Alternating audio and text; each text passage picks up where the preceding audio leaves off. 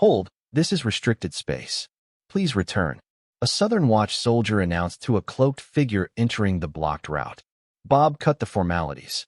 Can't you see, it looks like trouble? Get your ass up and take care of it. The soldier's colleague warned, eyeing the single horn pointing out of the cloaked figure's hood. Master, it seems I can only carry you guys this far. The cloaked figure ignored the Southern Watch soldiers guarding the Silver Beach Gate dungeon and mumbled to herself. Girl, this is earlier than the time we agreed upon. An eerie voice sounded from within the cloaked figure. Sorry, Master. My location got compromised. The boy spotted me. More like he found me through my intent. The cloaked figure explained to the voice coming out from within her. His intuition must be sharp. Away, no harm done. I will get off here. You go enjoy your revenge. The voice forgave the cloaked figure. What is she mumbling? Asked the soldier from earlier. Hearing him, his colleague asked, Does it matter? Subdue her. I will ask them to prepare the interrogation room. Fine. The soldier reluctantly agreed to subdue the hostile entity physically. As the soldier neared the cloaked figure, he saw a slender blood-covered arm pierce out of the cloaked figure's abdominal region. Soon another bloodied arm shot out of the same area, widening the tear in the flesh of the cloaked figure. Both the arms retracted and grabbed hold of torn flesh at the entrance of the incision. With force, split open the body of the cloaked figure from the inside, and a figure covered in blood emerges out of the body of the cloaked figure. Oh, bloody hell. The soldier did not freak out seeing a gore-covered figure split open the cloaked figure and crawl out of her cold corpse. Fuck. It's the demon bastards. I thought the demon cult was lying low. Why are you here? A voice sounded from above the two Southern Watch soldiers. The soldiers did not flinch at the gruesome sight of a human being split from inside by another human who climbed out of it, but hearing the voice, their expression turned severe, and they shouted, Commander, stand at ease. This one is strong, out of your league. Let me handle him. You guys stay on alert. There are more demon worshippers out there. Anna, who was about to follow Corey, suddenly received an alert from her granduncle requiring her presence at the Silver Beach Gate dungeon. He had discovered several hostile forces surrounding the Silver Beach Gate dungeon. Heeding the alert for her granduncle, Anna gave up pursuing Corey and returned to the Southern Watch base. Had she been a second late, the two soldiers guarding the Silver Beach Gate dungeon route would have lost their lives in the hands of the demon cult Card Emperor. Commander, let me take care of this one. You sit back. A deep voice sounded as a figure flashed next to Anna. It was a bulky male soldier in a Southern Watch uniform. He was emitting the same fierce aura as Anna and the demon cult Card Emperor. Baron, go find your prey. This one is mine. When it comes to combat, Anna is like a fish in water. She thrived in battle. She did not think of sitting back and watching when her subordinate asked her to. Commander, this one is stronger than other demon cult fanatics present here. You always take the strong ones. Let me take the premium goods this one time, please. Baron complained that Anna always hogged all the strong enemies and begged her to let him fight the strongest one this once. Nope, not happening. I saw him first. First come, first serve. Anna did not give in to Baron's pleas. Ha ha ha, aren't you guys cute? Don't underestimate our demon cult, for we are demons. The demon cult Card Emperor was pissed to see Anna and her subordinates take the demon cult lightly. Funny, no matter what you call yourself, you guys are nothing but hybrid demon bastards, and your ancestors are hybrid born with the union of human and demon, said Baron as he looked at the man covered in blood with two ox horns sticking out of his forehead in disgust. Tell me, hybrid, which one of your ancestors was an ox demon? Your grandpa or great-grandpa? Anna's words stung the demon cult Card Emperor. Enraged, the demon cult Card Emperor summoned his grimoire, yelling, SS rank legend grade field card Bloody Spring, activate. Soon a forest filled with giant blood-red blossom trees emerged, covering the 5 kilometers area with the demon cult Card Emperor in the center, encircling Anna and Baron within it. Commander, it looks like your prey is not interested in foreplay. Since things are getting steamy here, I will no longer intrude on you. Happy hunting, Commander. Sensing the other demon cultist's aura near the restricted area, Baron rushed to find an opponent for himself.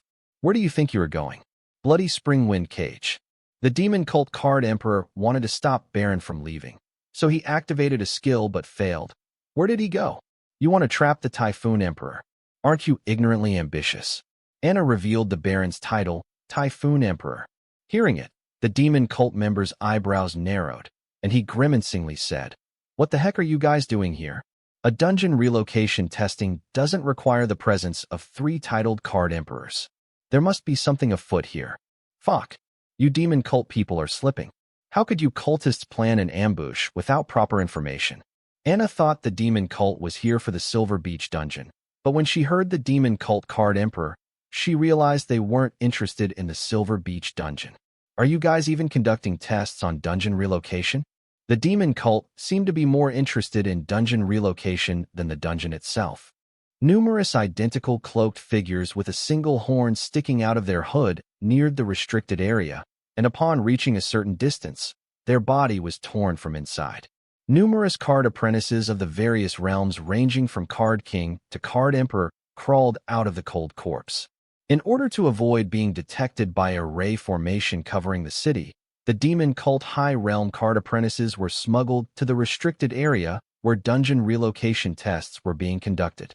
You made a lot of preparations for this ambush. I got to say, even though your ways are gruesome, still, it was ingenious. I mean, who would have thought that you people would smuggle your guys past city's formation array by hiding in corpses? Tearing open the belly from inside and crawling out of it was brilliant. Color me impressed.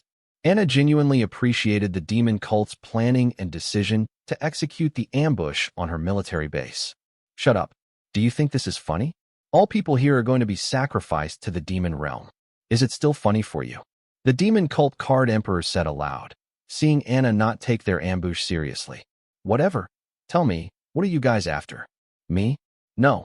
Seeing how your people are trying to break into the military base, supposedly, are you guys after something within the base? Who else could be worth more than a royal hostage like me? Luna. As soon as Anna spoke Luna's name, Anna heard the enemy's heartbeat rise a little before going tranquil again, proving that the demon cult's ambush was somehow related to Luna. Though Anna figured out that the demon cult's ambush was somehow related to Luna, she still did not know why they were doing this. Was it because they wanted to avenge their fallen comrades, the reigning alchemist, by killing his granddaughter? If so, then the demon cult would have done that lot sooner. Even though Luna's grandfather had slain a lot of demon card apprentices, it was not like the demon cult's usual memo to seek revenge for their fallen members. Not to mention this was a matter of decades ago. Something related to Luna, but not her grandpa. That could only mean dungeon relocation. Anna also remembered that her opponent was curious about dungeon relocation, but he did not seem interested in the Silver Beach dungeon, which meant that the demon cult was interested in the knowledge of dungeon relocation. Not just the knowledge behind dungeon relocation, they were also after the dungeon relocation apparatus. Dungeon relocation is high-level classified information accessible only to those with very high privilege levels. Even with the high privilege level, only the theory behind the dungeon relocation was accessible. If one wanted the dungeon relocation apparatus, they needed a lot of pull in the Central Region and Morningstar University. Dungeon relocation was in its infancy stage with a lot of space for improvement. Therefore, there weren't many apparatus available for dungeon relocation. Since the supply did not meet the demand, they were highly regulated to avoid families fighting over who gets to use the apparatus and when. The Southern royal family's influence and Luna's authority in the dungeon relocation field of the Morningstar University were enough for Luna to get her hands over the dungeon relocation apparatus for them to transfer the D-rank Silver Beach dungeon to the secured location. You guys are after the dungeon relocation apparatus and Luna, Anna yelled out. It seems that the rumors about you are nothing but false. Haha, or was I too obvious? What gave it away? The demon cult card emperor seemed to be in no rush to fight. Instead, he appeared to be stalling. It is written all over your face. From terrorizing the Central Region to resorting to robbery, you guys have really fallen.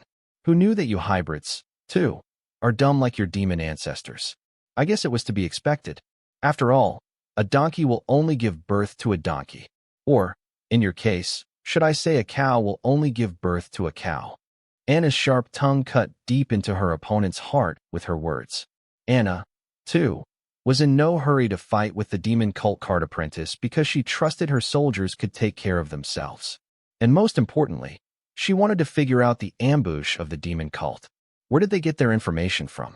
At least rumors were true about you having a foul mouth. I also heard you like to have a good time. If you cooperate, I would like to find out how much the rumors about you are true. No matter how much Anna taunted him, the demon cult card emperor was holding in his rage and not engaging in combat. I like to have a good time, but have you seen your shelf in the mirror? No female in the world will willingly have intercourse with you.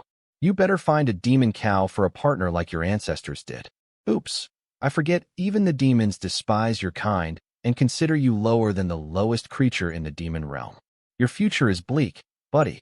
You hybrids have it tough, huh? Anna did not spare her opponent. Her words left her opponent's ancestors rolling in their graves. Enough. You foul woman. You should worry about yourself. Both of your mouths are looser than worn-out rubber. How will you find a partner with them? Any man would run a mile away if you brought up the word marriage in front of them. I bet your lower mouth must have eaten more sausages than you have ever eaten with your upper mouth. Yet you are still hungry for more. Maybe because a human sausage can no longer satisfy your worn-out goods. The demon cult card apprentice let loose his mouth and did not hold back this time. It seems whatever he was stalling for had been prepared. I guess you are finally ready to stand up for your demon-loving, deviant ancestors. Hearing the demon card apprentices finally come up with some quality trash talk, Anna knew he was done stalling and ready to battle. You're going to regret letting me complete my move. Infinite Blood Spring. The demon card apprentice scoffed at Anna's mockery as his preparations were finally done. With his yell, the forest of giant blood-red blossom trees started to spread. Earlier, the Blood Spring Forest only covered the 5 kilometers route to the D-rank Silver Beach dungeon, but now it was slowly spreading to swallow the entire military base built surrounding the D-rank dungeon gate.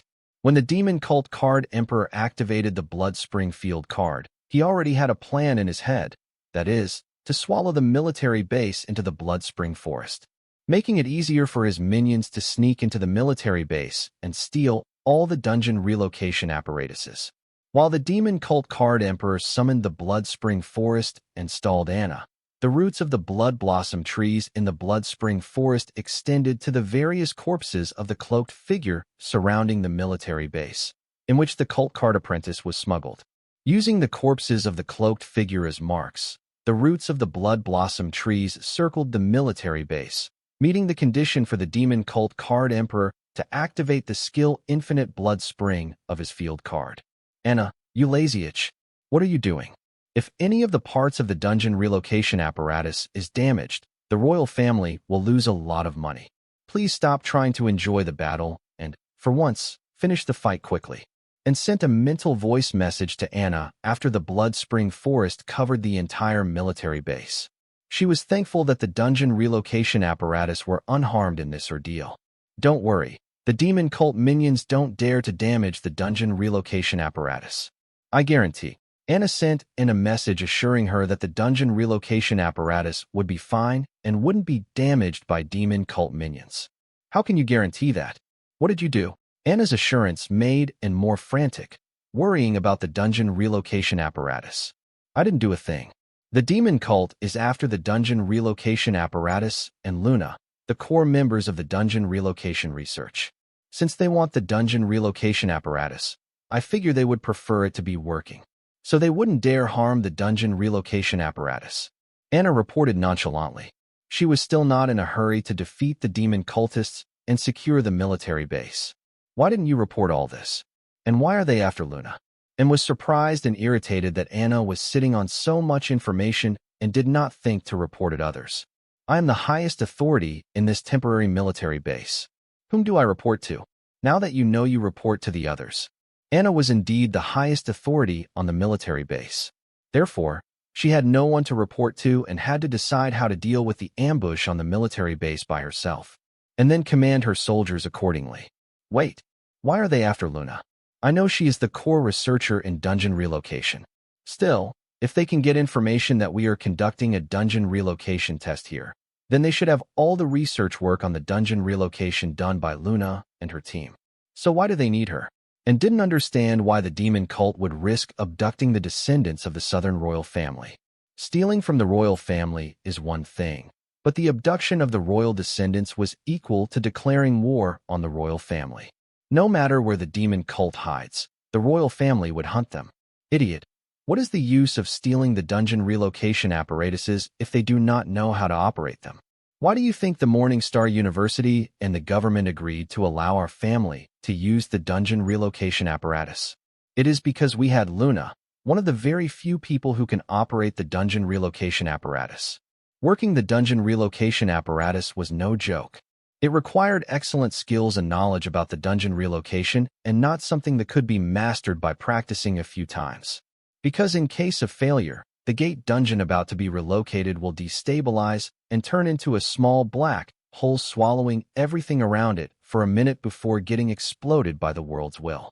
Unlike Earth's will, this card world's will was awake, so it would not shy away from taking action against any potential danger to itself. Since all its creations are equal in its eyes, it rarely participates in mortals' mundane matters. Therefore, the demon cult required someone like Luna to operate the dungeon relocation apparatus. Without her expertise, they have no use for the dungeon relocation. I see. Finish the demon cultists fast. Grandpa Lorenzo said that if any one of the demon cultists set foot in the military base, he would make use of the formation. You have been warned, so don't blame Grandpa Lorenzo later for killing all the demon cultists and ruining your fun. And mentally conversed with Anna and simultaneously reported Anna's findings to Lorenzo and other high-ranking soldiers in the base. What the? Anna wanted to cuss the old Lorenzo for giving her an ultimatum, but was interrupted by Anne. The latter hurriedly reported Lorenzo's latest discovery. Anna, the demon cult people can transverse between these tall trees free. All of them are avoiding our soldiers and heading towards the center. This is bad. When the enemy is inside the trees, Grandpa Lorenzo's array can't kill them because they immediately teleport from one tree to another. Cutting down the forest is not an option. The trees are resilient. They instantly regenerate and recover after being cut or burnt. Card name, Bloody Spring. Card type, Field Card. Card rank, SS rank, Legend grade. Card rate, 13 stars. Card durability, 89/100. Card effect. Bloody Spring is a field card that can summon a Blood Spring forest made up of giant blood-red blossom trees. The Blood Spring forest covers 5 kilometers in diameter with the user at the center. Additional effect, Blood Spring Wind Cage, Bloody Spring Walk, Infinite Blood Spring, Bloody Spring Detonation. Note, Blood Spring is not possible without blood. Blood Spring Forest. Blood blossom trees are as bloody as the cherry blossom trees are beautiful. Blood Spring Forest is a forest entirely made up of giant blood blossom trees. They have high resilience with instant regeneration and instant recovery, making them more challenging than weeds to root out. Blood Spring Wind Cage. The wind of the spring is gentle, but it can also be deadly. The wind in the Blood Spring Forest prevents any or all the creatures within the forest from leaving. Infinite Blood Spring. Spring may come and go, but Bloody Spring is infinite. The Blood Spring Forest will expand to claim its offerings. Note, the Blood Spring Forest will expand in the direction of the blood sacrifice. Bloody Spring Walk. Walking past the blossom trees during spring and walking through the blood blossom trees during Bloody Spring are the same. By offering blood to the blood blossom trees, one can transverse through them. Additional effect, Bloody Instant Transfer. Note, spring doesn't differentiate between enemy and ally. Everyone can enjoy it. The blood blossoms will allow anyone to travel through them if enough blood is given as payment. Bloody Instant Transfer. By offering a blood blossom tree enough blood, a person can instantly transfer between 2 blood blossom trees. Bloody Spring Detonation. All good things come to an end. The user can detonate the entire Blood Spring Forest with a thought. The reason the demon cult wanted the Blood Spring Forest to spread and cover the entire Southern Watch military base was that they knew how to use the various abilities of the giant blood blossom trees to their advantage. Congratulations, you have managed to make this battle more interesting and challenging for me, Anna announced to the demon cult card apprentice. Hearing that the demon cultists could walk through the blood blossom tree avoiding the Southern Watch soldiers and unscathed from the array formation, Anna wasn't worried. Instead, she became more excited. Ha ha ha, it's funny to see how arrogantly ignorant you are. Here I can kill all of your subordinates with a little thought of mine, and yet you are thinking of battling me. Give up, little girl. I have already won the war. The demon cult card emperor laughed smugly, feeling that he had already won the war. You arrogant dickwad. Let me tell you, my punches are a lot faster than your little thoughts. Anna didn't back down. She felt that she could win this battle with a single punch. Ignorant till the end. I guess you don't realize how dire your situation is. Let me tell you. Saying that, the demon cult card emperor thought detonate. Boom. With his thought, the blood blossom tree not far from him exploded. Feeling his win near, the demon cult card apprentice laughed hard and then said, "When you arrived, I thought my plan was going to fail. Blame yourself for being too arrogant and letting me finish my preparation. Is that it? What about your people? They, too, will die with mine if you detonate the entire Bloodspring Forest. And what about the dungeon relocation apparatus you guys went through so much trouble for?" Anna wasn't threatened in the slightest, even though the demon cult card emperor had taken the entire Southern Watch military base hostage and threatened her to blow up all the soldiers.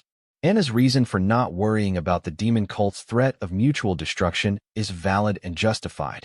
If the demon cult card emperor were to detonate the Bloodspring Forest, the soldiers of the Southern Watch would not be the only casualties. Even the minions of the demon cult will join the number of death counts. It would also lead to the destruction of the dungeon relocation apparatus. Though the higher-ups of the demon cult think of their members as expandable still, they would be pissed if they were to lose a large number of High Realm cult members without achieving the main objective, theft of dungeon relocation apparatus. Ha ha ha, that's where you are wrong. My people have nothing to worry about, because I will not detonate the tree they are hiding in and the trees surrounding the dungeon relocation apparatus. This way, both my minions and the dungeon relocation apparatus will be safe. Ha ha. The demon cult card apprentice laughed heartily, telling Anna that he had her checkmate. If you blow up my soldiers, then you will no longer have the leverage. And then I will smash you and your minions to death mercilessly. Anna retorted, Haha, wrong again. Once I blow up your people, I will use their remains as sacrifices to summon the devil from the demon realm. I have heard that devils are stronger than demigods. I wonder if it's true, but I am sure they are a lot greedier than demons. They would not return to the demon realm unless they had their share of fun. The city nearby and the other neighboring cities should be enough to satisfy the devil. The demon cult had prepared to face the Southern Emperor and the reigning alchemist, thanks to the information they got. Therefore, the demon cult card emperor had an appropriate field card for the situation.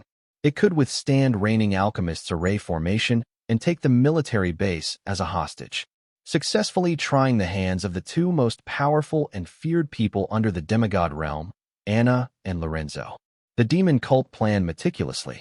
They were prepared to form a ritual to summon the devil if Anna did not intend to cooperate with their arrangements. Devil, huh? Are they really stronger than demigods, though? My family has lots of demigods. They have so many crazy stories and souvenirs.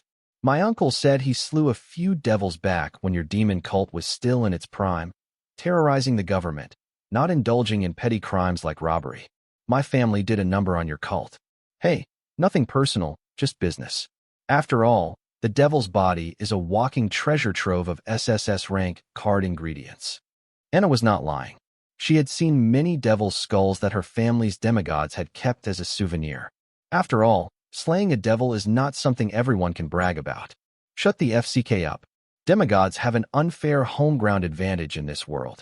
If not for the worlds while suppressing the devil's realm, your ancestors would have died in the hands of the devil.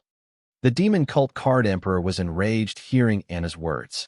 As a demon worshipper, he had unwavering faith in the devil. Part of him wanted to blow everyone up and use them as sacrifices just to see the devil. If not for the mission objective, he would have done so. Dude, the truth hurts, I know. Still, you don't have to lash out at me. Blame the devil you worship for being weak. My family has been kicking the devil's ass for generations. You don't see us complaining to you about how the devils are wasting our time. Over time, Anna's words made less sense. Still, they managed to rile up the devil worshipper. Proving fanatics are brainless fools. You think you are funny, huh? The demon cult card emperor was in a bind. According to the orders from higher-ups, he is not allowed to make an enemy out of the Southern royal family. Right now, the demon cult is still trying to get back on its feet and is undergoing a revival stage. At this moment, They cannot afford to have an enemy like the Southern royal family hunting for them. Therefore, despite the almost perfect plan, he was asked to negotiate with Anna, the dungeon relocation apparatus, and Luna's knowledge in exchange for the lives of Southern Watch soldiers.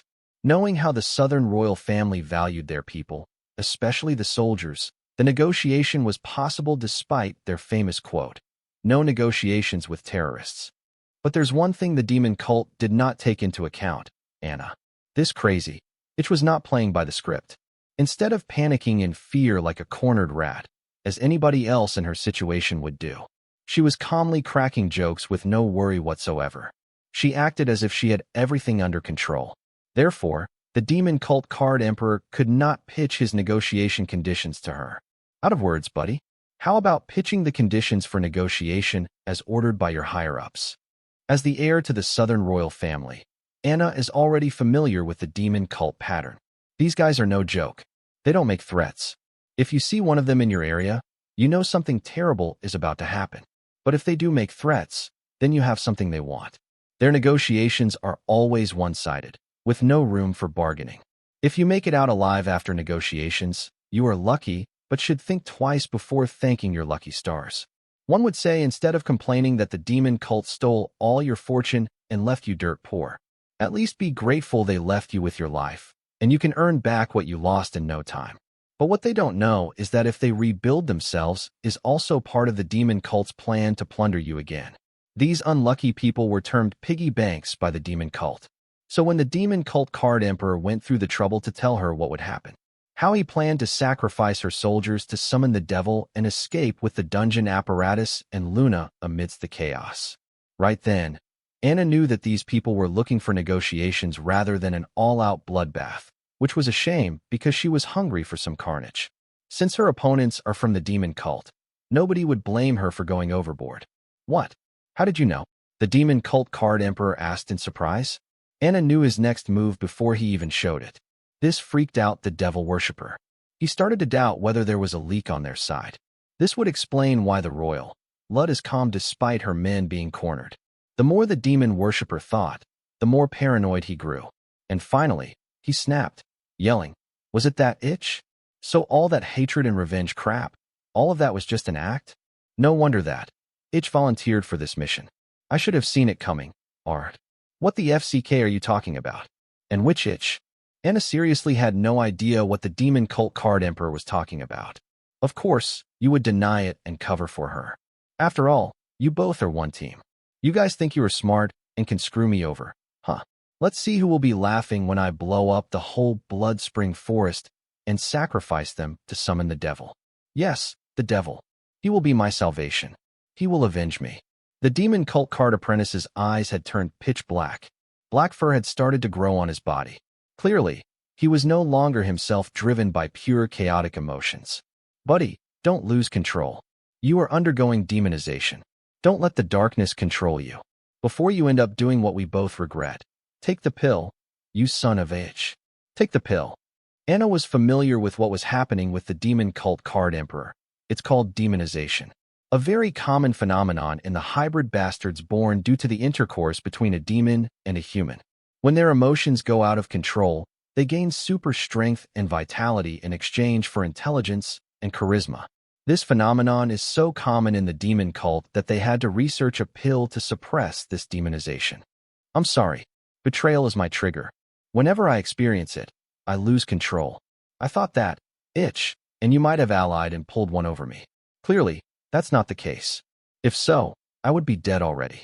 The demon cult card emperor apologized to Anna after taking the pill to suppress his demonization.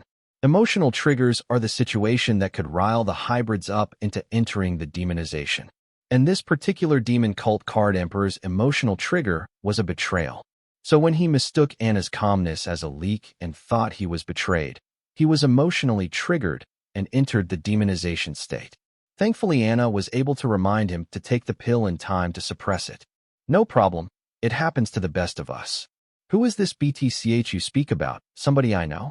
Hearing you. She seems to hold quite a grudge against me. An unexpected discovery through an unexpected source. Finally something worthwhile after trolling the sucker for so long. Anna wanted to know who was so vindictive towards her that they would be willing to join the demon cult.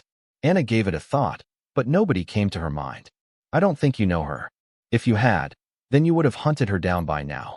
After all, your grudge against her is not small. Forgive me.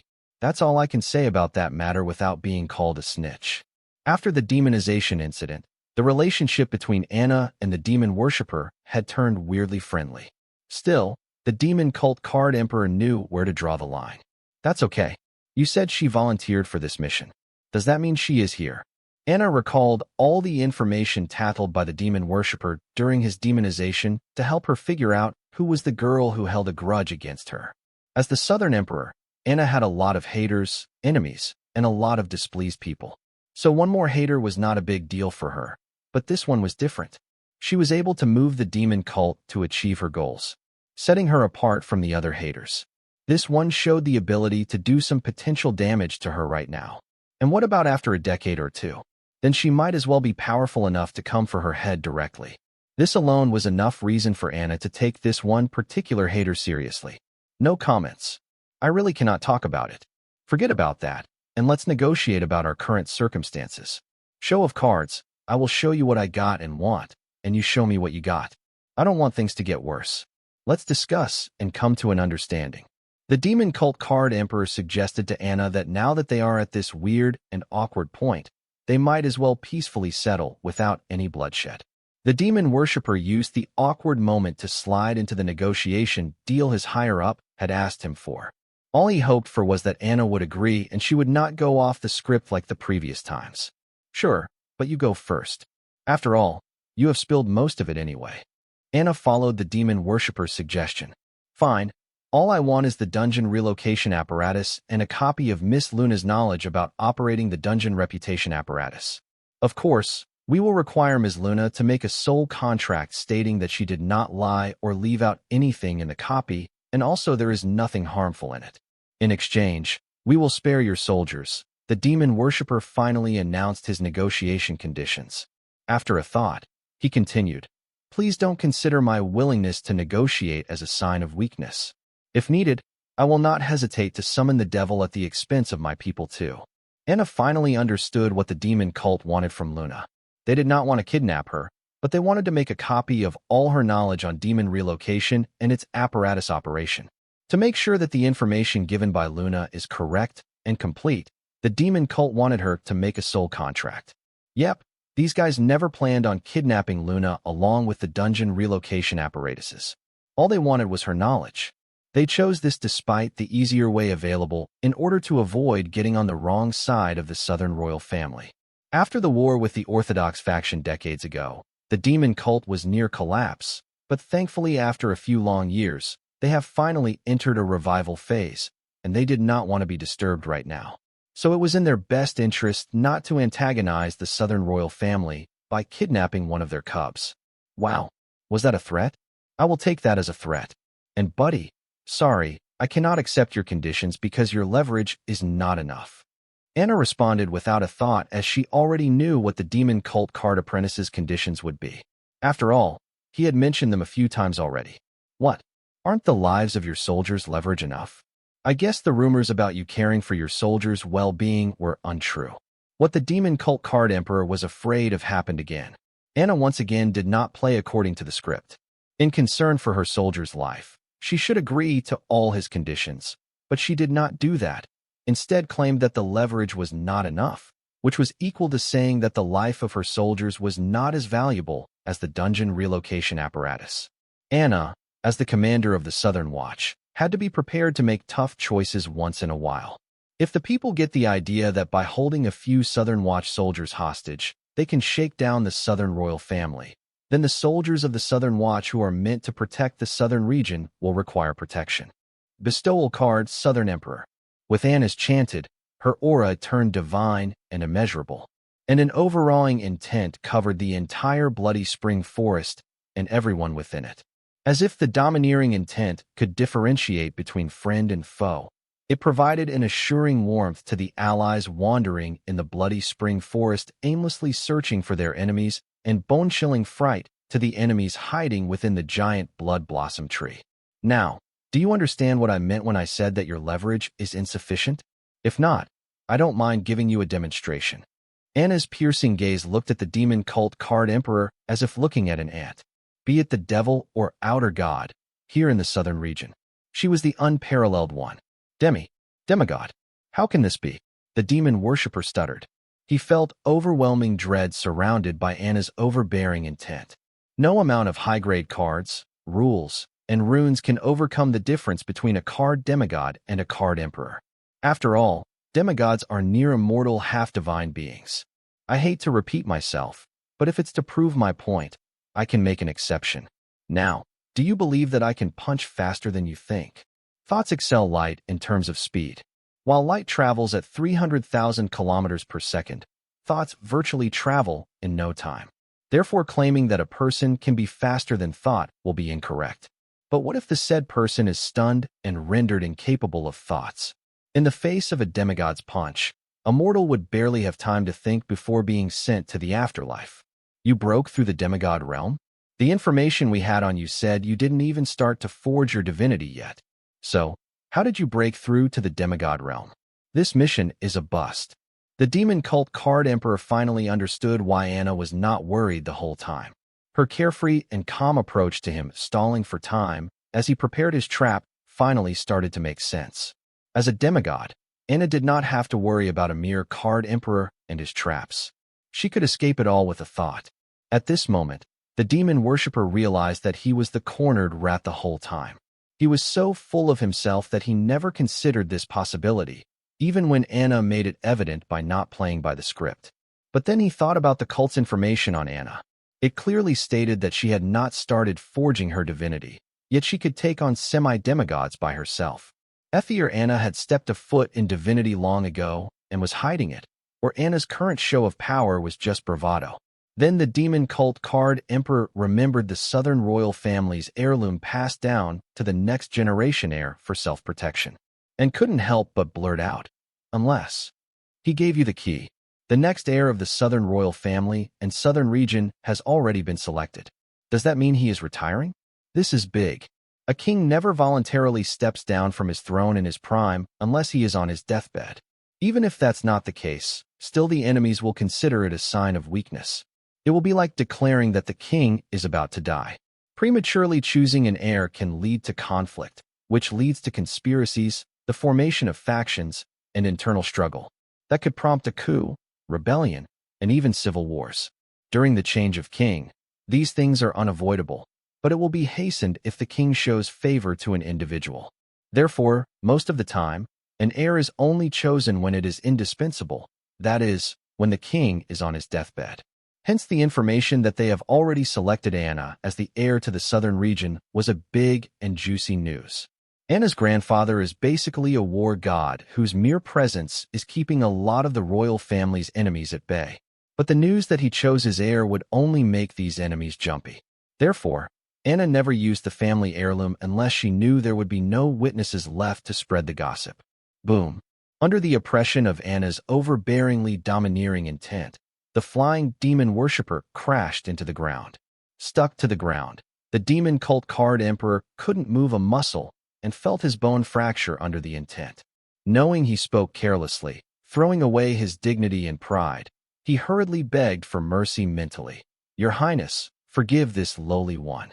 Please show mercy. I thought you were a smart dude for a demon worshipper. Now, why did you have to go and disrespect my grandfather? I shall claim 2 of your limbs for this.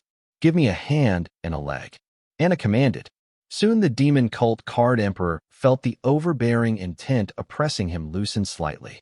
Knowing what he had to do next, he jumped up on his feet and mercilessly cut off his left hand and right leg, and then yelled, As the world is my witness, I commit to Hit Highness Anna that I will never regrow my left hand and right leg. Now that's the smart dude I saw earlier. Now, how should I deal with you for ambushing my military base? Anna was impressed by the demon cult card emperor's ruthlessness. Had he not made the oath with the world as a witness, gruesome torture by Anna would be awaiting him. Your Highness, please show mercy. I beg you to spare this lowly one and my minions' lives. I will be eternally grateful for your generosity. The demon worshipper knew that Anna would not spare him or his minions. yet he was begging relentlessly, while keenly observing Anna. One moment of carelessness on Anna's part, and he would detonate the entire bloody spring forest. With this aim, he was buying time even if he had to forego his pride and grovel at his executioner's feet. A moment that is all the demon cult care emperor needed for him to blow up this military base sky high. This is the reason why the demon cult fanatics are feared. These guys are so ruthless to themselves, then how ruthless they will be to others. There was no telling. Well, tell me about the girl you mentioned earlier. Ask her to show herself.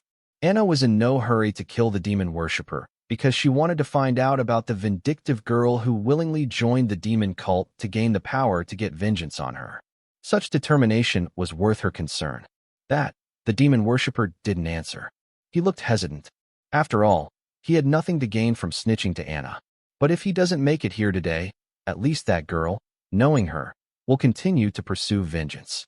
And maybe she will be successful in getting her revenge and avenge him indirectly. Oh, I see. You guys are ruthless to the end. Fine. Let's sweeten the pot for you. If you give that girl up, I will let you and your people go. A good deal, right? Your lives, in exchange for one life. Anna meant what she said. She could kill these guys, but on the off chance, if the card emperor is able to blow up his field card, then the losses are not worth the risk. The loss of the soldiers' lives is already an indispensable loss, adding to the dungeon relocation apparatus, and not to mention the D-rank Silver Beach Gate dungeon undergoing the transfer. If the dungeon relocation apparatus were to be destroyed, the D-rank gate dungeon attached to the apparatus would also be demolished. The death of soldiers is a vegetable, but they signed up for this. The destruction of the dungeon apparatus may cost the royal family a fortune, but it can be earned back. But if the D-rank Silver Beach dungeon were to be destroyed, then Anna would become the greatest sinner of the southern region, because the silver milk power was going to pull the southern region out of the bottom and out of it besides the wealthy states like the central region. The silver milk powder was the ticket for the southern royal family and the southern region to stand toe-to-toe with other big wigs. Such a God-given opportunity might never appear if lost. Anna knew that for she did not dare to gamble with it no matter how low the odds were. This was something she couldn't do. Anna knew this, but not the demon cult card emperor. He did not know how big of leverage he had in his hands. Therefore, she made it seem like she was being generous and willing to level with him in a mutual exchange. Your Highness, it is not that I doubt your words, but it feels too good to be true. The demon worshipper was not a newborn. He knew that if someone who can kill you and has all the reasons in the world to kill is not killing you, then that person wants something from you.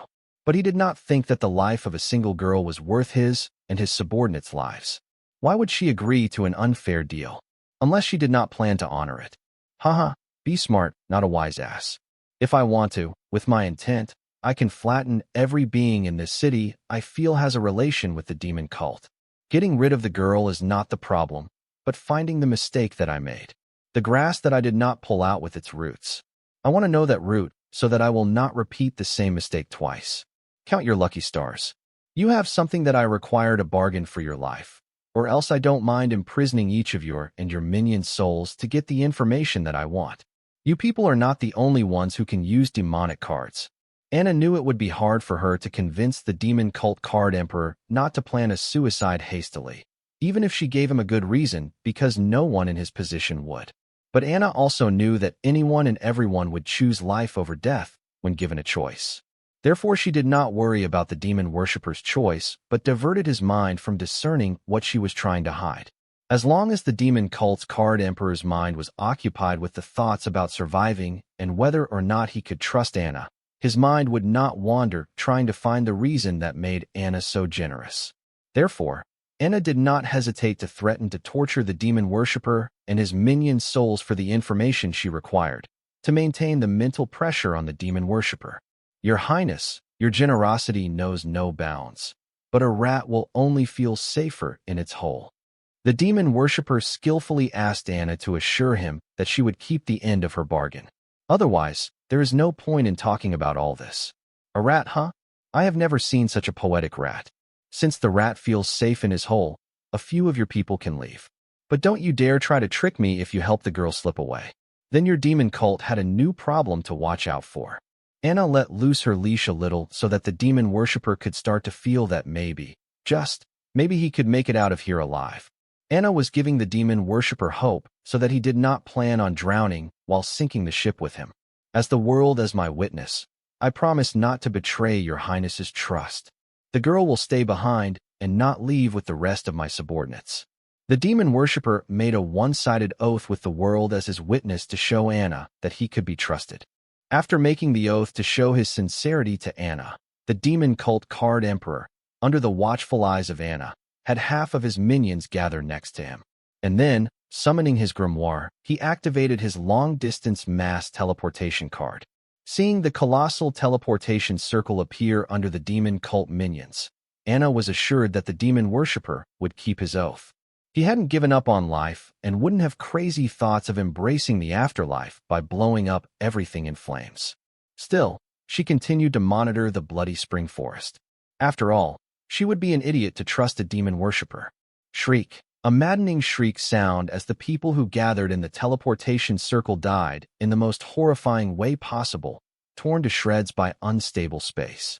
And soon, eerie laughter attracted Anna's attention. Ha! How dumb are you to believe a dying man's oath? Though I will not be here to see the descent of my lord, I will die in peace knowing that you will follow me to the afterlife soon.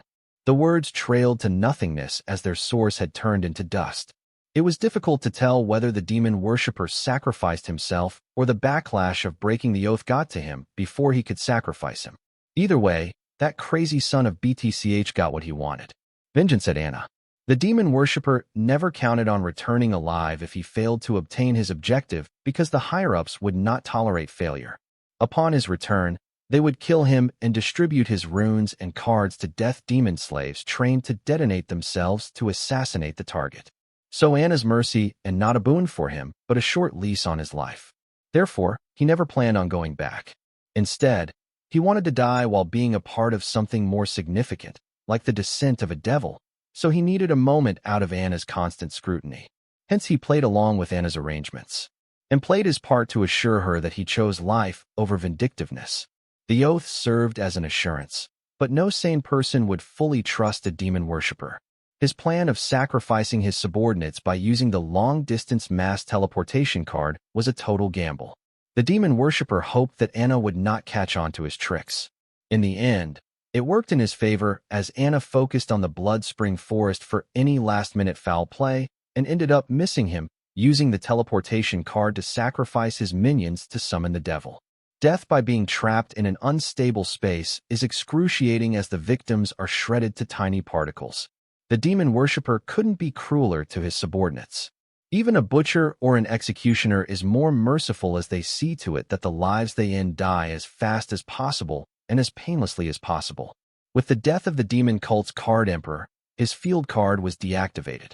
With the blood spring forest protecting them gone, in a breath, all the remaining demon worshippers were killed by Lorenzo's array formation.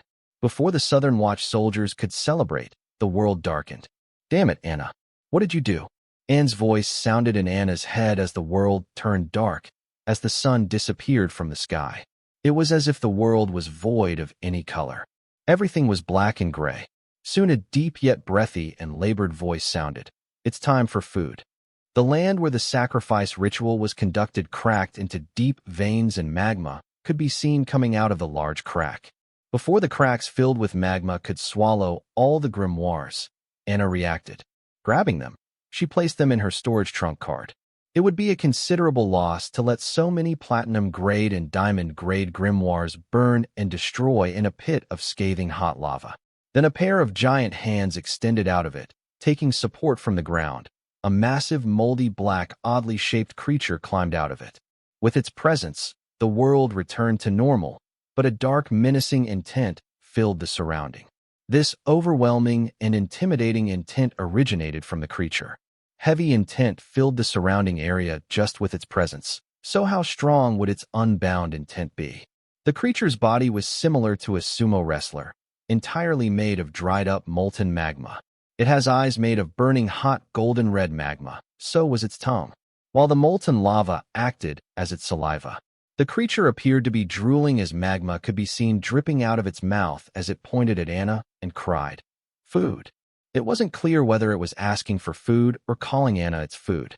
Soon things became apparent as a freakishly long red-hot magma tongue shot out of its mouth, aiming for Anna. Clearly, it was calling Anna its food. I will handle it. Don't worry.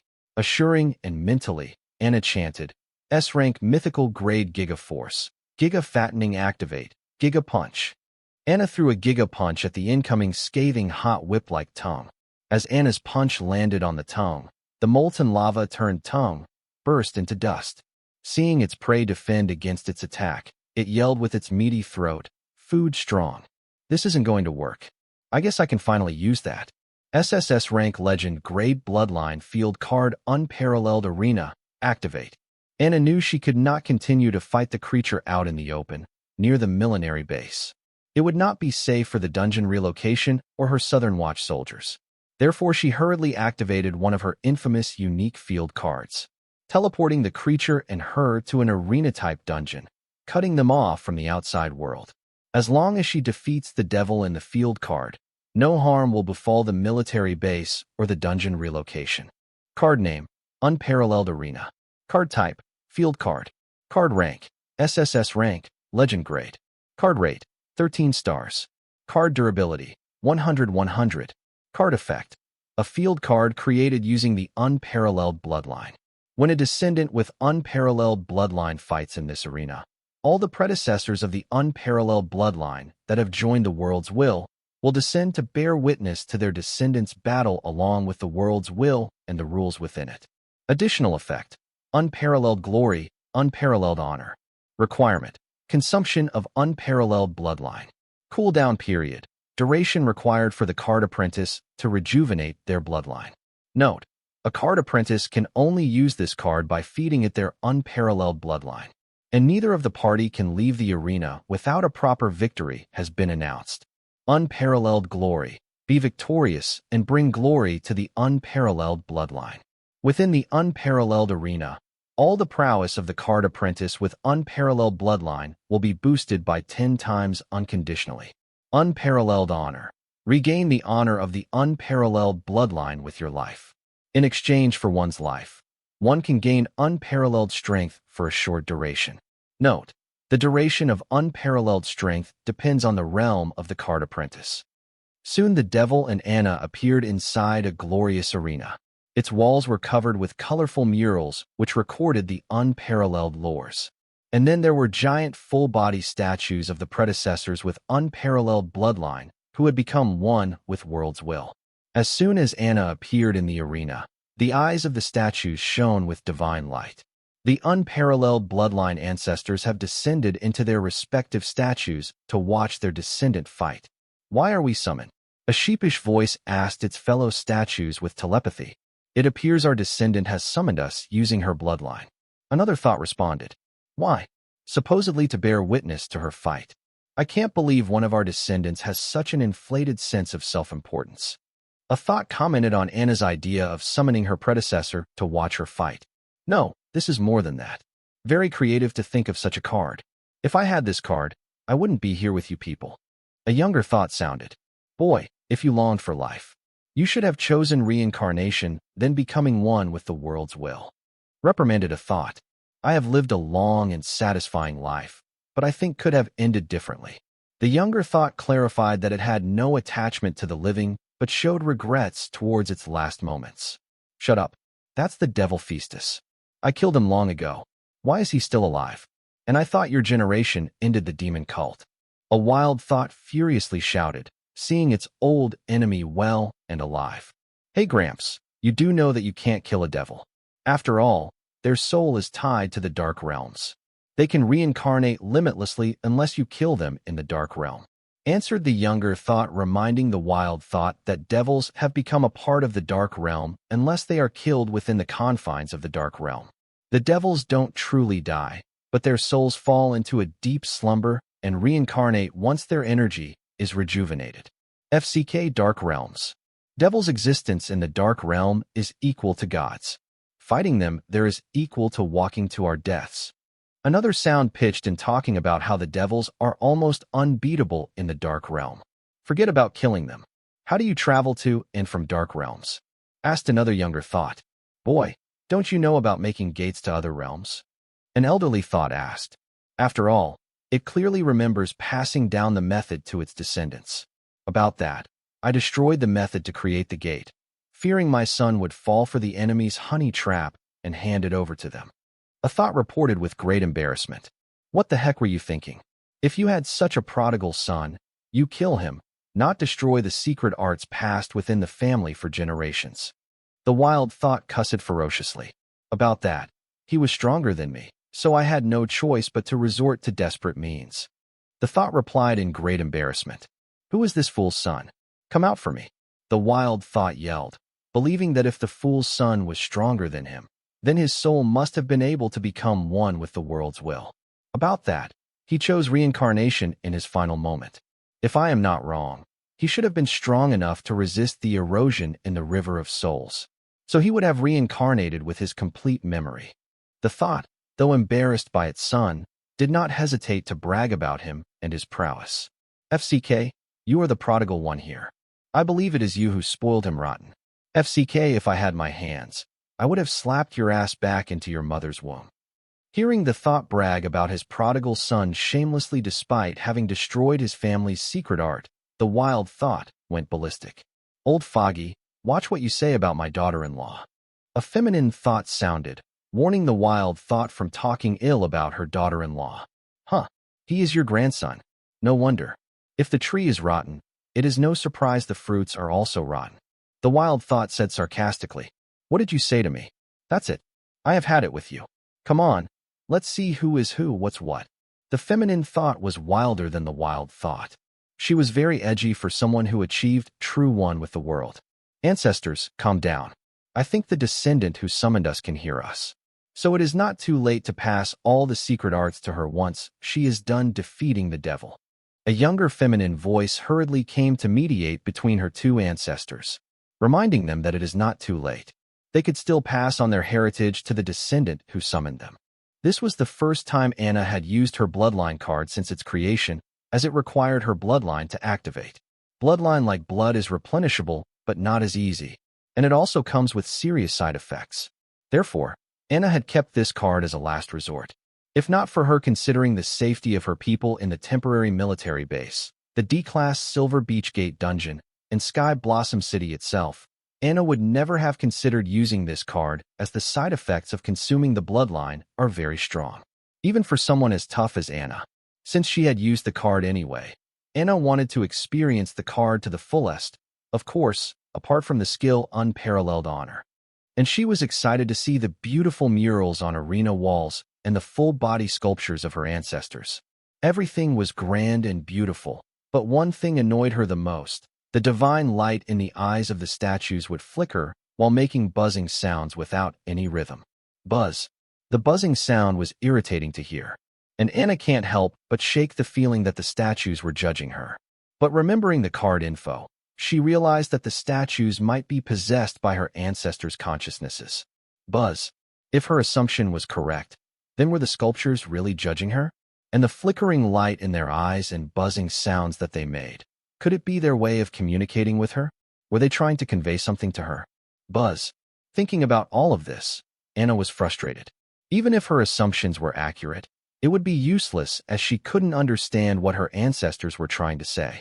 And not to mention the disgusting devil, which kept calling her food, kept attacking her with its multiple tongues made up of lava. No matter how many tongues of the creature she destroyed, there was no end to it. But was not threatening and gave her time to explore the arena and think. This was good because if she defeats her opponent, she will be teleported right back to where she had summoned the field card. Buzz. Shut up. I can't understand you guys. All I can hear are annoying buzzing sounds. That is irritating. For some reason, suddenly, all the statues started to buzz simultaneously. Unable to handle it. Irritated, Anna snapped at the sculptures asking them to shut the hell up. While Anna's words echoed in the arena, the statues suddenly stopped buzzing. Anna almost nodded in satisfaction, but the buzzing noise returned with a higher frequency and was more unpleasant to hear. Who is this bear child? How dare she yells at her ancestors? The wild thought exploded with anger hearing Anna's response. What do you mean by something you don't understand? Little girl, this is important. Explain in more detail. Another thought sounded. Buzzing sounds. Have the family's teachings fallen to such low standards that the generation heir doesn't know how to use Soul Whisper? What have you juniors been doing with the family we worked so hard to build? Anna was actively using the Southern Emperor bestowal card, so the ancestors of unparalleled bloodline knew Anna was selected as the next generation leader of the Heatsen family and should also have the purest outstanding bloodline of her generation. Therefore, the ancestors were shocked to see that the next person to carry their family torch was so lacking that they blamed their juniors for not grooming her properly. Ancestor, that girl is still in Card Emperor realm. It is already outstanding that she can feel the frequency of our soul whispers. One of the younger thoughts defended Anna, saying that considering her Card Emperor realm cultivation, it was already an achievement for her to hear the frequency of their soul whisper. Anna only heard the buzzing sounds instead of her ancestors' speech because she could only feel the soul frequency they were communicating in but not tune in with it.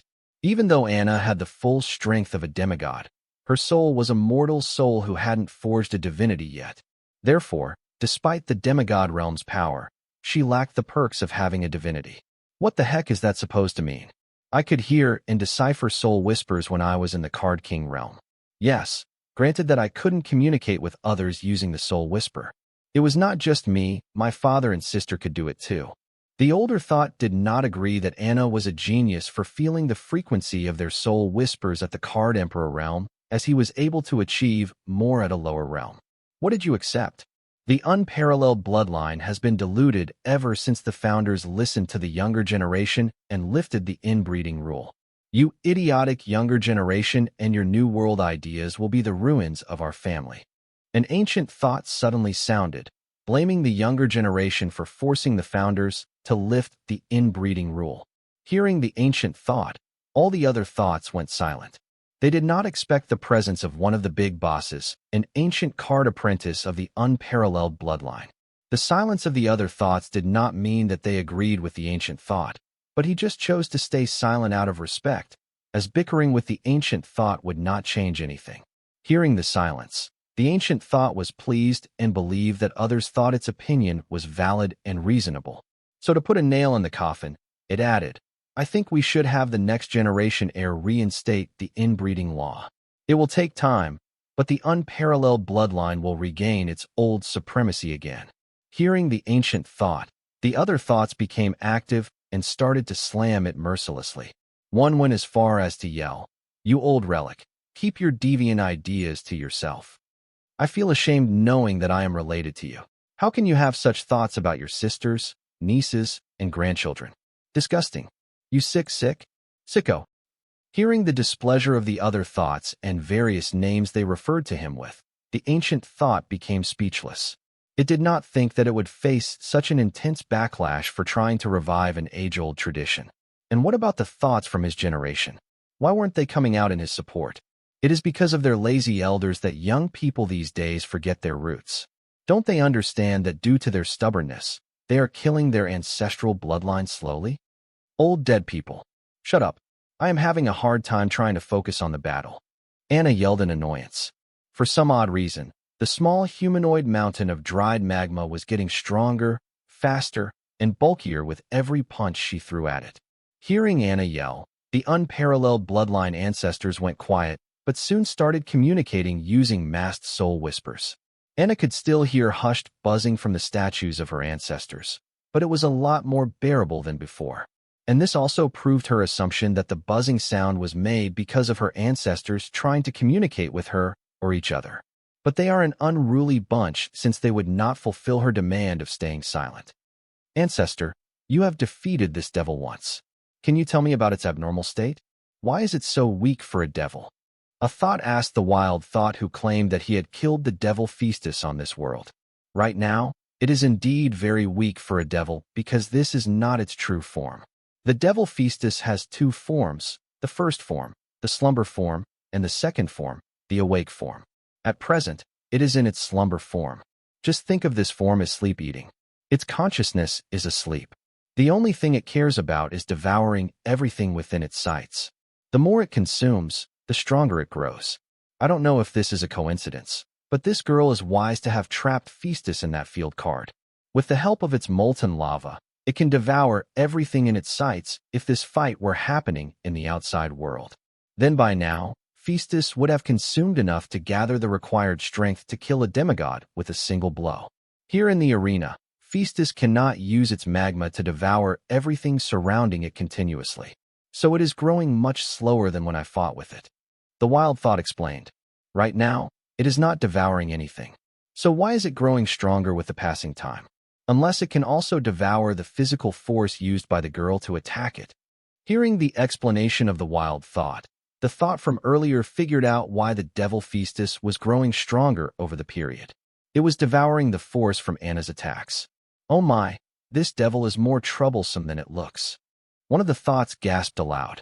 Not just the physical force from the attack, but all kinds of force generated during its motion. That fat, ugly bastard will grow stronger just by moving. The wild thought said menacingly, remembering his fight with the devil Phaestus. What? Then how did you defeat it? If it can devour all kinds of forces, doesn't that make it invincible? Child, don't exaggerate, said an elderly thought. Seeing how it talked down to the wild child, the elderly thought was someone who had experienced life with wild thought. Oldman, what need do I have to exaggerate? The devil is right here. You people will witness it soon enough. The wild thought did not mind the way elderly thought addressed him. Instead, he calmly explained that he had no reason to exaggerate since the evidence was right in front of their eyes. He is right. You can see that the devil gets more energetic with every step. Clearly, it feeds off the reaction forces to maintain maximum efficiency, and eating the minute product forces, it grows stronger slowly but steadily. One of the thoughts pitched in its observations. He seemed impressed by how the devil could produce small product forces efficiently without wasting even a small amount of applied force. Whoa, that's amazing.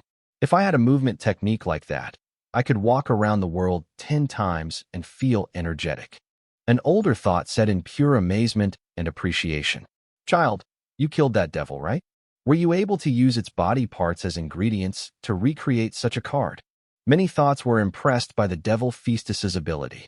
Some couldn't hold back their curiosity and asked the wild thought if he was able to recreate the devil Phaestus's ability using its carcass as card ingredients. I tried, but I couldn't. But I created a few cards that could absorb the enemy attacks, replied the wild thought. What? You wasted such good ingredients in creating cards that could absorb the enemy attacks, and you dared to call others prodigal. The older feminine thought, who contradicted the wild thought earlier, seeing an opportunity, jumped in, blaming him for wasting quality ingredients on trash cards. Shut up. If you look at it that way, we are all prodigal. Don't tell you guys never waste a few high-grade ingredients for your hobbies. The wild thought defended himself by labeling every one of the unparalleled bloodline as prodigal. The older feminine thought was about to refute the wild thought, but a younger feminine thought interrupted her. Ancestor, calm down. It's not the time for settling petty differences. We have a more pressing matter at hand. Our junior will lose to the devil if the battle progresses as it is now. By now, she should have figured out something is wrong, right? Then why is she still attacking the devil? It seems we have another muscle brain in our hands. I should have guessed, seeing how she is fighting the devil with nothing but her bare fists. A thought narrated, disapproving how Anna continued to attack the devil despite knowing that it did 0 damage to it. FCK, is there no end to this? 900k tons Giga Punch. At first, when the devil was summoned, gauging its strength, Anna was surprised to see that the devil was weaker than Een Widow. But still, no matter how weak it appeared, it was the devil, so she didn't dare to underestimate it. And soon, she was thankful for her decision not to underestimate the enemy. Otherwise, she would have paid for it dearly with the life of her soldiers, dungeon relocation apparatus, and the Silver Beach dungeon. At first, Anna countered the devil's attack with a 100k ton Giga Punch. Then all of a sudden the devil had grown stronger, and a 100k ton punch was no longer enough.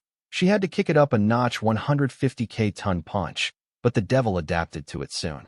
So Anna doubled the weight behind her punch. But the devil adapted to a 300k ton punch in no time. Feeling challenged, this time around, Anna tripled the weight behind her punch to a 900k ton punch. Boom. The drastic increase in the weight behind Anna's punch sent the devil flying, and it crash-landed on the ground far away.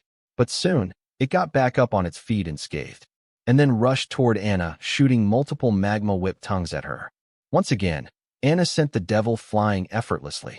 After a few more head-on confrontations, she noticed that the devil had started to respond faster after taking her 900k-ton gigapunch head-on.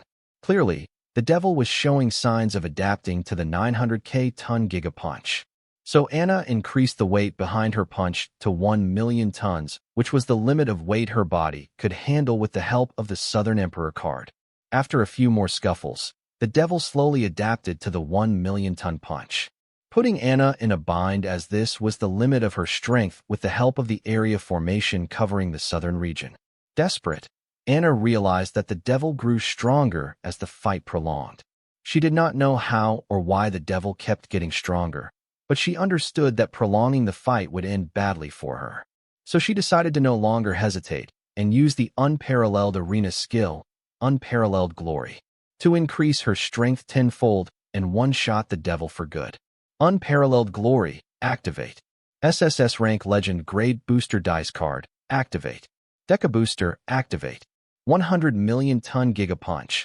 Upon getting a clue to the nature of the devil's power, which could grow limitlessly as the battle prolonged, Anna did not dare to hold back and went all out. Ancestor, if the devil can devour all kinds of forces to grow stronger in its slumber form, how did you defeat it? A thought asked the wild thought, seeing Anna struggle to defeat the devil Feastus in its slumber form. Have you played with clay? When you apply little force to the clay, it will absorb the force and mold to a different shape. But if you use too much force at once, the clay will break. The same theory can be applied here. All the girl has to do is flatten this nail with the biggest hammer in her arsenal. The wild thought explained patiently. That's it. If so, then this devil is weak as hell. A thought said, feeling that the devil Feastus was not as troublesome as wild thought claimed it to be. You feel that way because the girl has isolated the devil Feastus from the outside world, limiting the full extent of its power. Had the devil been outside, it would have devoured most of the surroundings to reach its peak strength in no time.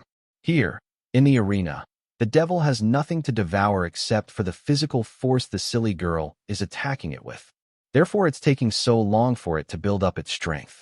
That is why I praised the girl at the beginning for isolating the devil from the outside world. The wild thought explained to the others that because Anna had isolated the devil Feastus from the outside world, it could not utilize its ability to its full extent. Praised? I clearly remember you calling it a coincidence. The elder thought refuted the wild thought. You people are missing the most important thing. With the presence of the world's will and its rules that are witnessing the battle as we speak, the devil's power is suppressed by a huge margin. Why didn't we think of summoning the world's will to witness our fight with the devils? This way, the restrictions on the devil's power would have been increased considerably. At first, seeing her, I was worried about the family, but it seems God takes care of fools and drunks. Now I feel a little assurance that this millennium will not be marking our family's fall. An ancient thought pointed out that the other thoughts were forgetting about the suppression of the world's will over the devil's strength, which has increased drastically with it watching over the battle, making the devil a lot weaker and vulnerable compared to its actual strength. Yes, the world's will's suppression over the devil gets stronger in its presence. That's what it was. I almost started to doubt the devil Feastus's strength. The wild thought couldn't help but rejoice aloud, knowing that the suppression of the devil gets stronger in the presence of the world's will. Seeing the battle between his descendant and the devil, wild thoughts started to doubt his past strength. After all, the devil he defeated wasn't this weak. Though the idea of requesting the world's will's presence to hunt the devils is appealing and productive, it's not like we can summon the world's will on our whim. If not for the card, the battle between a devil and a card apprentice would not be enough to summon the presence of the world's will. But I have to credit the girl's creativity for using her bloodline to create a card like this.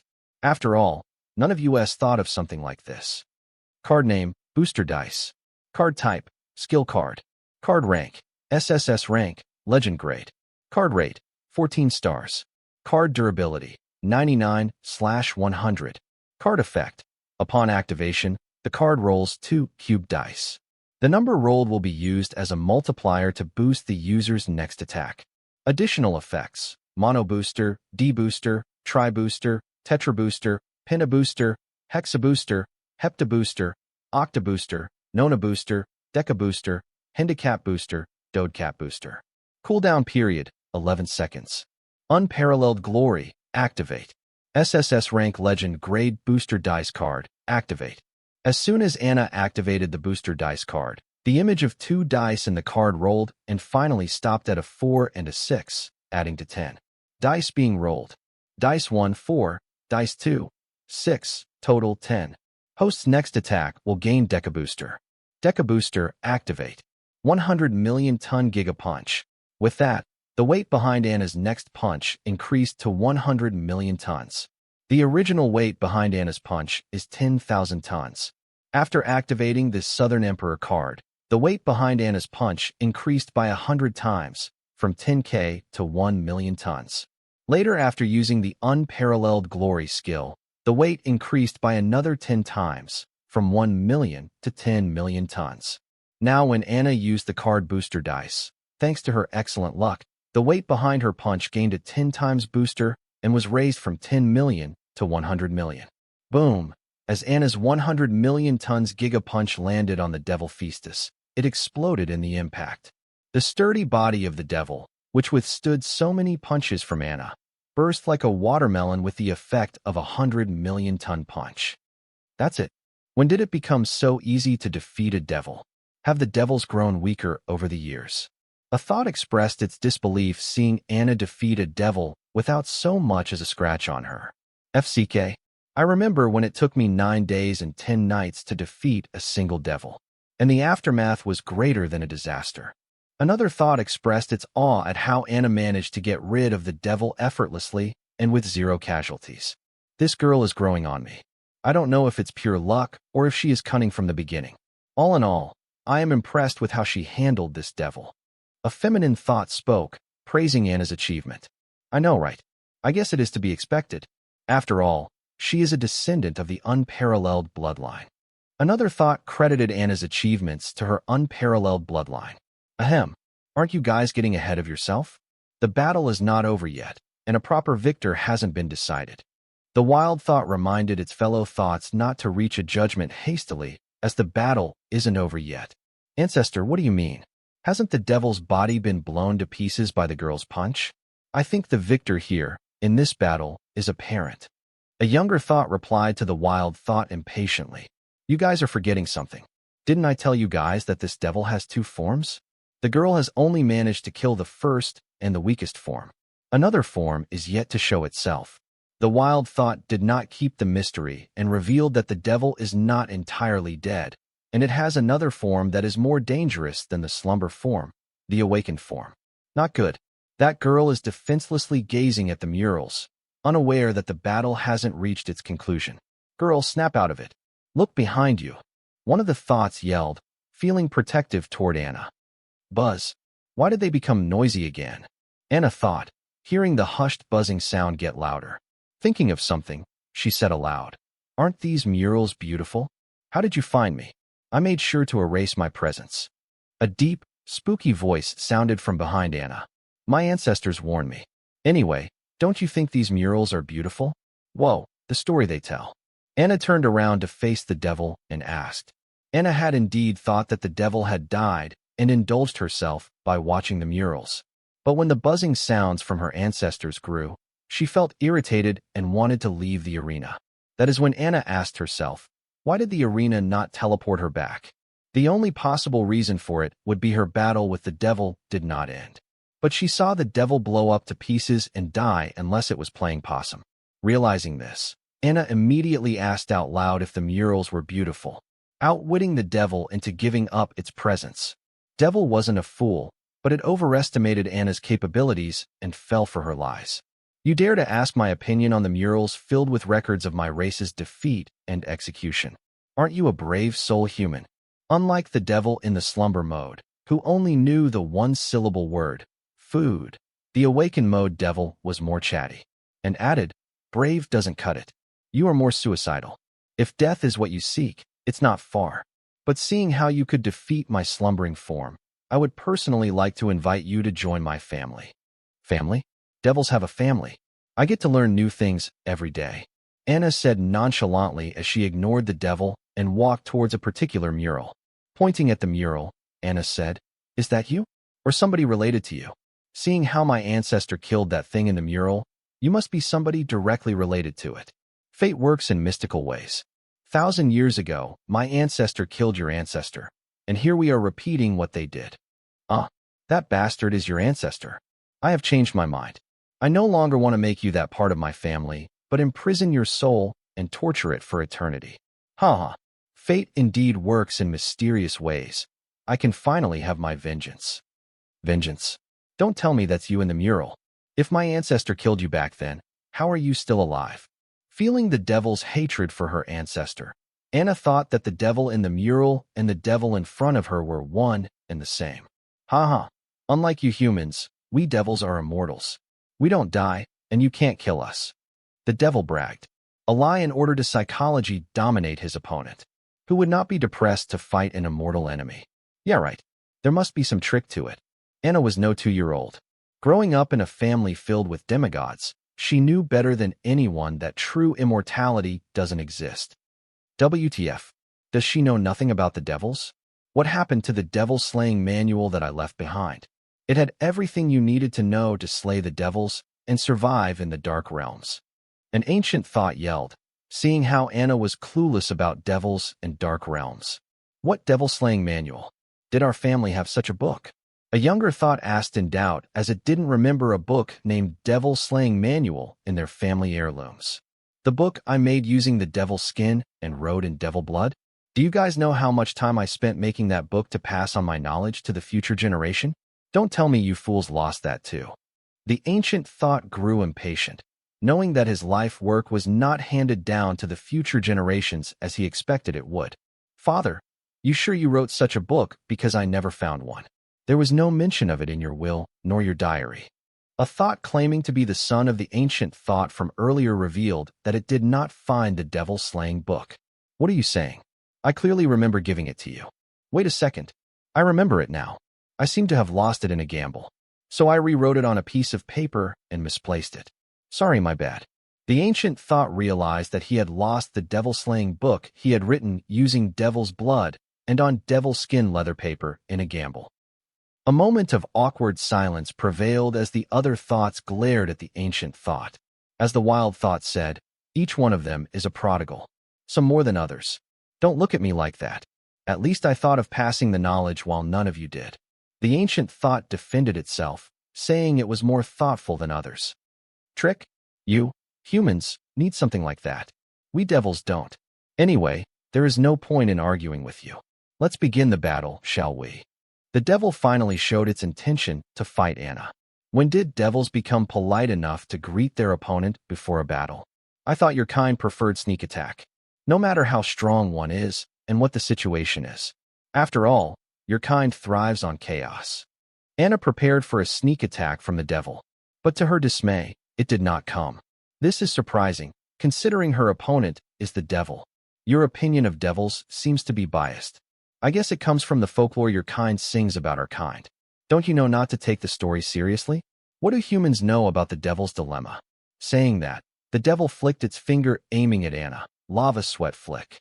Anna never let her guard down in the presence of a high-ranking devil. So when the devil used its lava sweat as a bullet and flicked it at Anna, she countered it with her Giga Punch, 1,000,000 tons Giga Punch. Boom! Anna's punch easily warded off the devil's lava sweat bullet. Sorry, my bad. Just an unhealthy habit I developed. I tend to attack when people appear vulnerable to me. Old habits die hard, I guess.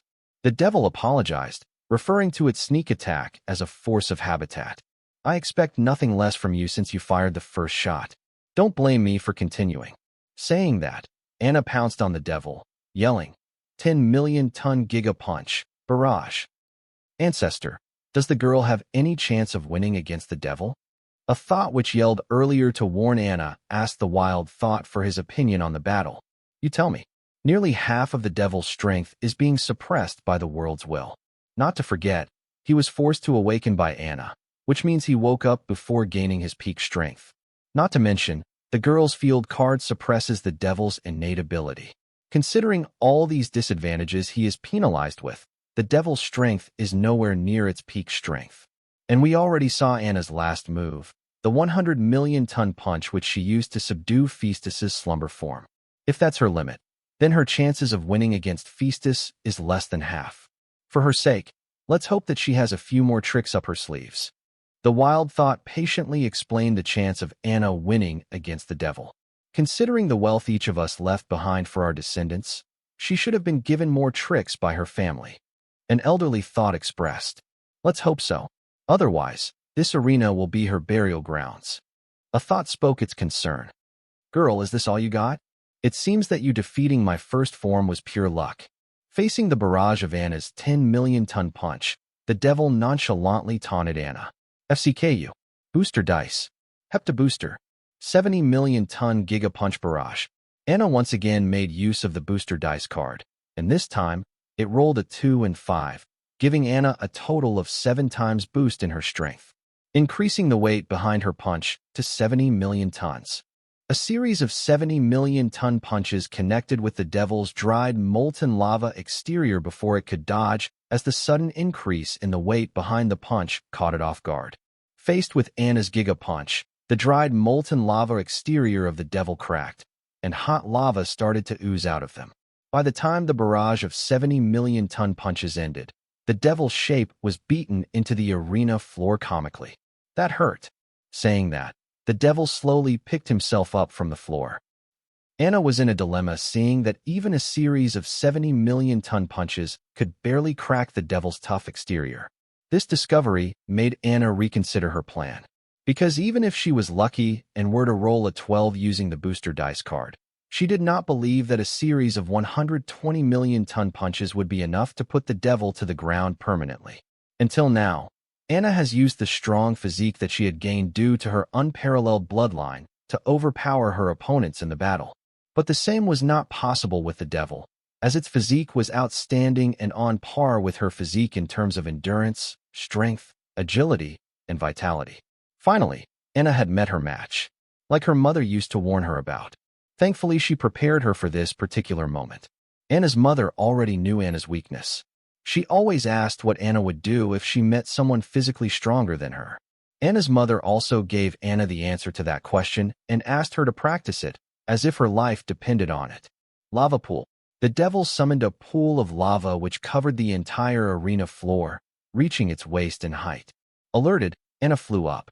Lava whirlpools. With the devil's command, small whirlpools are stated to form in the pool of lava. What the? Anna almost cussed, being caught off guard by the strong suction force generated by the whirlpools in the lava, making it hard for flight.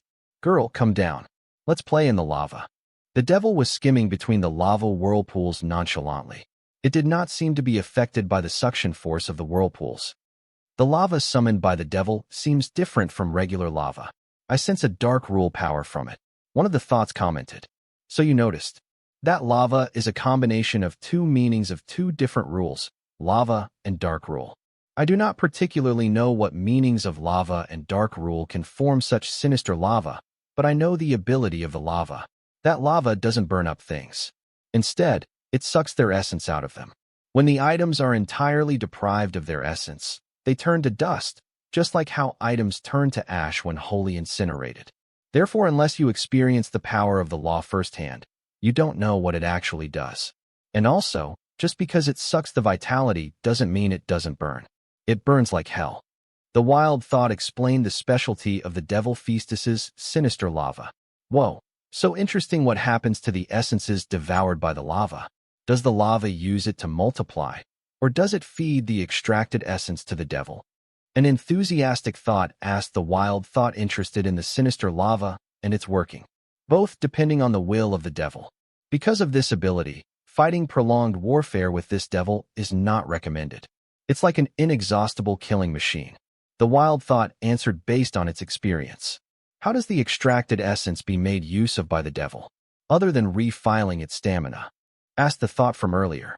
Since the essence is a form of life force, it can be used for various bodily purposes like regeneration and strengthening. Both are just the two out of many ways the devil used the essence against me in our fight. The wild thought replied patiently. Then, how did you defeat such an enemy? You didn't even have the advantage of location or the world's suppression, like this girl. The devil must have been more challenging than it is now. One of the younger thoughts asked the wild thought in awe. Since the devil constantly feeds on its surroundings, it needs to keep moving to find a new vitality-filled place to devour. So using that, I tricked the devil into a trap array formation laid by my friends. The trap array formation would seal all the devil's abilities, leaving it with mere physical strength. And making use of the opportunity, I slew it. Thankfully, I had good counsel back then. Otherwise, I would not have made it this far. The wild thought narrated how it used the help of its friends to trap the devil and slay it for good. So, you did not slay it alone. In the end, you had help. Asked the old famine thought. She seemed to be taking a dig at the wild thought's inability to defeat the devil Feastus all by himself. So what? I had friends that I could depend upon. They can also be counted as a part of my strength. The wild thought was not embarrassed. Rather, he seemed to be happy remembering his dependable old pals. Don't tell me you believe that crap. The old feminine thought did not seem to agree with the wild thought that friends can be considered part of a person's strength. Why not? If summons and familiars can be considered as part of a person's strength, then me being able to summon a dependable friend to help me should also be regarded as part of my strength. The wild thought argued. His reasoning made sense to a few people, but many disagreed. According to the opposition, just because its father is a demigod, the 2-year-old child cannot be considered as strong as a demigod. There is something odd about the whirlpools and lava summoned by the devil. A thought put forth its doubts. Yes, the devil seems to be recovering its strength, and at a faster pace too. Another thought pointed out. This tricky bastard. No wonder he is not attacking the girl and is stalling for time. Because with his ability, more time stalled means more power he gains. The thought from earlier spoke upon sudden realization of what the devil Feastus was up to this whole time. He is trying to achieve the peak of strength he can accomplish in this world despite the world's suppression so that he doesn't need to be cautious when he finally decides to go all out in his fight with Anna. The devil's current strength is enough to fight Anna and defend against her, but from experience in the battle against humans, especially this girl's bloodline, he knew that humans have all kinds of tricks saved up in that grimoire of theirs. One may never know what surprise they have hidden in them as a last resort. Therefore, he decided not to engage the human female unless he was sure that he could counter anything she threw at him. Until then, he will keep teasing her so that she doesn't realize what he is up to. That foolish girl is in a daze. Is she distracted? What is she thinking amidst a battle of life and death? One of the thoughts was furious, finding that floating Anna's presence of mind was somewhere else rather than focusing on the devil and figuring out what tricks he was up to. Nope, she is not in a daze. She is invoking a card. This card must be something for it to have such a lengthy chant to activate. Usually, the card's name is chanted mentally or verbally to activate the cards, but there are special cards that have length incantations required to activate the card. For example, the Mother's Love bestowal card presented to Anna by her mother, which only triggered after chanting the set incantation as a password. The need for placing length incantations on cards as requirements are to decrease the rank of the card. Placing restrictions on cards to reduce their card ranking is one of the oldest tricks used by many seasoned card creationists. What is the need to decrease the rank of a card? Obviously, it is done so that lower realm card apprentices can wield the strength of the higher realm. For example, a card apprentice with a golden grade grimoire can only equip cards up to A rank and rare grade. But if an AA rank myth grade card is suppressed to A rank and rare grade by placing a restriction, suppose a lengthy incantation, then a card apprentice with a golden grimoire can wield the power of myth grade with a negligible price to pay. The higher the restriction placed on the card, the higher the card rank drops. Incantation? Isn't that brat holding a diamond grade grimoire? She can equip all grades of cards, so why does she have a card with incantation? Don't tell me. Our juniors found a card above the legend realm, when even the founder couldn't. One of the thoughts asked with a revolutionary assumption. No, I think she received this card when she was younger. Back then, she must not be strong enough to equip the card, so the restriction on the card must have been placed back then.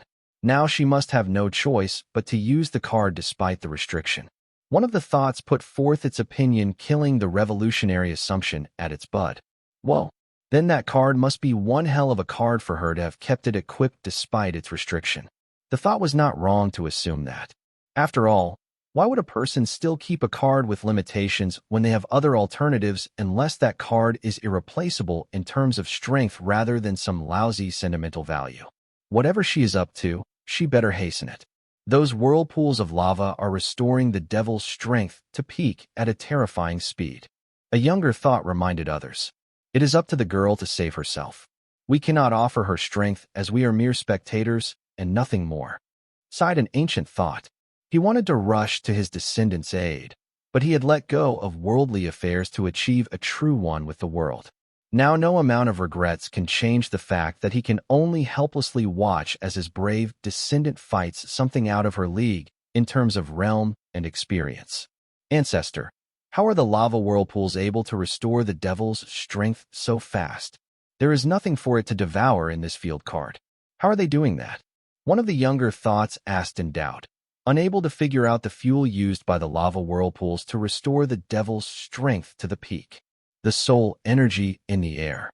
The ancient thought replied solemnly, I see, due to the presence of the world's will and its rules, the soul energy in the air has increased drastically.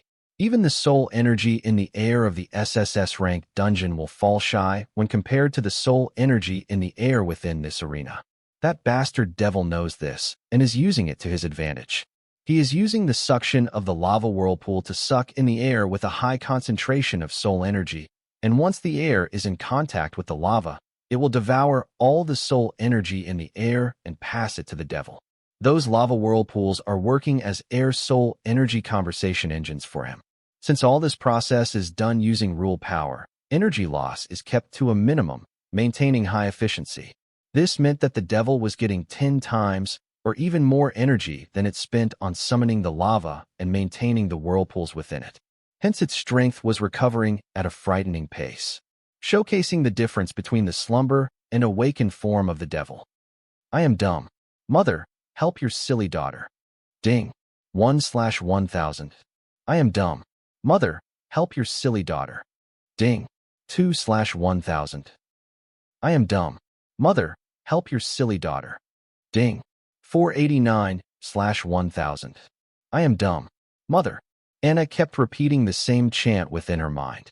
The idea was to repeat the chant 1,000 times to activate the second bestowal card Anna's mother gave Anna when the Morning Star University called her regarding her insubordinate daughter being caught fighting other students on campus. The Treaty of No War on the Central Academic City seems to have an expectation, and they are the students of the universities of the Central Academic City. This exception is not in the treaty, but is unspoken yet agreed upon by every party involved in the treaty. After all, the disputes won't disappear just because there is a treaty between them. So the treaty was only adults agreeing to keep out of children's arguments and let them handle it themselves, in a way, a teachable aspect for the students who will soon be stepping out into society. Anna, do you know where you were wrong? When Anna's mother's incarnation visited Anna in front of the dean's office, these were her words for Anna. I was not strong enough to finish the fight quickly. Before the staff arrived, Anna responded, reacting to her mother's incarnation's disappointment. Wrong.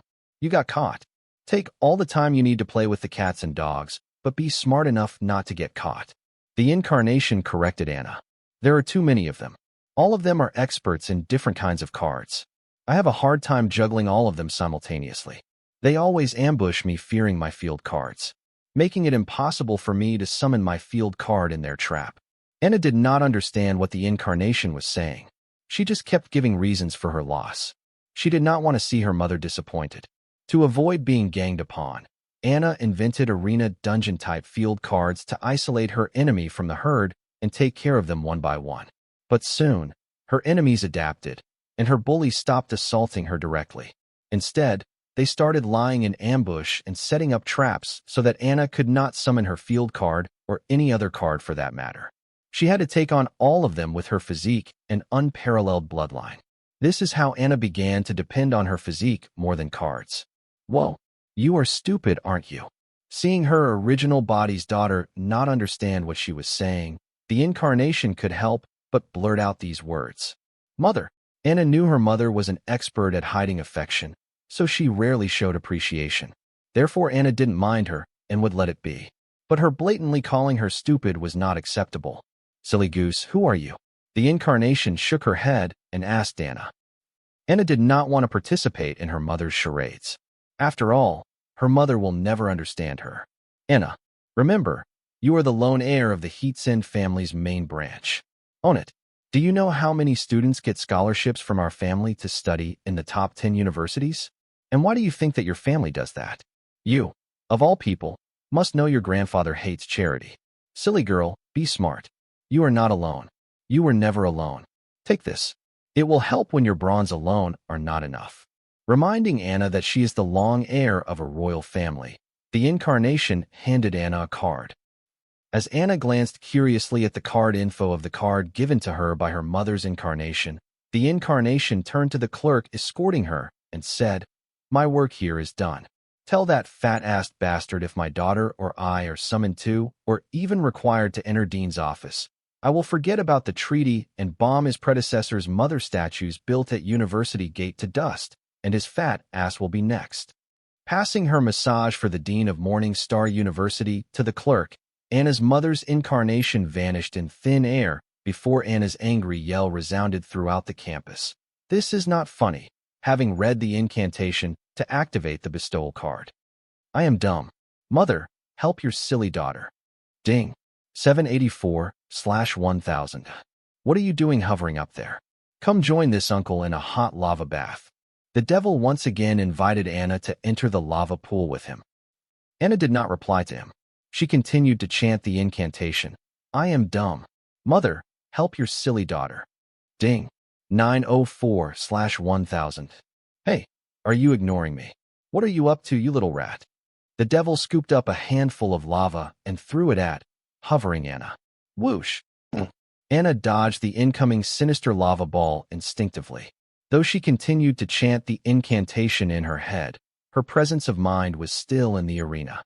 She was not a fool, nor was this her first battle. She restricted herself to a defensive stance. Still, she had completed the card's requirement. Incoming. Finding the action of Anna dodging the lava balls he threw at her funny, the devil began scooping up a handful of lava and throwing them at hovering Anna. As Anna dodged his attacks silently, the devil felt entertained as if Anna was dancing while he pulled the strings. Whoosh, whoosh, whoosh. This is not fun anymore. Unable to land a single hit on Anna, the devil started to feel annoyed as no matter how fast he threw the lava balls, Anna would dodge them all effortlessly. Taking it on his pride, the devil got serious and started to barrage Anna with lava balls. Soon, she could no longer avoid the lava balls effortlessly. Sometimes, Anna had to counter them with her fists. "I am dumb. Mother, help your silly daughter." Ding. 1000. S-rank myth grade starry array sky slate card activate. Location, Sky Blossom City, SSS rank legend grade unparalleled arena. Card name, starry array sky slate. Card type, bestowal card. Card rank, S rank, mythic grade. Card rate, 14 star. Card durability, 98 out of 100. Card effect, upon activation, the user can summon a starry night sky. Using the stars as array markers and the night sky as slate, the user can form various array formations up to SSS rank. Additional effect, pre-recorded arrays, 88 constellations. Restrictions, chant the incantation password 1,000 times to activate the card. Note, the incantation password is, "I am dumb. Mother, help your silly daughter." Pre-recorded arrays. This skill allows the user to pre-record some array formation onto the starry array sky slate. Note, the skill can only pre-record one SSS rank array formation. At the same time, there is no limit on lower rack array formations. 88 constellations is an SSS rank array formation comprising a set of 88 array formations based on 88 constellations in the night sky. Each one of the constellation array formations gives the user and their allies various unique buffs and their enemies multiple debuffs. Activate S-rank mythic grade starry array sky slate card. Upon repeating the incantation for the 1,000th time, Anna activated the bestowal card immediately. With the end of her chant, A starry night sky covered the cloudy ceiling of the unparalleled arena. Pre-recorded array formation. Summon. Taurus constellation array formation. One of the 12 zodiac constellations array formations of the 88 constellation array formations. Activate Atlas Star's punishment. Behold the weight of the heavens.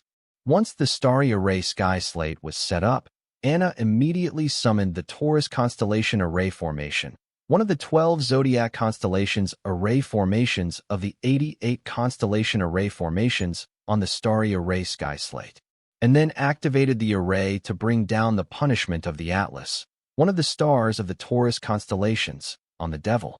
What the FCK? Cussed the devil who was swimming in his pool of lava casually. As he suddenly felt, the suppression of the world grew on him. This can't be happening. I am Festus, devourer of all. I am never full. The devil yelled like a maniac as he no longer felt hungry. This might be a common occurrence to others, but this never happened to him. As the devil born from the flames of hell and the calamity of hunger, the devil Festus was born with an impressive physique called the devourer. He could devour anything and everything, but never be full. His overpowered devouring abilities came with a curse of hunger that, no matter how much or what he eats, they may never be enough to satisfy his appetite. This combination of blessing from the hellfire and curse from the calamity of hunger made a recipe for an overpowered skill that would help Festus grow as a true noble devil and climb the ranks of the dark realm. Even during his last invasion of the card world, when Anna's ancestors' array trapped him, he wasn't deprived of his hunger. It was still with him until the end when Anna's ancestors' cold blade beheaded him. The trap array formation used Anna's ancestor to defeat the devil only deprived him of his abilities like the blessing from the hellfire and the rules he comprehended, but not the curse of the calamity of hunger, which kept him hungry all the time, allowing him to unleash the full power of the sinister flame formed using the rule meanings of rule lava and darkness along with Festus's devourer physique. Therefore Festus was shocked to no longer feel hungry. You, what have you done to me? For someone who survived constant battles while constantly being hungry for thousands of years, hunger had become a part of Festus. Suddenly unable to feel it, Festus felt like he had lost a limb. No more than that. Therefore, Festus was almost driven mad. Anna did not plan on telling the devil that her starry array formation had increased the world's suppression on him by 100%, which meant he was no longer a devil, an existence stronger than average demigods, but was suppressed to the realm of a mere demon emperor. Anna did not know what trick Festus used to escape her ancestors' execution. He may still be alive in the demon realm even if she kills him here in this world. Therefore, she wasn't willing to reveal too much information about her cards to him, only for him to come back stronger. Having faced the actual power of the devil, Anna was no longer calm. She understood being proud here would cost her life. Thanks to her luck, she had confined the devil, rendering its primary ability useless. Otherwise, the southern region would have faced a disaster because of recklessness. All Anna wanted now was to get rid of the devil as fast as possible before it figured a way out of her trap. Being able to punish enemies with the world's suppression. It seems that our juniors have made tremendous development in the field of astrology. An array such as this is very lethal against foreign invaders. Clever. Whoever came up with this card must be a genius. I hope that it is a younger generation from our family. One of the old thoughts seemed to be awed by the starry array formation, especially the 88 constellations. He seems genuinely proud that the astronomy field had developed to such heights. What astronomy? Clearly it is an applied form of array formation.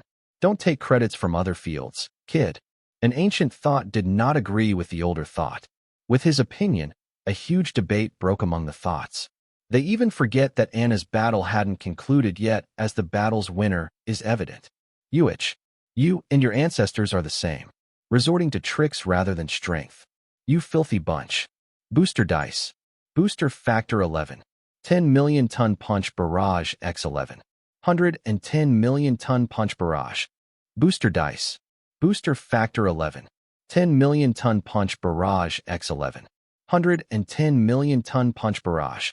Anna did not wait for the devil to finish throwing its tantrum and attacked it with her strongest move with the buff of the booster dice. Thankfully, the two dice rolled a 5 and a 6, adding to an 11. giving Anna's next attack an 11 times boost, increasing the weight behind Anna's Giga Punch from 10 million tons to 110 million tons. Normally faced with a punch of 110 million ton force, the devil would have easily taken it head-on, and it would barely have any scratch. But right now, the devil is not at its peak power. Its power is suppressed by the world, so much so that its realm has been decreased from a devil to a demon emperor. A demon emperor couldn't withstand a 1 million ton Giga Punch, let alone a 110 million ton Giga Punch. Even with the strong physique of a devil, without a devil's realm backing it, the devil could never withstand the 110 million ton punch. Its fate was sealed once Anna activated the punishment of the Atlas star of the Taurus constellation array formation as part of the Zodiac installation array formation of the 88 constellation array formation. Boom, boom, boom. As Anna's fist connected with the devil's dried molten lava exterior, it punched a hole into the devil's body, and the flesh at the area of impact burst into dust. About a dozen fist-sized holes were punched into the devil's body, and soon, the rest of its body turned to dust. As the devil died, Anna had teleported back to her original location by the unparalleled arena. Anna did not get the chance to say good to her ancestors. For Anna, it didn't matter as she did not understand the buzzing and humming sounds made by the statues of her ancestors. She felt like they were nagging her. But only the ancestors knew how many of them were fighting amongst themselves to pass on their teachings and knowledge to Anna. Alas, Anna was still far from deciphering their soul whispers. What took you so long? Did you play with your prey again? Returning to the military base, Anna was faced with and who apparently should be busy supplying her energy to the dungeon relocation, but was out here bugging her. No, I almost felt like I would lose my life there. You guys show some appreciation. I saved all of you from a huge disaster. Anna was irritated by the lack of appreciation shown by Anne. Yeah, that disaster was created by you. If you weren't dumb enough to have believed in a demon cult's fanatic's oath, all of this wouldn't happen in the first place. And retorted, FCK, whatever. Why aren't you next to the dungeon apparatus filling it with your energy? Anna saw no point in arguing with it. After all, it was her fault for trusting a demon cult minion. And then Anna asked her why she wasn't helping out Luna with the dungeon relocation. Oh, about that. The dungeon relocation has reached its final stage. They don't need my help anymore. So I am free now. And reported enthusiastically. What? Didn't Luna say it would take a few more days? Anna asked in astonishment as she wanted to spend a few more days here, far from the Heatsend family palace and her family's reach. It's all thanks to the Southern Emperor card you activated to fight the devil. When you were fighting with the devil in the unparalleled arena, I used the demigod realm boost given by the area formation covering the southern region to help Luna complete the dungeon relocation. That's how the days of work got completed in a few hours. In a way, the demon cult ambush turned into a blessing for the dungeon relocation. Now we can return to the palace soon. I want to see everybody. I miss them so much. And explained how she used the realm boost she gained when Anna activated the Southern Emperor card to help speed up the dungeon relocation process. Yeah, it is all because of the demon cult bastard, Anna said menacingly. She blamed the demon cult for ruining her vacation in the Sky Blossom City. Boom! A loud explosion could be heard from the Sky Blossom City. Turning to the direction of the city, Anna asked, and why is the city so noisy? The demon cult's minions seem to be attacking the city. Grandpa Lorne said they might be doing so to divide our forces and mount a second ambush. So he asked us to stay put, and narrated that old Lorenzo ordered the forces to focus on defending the military base and the dungeon relocation, as the enemy might be planning a second ambush if they decided to divide their powers to help the civilians in the city. Why isn't he using the city array formation to help them remotely? Anna was not happy with Lorenzo's orders and asked why he didn't help the civilians when he was fully capable of doing so. The core of the city array is in the city's card creationist guild. They are currently using the array to help the civilians and fight the demon cult minions. Don't worry, I have already contacted them. They seem to have everything under control. Old Lorenzo explained to Anna through mental transmission. Old fart, you couldn't dispatch a few card kings to protect the city from the demon cult? Anna asked furiously. Anna, you know the answer why. If the demon cult is waiting nearby for a second ambush, I would be sending those soldiers to their death. I am following the protocol, Anna. And as the highest authority here, you should too. Lorenzo explained, showing that he is more concerned about defending the millenary base than sparing a few card apprentices to protect the city and help the civilians. FCK, you old geezer. I am going to clean up the demon cult pest infestation in the city. You sit tight and follow your protocol. The mountain golem and mud golems summoned by Nick and Toe were holding off the deformed creatures that were summoned through the sacrifice of the single-horned cloaked figure. Ed and Chief Denise were securing the civilians to a safe location. At the same time, I was faced with the perpetrator behind all this, the signal-horned cloaked figure. Though finding a core in it was shocking, but also found that this signal-horned cloaked figure was similar to the one that sacrificed itself to summon the deformed creatures earlier. Seeing this, I had a strong feeling that the cloaked figure that sacrificed itself and the cloaked figure in front of us were the same. I can't prove it as one of them dead already, but if the cloaked figure used that trick once again, it's a different story. For now, I pushed all the questions to the back of my mind and walked toward the cloaked figure as capturing her would get me all the answers I needed. Splurt, suddenly, the cloaked figure melted into blood gore. Seeing that, I almost puked in my mouth.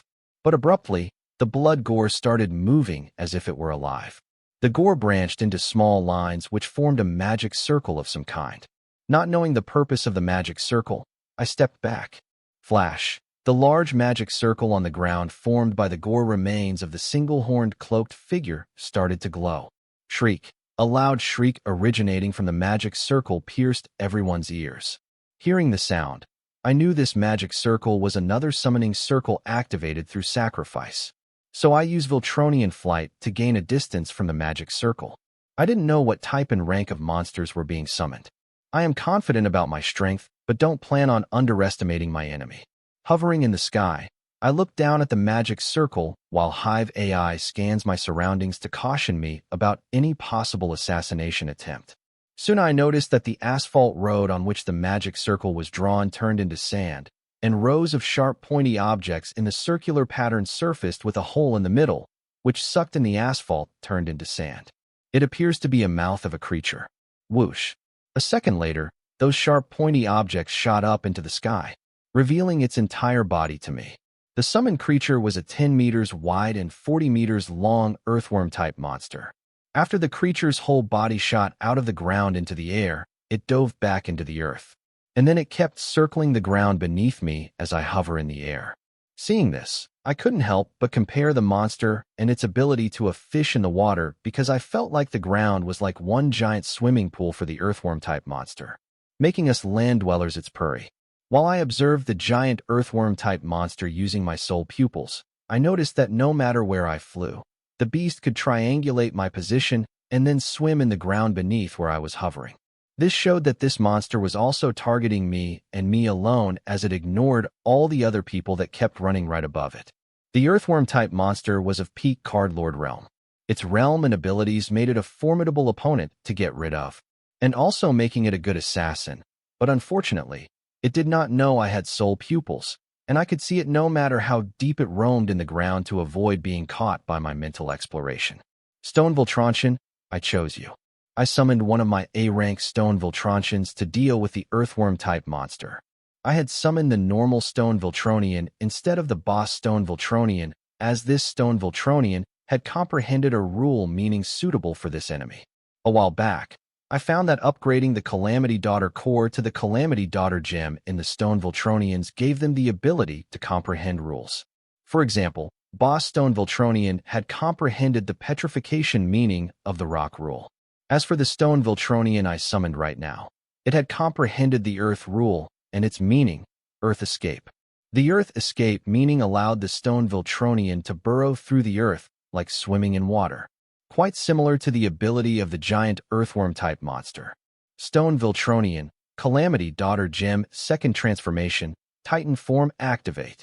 Hunt that big worm down.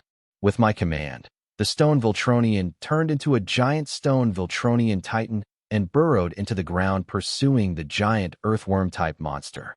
Seeing the Titan Stone Voltronian head towards it, the earthworm-type monster did not run away, but it rushed to clash with it.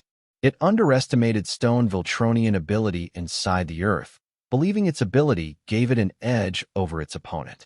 Unfortunately, it didn't know that its opponent, too, had a similar power. As the giant earthworm and the titan stone Viltronian clashed underneath the city ground, the whole city felt the aftershocks of the battle in the form of large tremors, leading to the people misinterpreting the shocks as an earthquake. Now that the giant earthworm was busy, I could search for the perps responsible for all this in the surrounding vicinity without worrying that the ground underneath me would try to swallow me. I scanned the surroundings with my soul pupils, and I found a hidden soul pathway over the rooftop of the Burger Empire. Interestingly, I could identify these sets of soul pathways and arrangements.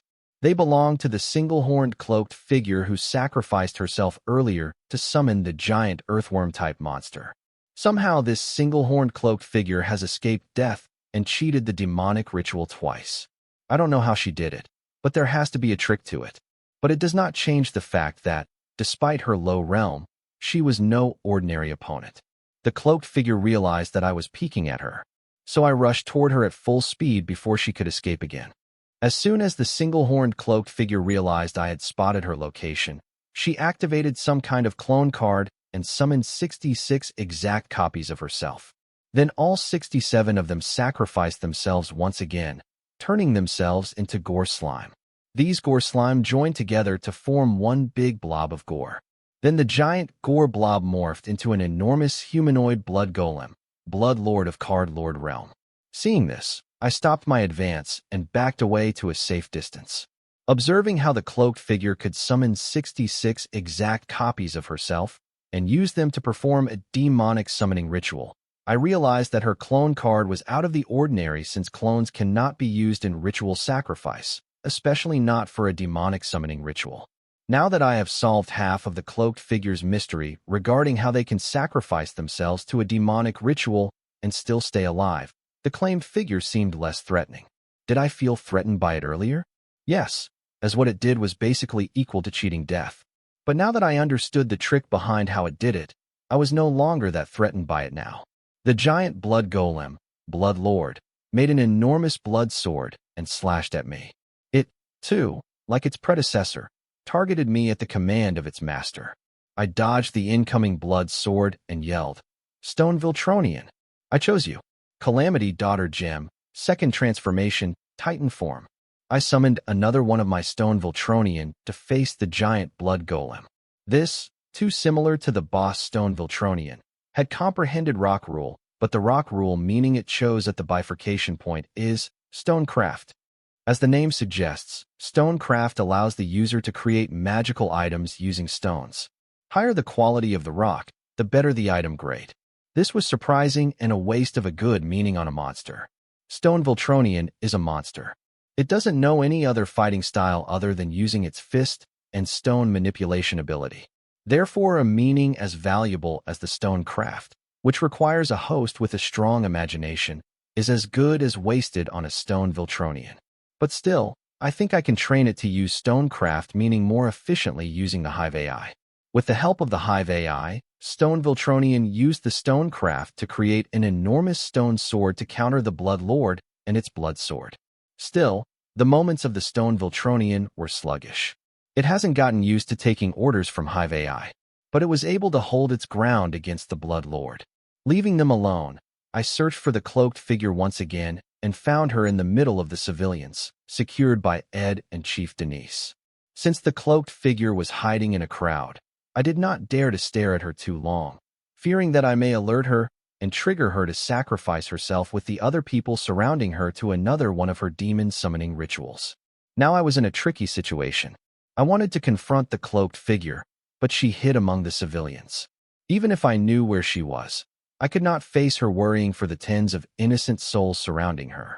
I thought of slowly nearing her and capturing her, but considering how cautious she is, that's not an option. This situation indeed would render average card apprentices helpless, but not me, as I had a Calamity Parent Soul Gem, which instructed my Calamity Daughter Gem, Ed, to shift the civilians to a new place without attracting attention. "Chief, we should shift these people over there. That place is more spacious. I think they will be safer there," Ed suggested to the police chief Denise. "Sure, you do that, and I will check if someone is left behind." After giving it a thought, Chief Denise agreed to Ed's proposal, as what he proposed held merit. Considering the tumors of the earthquake are getting stronger and stronger, the narrow place they are in right now was not safe for their survival. They need to head to an open area far from all the infrastructure. Soon the crowd of civilians followed Ed's lead to a much more spacious and safer location, away from the buildings and grounds with tunnels underneath them. As the crowd cleared the place, the cloaked figure in stealth moved to keep up with them at a languidly slow pace. Her slow pace seemed to be the side effect of her extraordinary stealth card. The cloaked figure could not keep up with the crowd, yet she slowly moved toward them. Found you. As soon as Ed gave me the clear, I rushed towards the cloaked figure with my soul pupils active. Before I knew it, I grabbed the cloaked figure from behind and raised her above ground by her neck. As soon as I touched her, her stealth was deactivated. Though the stealth ability of her card was top-notch, it seemed to have too many restrictions. How are you able to find me every time? None of the card apprentices in the lower realm has ever been able to see through my stealth so easily. Being caught by me, the cloaked figure did not struggle to free herself. Instead, she calmly asked how I could find her every time. I was able to find you every time thanks to my origin card aura sight, duh. What kind of assassin are you? Don't you even know the origin card of your target? How irresponsible of you. Now, tell me, why is the demonic cult targeting me? I never messed with you guys. So why are you people after me? It was public knowledge that I had gained Mama Wyatt's origin card, aura sight, which could discern people's auras. And yet this demon cult minion asked such a silly question. Boom, boom, the cloaked figure detonated herself to escape from me. Thanks to my Voltronian physique, I was fine except for a few scratches. But I felt disgusted smelling the blood, gore, and charred flesh on me. So I could not help but curse. FCK? I should really get myself one of those cleaning cards. Pissed, I activated my soul pupils to search for the perp, but to my shock, I found numerous copies of the single-horned cloaked figure circling the entire Burger Empire block. 1,000. I yelled in alarm as Hive AI was done counting the number of cloaked figures clones I spotted with my soul pupils. When I was about to make some sense of the situation, the 1,000 single-horned cloaked figures clones sacrificed themselves for a massive demon summoning ritual. Hiss, loud slithering sounds sounded throughout the city. With the sacrifice of the 1,000 clones, the cloaked figure summoned 1,030 meters long demonic titanoboa from the corpses of the sacrificed clones. FCK. I couldn't help but cuss, seeing that, this time, too, I was the target of the summoned demonic creatures. A city full of tender-meat humans, and these creatures only targeted me. But thanks to this, the civilian casualty was low, and they could move to a secure location in a safer place far from this demonic mayhem. Thanks to the cloaked figure's strategic placing of the sacrifice, a nest of 1,030-meter-long demonic titanoboa had surrounded me, and they were closing in on me at a fast pace. With my Voltronian flight, I could fly away and leave this mess for the authorities to clean up while I searched for the true body of the cloaked figure to put an end to all of this, but I had no idea where to begin the search. Therefore, I decided to play the cloaked figure's game until I got the slightest hint of how they could create and control so many perfect clones that could be accepted as sacrifices by demonic rituals. The sacrifice in demonic rituals has always been flesh, blood, and soul. Stronger the power of the sacrifice used in the demonic ritual, stronger the returns. The demonic creatures are very strict about this. Therefore, it was shocking to see the demon realm accept the clones as valid sacrifices, as clones were nothing but cheap copies of the originals, made using their soul energy or rule energy or both. If that was odd, this one is suspicious. How was the cloaked figure able to control so many perfect clones without being in the nearby vicinity?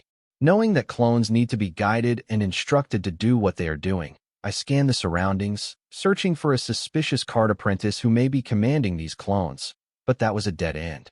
There were no suspicious card apprentices in the surroundings, with the soul pathway arrangements matching the single-horned cloaked figure's soul pathway arrangements.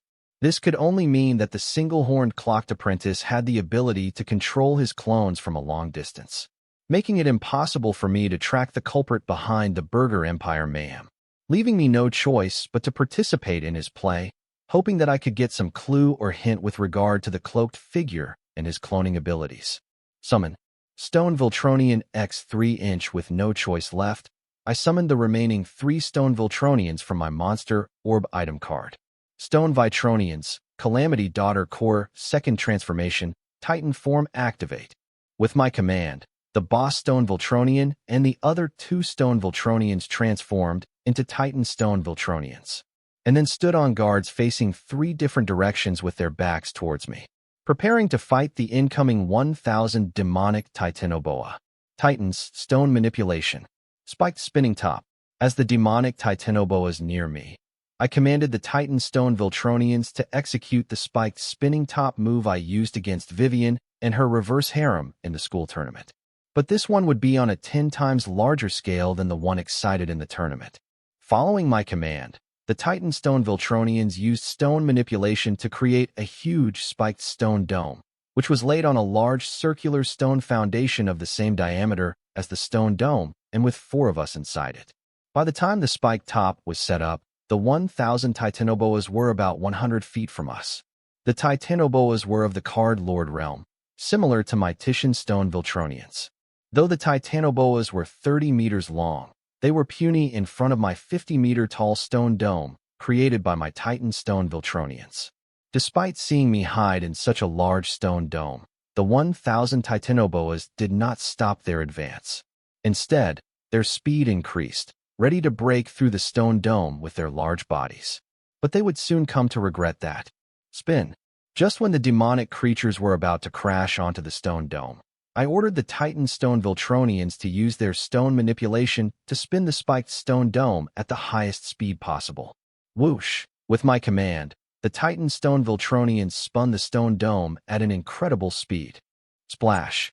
Clashing into the spinning spiked stone top, the demonic boas were turned into a bloody mess and died on the spot. Backed by the spin of the stone dome, the spikes on it ripped the scale armor of the demonic Titanoboa and cut through its flesh and bones. Hiss! Despite seeing their friends ripped apart, the demonic Titanoboas at the back did not stop rushing towards the spiked spinning stone top. Their actions seemed out of the ordinary. They appeared to be in a frenzied state. It seemed to be the side effect of the oath taken during the demonic ritual that they would not rest until they had fulfilled the summoned request. Even if demonic creatures decide to give up, their soul will be forced by the oath to fulfill the contract. The demonic summon contract is a contract signed by the summoner and demonic creature when the summoner summons the demonic beast. The agreement forces both sides to fulfill their part of the bargain if anyone decides to black out. Meaning if one has signed a demonic contract, they have no choice but to hold up their end of the deal. Otherwise, their soul will be enchanted by the demonic contract, forcing them to hold up the terms of their agreement. The demonic summon contract is the reason why the demonic Titanoboa entered into a frenzied state when they were frightened by the massacre of their cohort by the spiked spinning stone top and had lost the will to fight. Since the demonic Titanoboas had lost the will to fight, the demonic contract put them under a frenzy state, making it so that they would lose all sense, enter a berserk state, and go on a killing spree. Splash! Like the moth to the fire, the demonic Titanoboas kept rushing at the spiked spinning stone top without the care of their life and kept getting shredded to pieces. It took a while, just when I thought that I would be able to kill the demonic beasts quickly without moving a muscle. The demonic creatures proved me wrong. Boom! The foundation of the spiked spinning top was hit by the Titanoboa from underneath. Disgusted by the gore flying all over the place, I didn't notice that some of the Titanoboas were not in a frenzied state, and they cleverly burrowed underground to attack the spinning top's base from underneath. Boom! Boom! Boom! The attack of the demonic Titanoboas from underneath the ground became stronger and more frequent. I finally understood what the demonic beasts were trying to achieve. They wanted to flip the spinning top over from underneath. No, you don't. Titans, Stone Manipulation. Move. With my command, the Titan Stone Voltronians began moving the spiked spinning top. Since a stationary target made an easy target, I had the Stone Voltronians move the spinning top around at the fastest speed possible. I had to finish all the demonic snakes on the surface to get to the demonic snakes attacking from the underground. Instead of waiting at a single point for the frenzied demon snakes to come to their deaths, I began actively hunting for them, avoiding the attacks from underneath. One by one, I hunt the giant demonic snakes. More like I keep moving to avoid the attacks from underneath, and the frenzied snakes on the surface throw themselves onto the spiked spinning stone top to their deaths. After a few minutes of this, I finally saw the number of giant snakes decrease. About another 100 were left on the surface, and underneath the ground, I had yet to tally. Even with my soul pupils and Hive AI teaming up, I still could not find how many of the snakes were hiding underneath. The fancy infrastructure in the Burger Empire block was all crushed to bits by my spiked spinning top and was covered in gore, flesh, and bones of the giant demonic snakes, Titanoboas. It took a while, but the enormous spinning top finally killed the last frenzied Titanoboa on the surface. Just when I was about to decide how to deal with the Titanoboas hiding underground, the problem took care of itself for me, but I wasn't lucky this time. Boom! The Titanoboa attacking me from the underground detonated themselves and blew the entire Burger Empire block sky high. The dust and smoke rose to the sky. It took a while, but they settled down soon. As the smoke cleared, it could be seen that a single-horned cloaked figure was grabbing a teenager by his neck and laughing. Huh? How dumb are you to believe that you were able to massacre nearly 1,000 Titanoboas in half an hour? You did kill most of them, but I ordered about 445 of them to hide underneath, and when the stage was ready, boom. Haha. I thought the explosion would take another 3 or 4 blocks with it, but it seems the city array has isolated this space from the rest. Unlucky you. You had to take the full brunt of the explosion. It is really impressive that your body is still intact. I guess I have no choice but to add you to my collection. But remembering your smug voice from earlier as you grabbed me from behind, I want to kill you. But look at you now. You can barely keep your eyes open. Don't worry. I forgive you and make all your pain will go away soon. Aren't I generous? Origin card, Devil Skull Mask. The cloaked figure activated her origin card and summoned a skull mask with a single horn on its forehead. Don't struggle. Submit, and all the pain will go away. Whispering this, the cloaked figure placed the skull mask on the barely conscious teenager. As soon as the skull mask touched the teenager's skin, it wiggled as if it had come alive and stuck to the boy's face. Within the last half an hour, the authorities arrived to rescue the injured civilians. The city array was activated, isolating the Burger King block from the rest of the city, so that no demonic creature escapes to the city and disturbs the normal life of the average citizens. This demon cult attack was deemed as an A-rank threat. Apparently, all the active A-rank parties under the city were in a dungeon. As for the rest, they claimed injury and refused to participate, hearing the mission target were demon cult members. As for the top families of the city, none came to help as the city hall did not ask for help. Without the official request for help, the families did not plan on meddling with the demon cult attack, as the city would confiscate the spoils of war. Therefore, they wanted to reach an agreement with the city hall about dividing the spoils of wars before taking action. But the city hall was in no rush to take action since the incident area was isolated from the rest of the city, and they had all the time on their hands to wait for their A-rank parties to return from the dungeon raid and rid the city of the demon cult pests. Due to the city politics, the incident area would have been isolated from the rest of the city without rescuing the injured and trapped, waiting for further orders.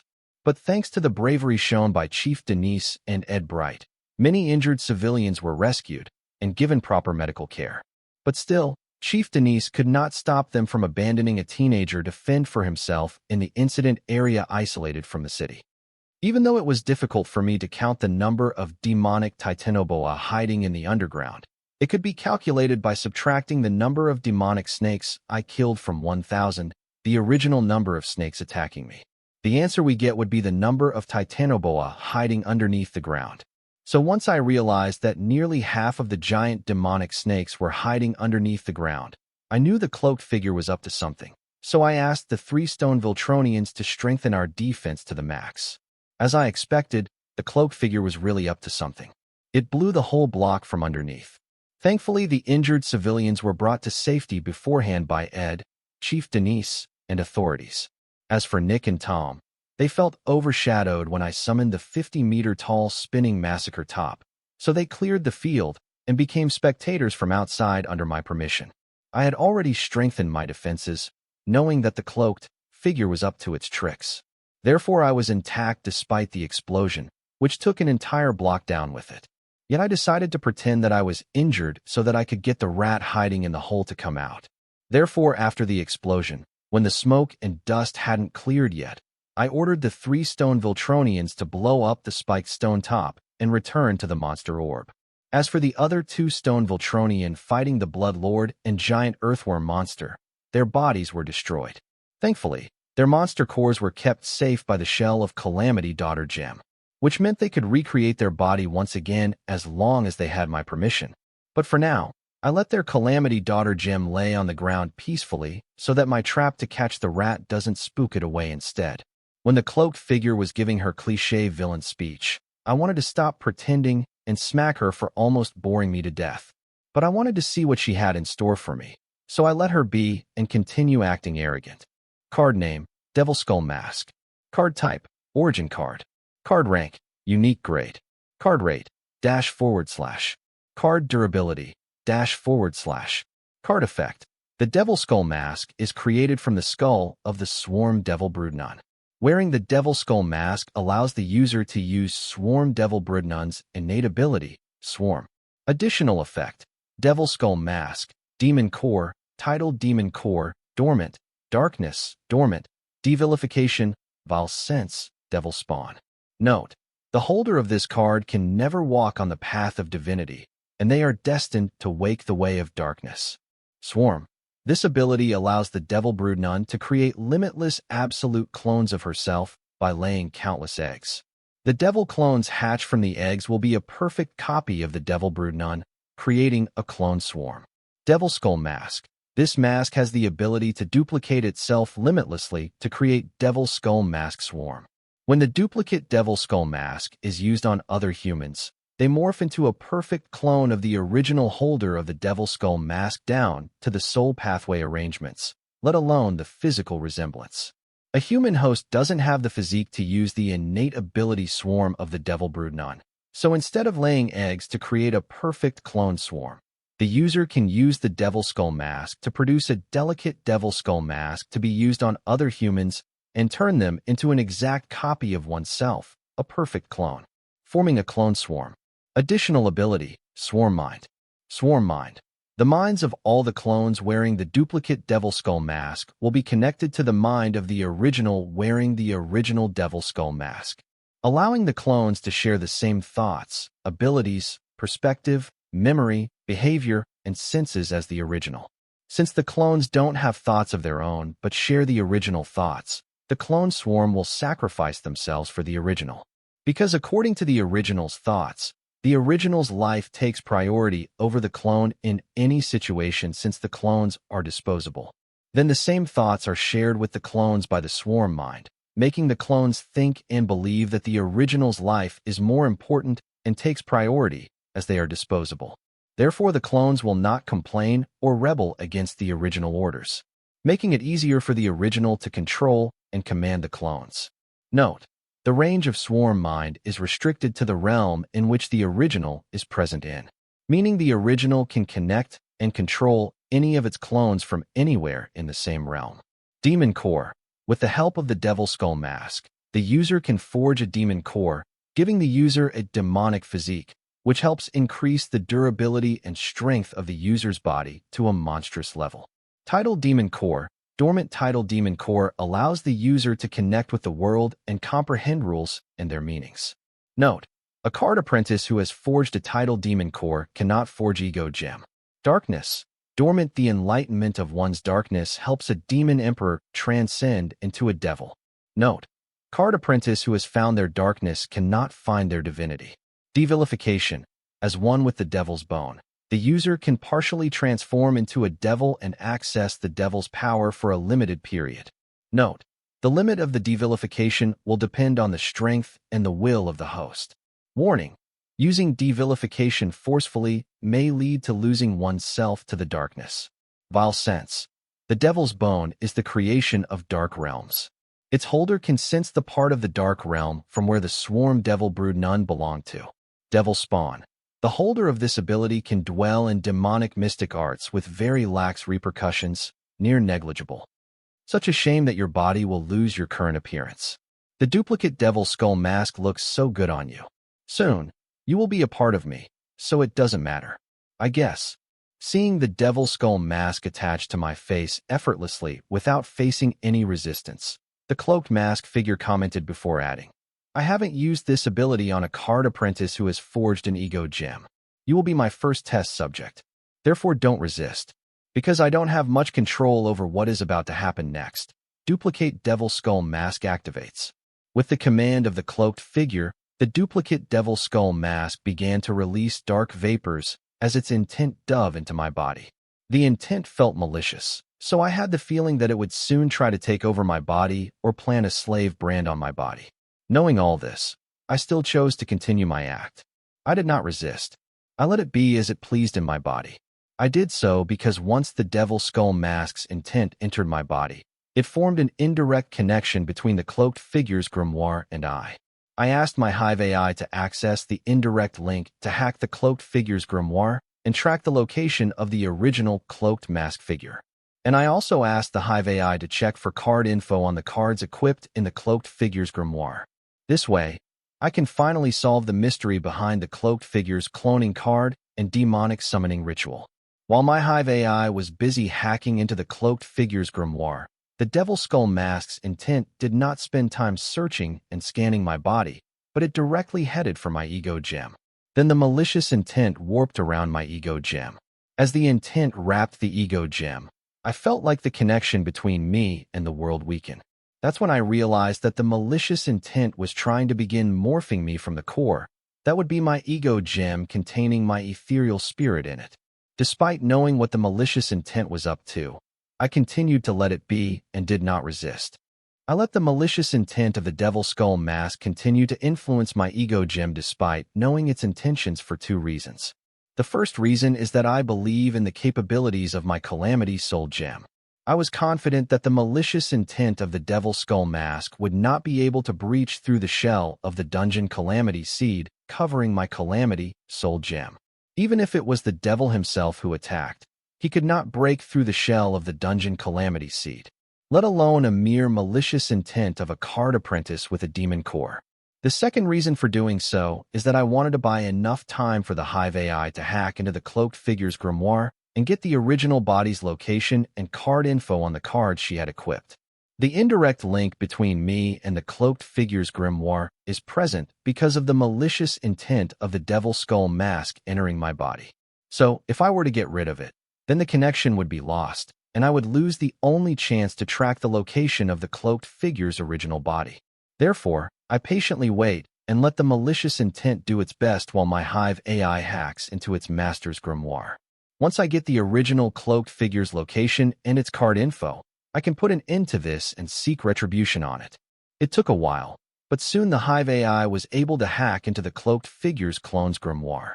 First thing it did after gaining access to the enemy's grimoire was to record the card info of all the cards equipped by the enemy clone and send them to me.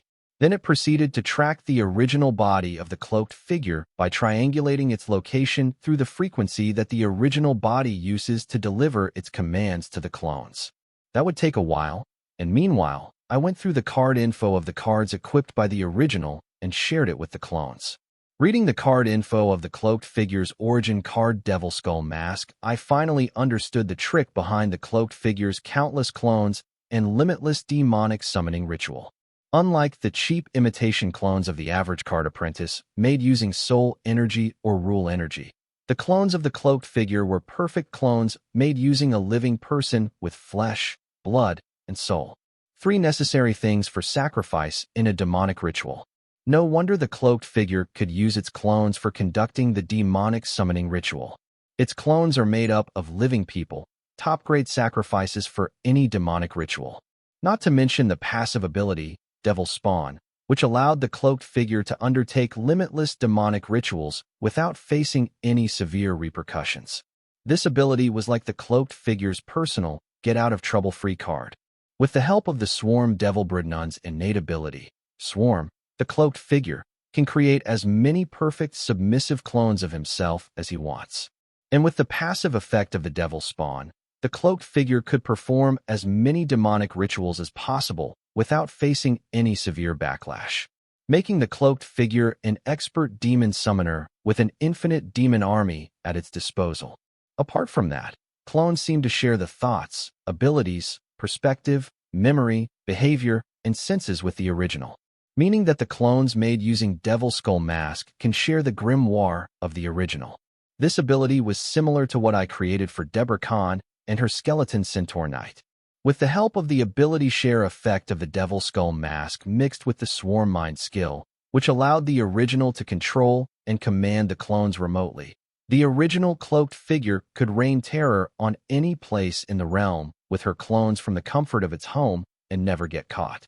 The combination of the limitless demon army summoning and infinite range to control them made this card very overpowered.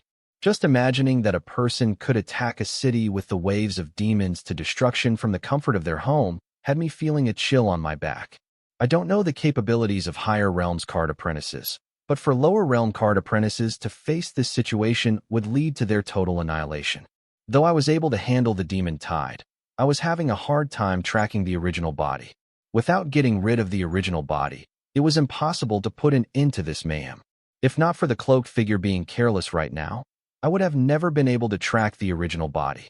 Yes, the Hive AI had finally successfully tracked the location of the original body of the cloaked figure. Knowing the location of the demon cult follower, I was astonished because this is the last place a person should be expecting to be hiding a demon cultist, the Central Academic City.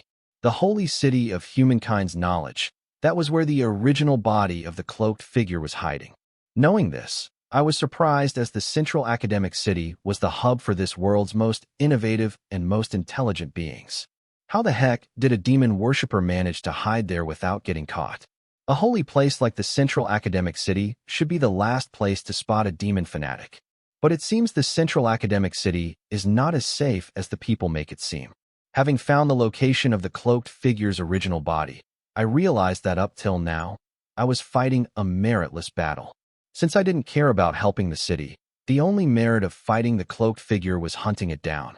But now that I know its original body is in the Central Academic City, I realize that face-to-face with the cloaked figure is not possible anytime soon, so I decided to end the charade and leave this mess to the city to take care of. Okay, that's enough. Saying that, with one hand, I grab the cloaked figure's wrist that is holding me hostage, and with the other, I try to remove the duplicate Devil Skull Mask on my face. But Devil Skull Mask seemed to have fused with my face. I wanted to use more force, but my facial skin started hurting, and I felt that if I were to pull any harder, I might rip off my face with the mask. Therefore, I decided to deal with the duplicate Devil Skull Mask stuck on my face by destroying its essence, the black malicious intent, which is currently trying to take over my Calamity Soul Gem. And my hunch was correct. The duplicate Devil Skull Mask on my face crumbled to pieces when I decided to fight back the malicious intent covering and trying to breach the Dungeon Calamity Seed Shell of Ego Gem using the ability of Calamity Soul Gem. With my order, Calamity Soul Gem fought back and easily defeated the malicious intent of the Devil Skull Mask trying to take control over me. As the malicious intent was defeated, the duplicate Devil Skull Mask was destroyed, and its pieces fell off my face. What the heck? Seeing me conscious and hearing my vitality words, the cloaked figure was astonished. Despite the shock, she had the presence of mind to take a few steps back to escape to a safe distance, but my hand grabbing her wrist stopped her from backing away. Another tremendous shock struck her when she saw the duplicate Devil Skull Mask on my face crumble to pieces. In disbelief, she could not help but question me. How are you able to resist the Devil Skull Mask? I responded to her question with a scorn-filled sneer. At the same time, I took a moment to see who was actually hiding under the hood. This was the first time, after such a long battle, I was finally able to see what the cloaked figure looked like. I couldn't see her face as the Devil Skull Mask covered it. Yes, the cloaked figure is a she. Due to the baggy robe covering her body, it was hard to notice her physical distinctions that distinctively spoke that the cloaked figure was a woman and a voluptuous one at that. But knowing the ability of her origin card allowed her to morph any human into the original's appearance.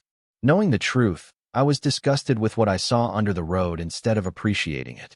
Who knows if the clone was a man before the cloaked figure used her duplicate Devil Skull Mask on him, morphing him into her image to make a perfect clone. And the thought that this woman tried to use such an ability on me made me angry so much that I added her to the top of my to-destroy list. Sansa Baylor, Circle's supreme leader, and the Duskborn family were right behind. Sansa Baylor took more priority above the Circle's supreme leader because she was the one who orchestrated the misfortune that fell the Wyatt family. I was sure of it because no friend would send about 36 card emperors to assassinate their late friend's only son. Considering that Sansa Baylor was Mama Wyatt's oldest relation even before the Duskborn family excommunicated her, I had a feeling that this itch was behind everything that transpired with the Wyatt couple before and 2 decades after they moved to the Sky Blossom City. My gut told me that this woman was more dangerous than the Circle's supreme leader.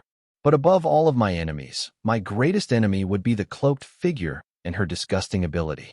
Come to think of it, the greatest enemy of mankind was the cloaked figure with her ability to turn a man into a mindless, voluptuous woman. Compared to what this woman can do to a man, any man would choose death over it. The miserable ending she could give to a man using her duplicate devil mask was worse than castration. Nope, both are worse. This BTCH needs to be put to the ground. Not just for me, but for the entire mankind. Now, that's something of a novel battle I would consider joining selflessly. Is it the Ego Gem? No. Even though the Ego Gem has a natural defense against soul attacks still, when it comes to soul attacks, an average card apprentice's Ego Gem should not be the match of Devil Skull Mask. There is something amiss here. That is you. Did that BTCH give a card that can ward off soul attacks? Wait, that ring. Is that it? It helped you ward off the Devil Skull Mask's soul attack, right?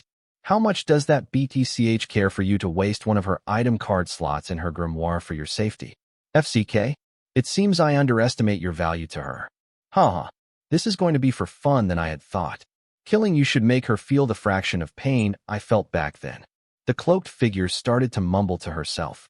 For some reason, she seemed to believe the curse-eating ring given to me by Anna as protection against the curse-type attacks was the reason I was able to overcome the ability of her Devil Skull Mask. This was a misunderstanding I didn't bother to clear because if the cloaked figure didn't get an answer, she would continue digging deeper into my secrets for an answer. That's not something I want right now. But I also could not let her conclude because the last time she got the answers to her question, she self-detonated herself to escape my grasp. Similarly, right now, if she doesn't need anything from me right now, nothing is stopping her from detonating herself again to escape my grasp.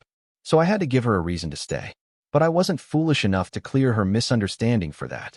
But I had something juicier than that to stop her from exploding her clone. ABA Davies. ABA Davies. Hearing this name, the cloaked figure's mind went blank because this was her name. Her legal name, given to her by her parents in the presence of all her family members and elders. This name was supposed to have died decades ago along with her family. Why does a teenager from a third-rate city in the southern region know this name? What else does he know? How much does he know? ABA Davis, if I am correct, that's your legal name, right? Getting the name of the cloaked figure from her grimoire status page was not a big deal when Hive AI hacked into her grimoire to track her real-time location back to the central academic city.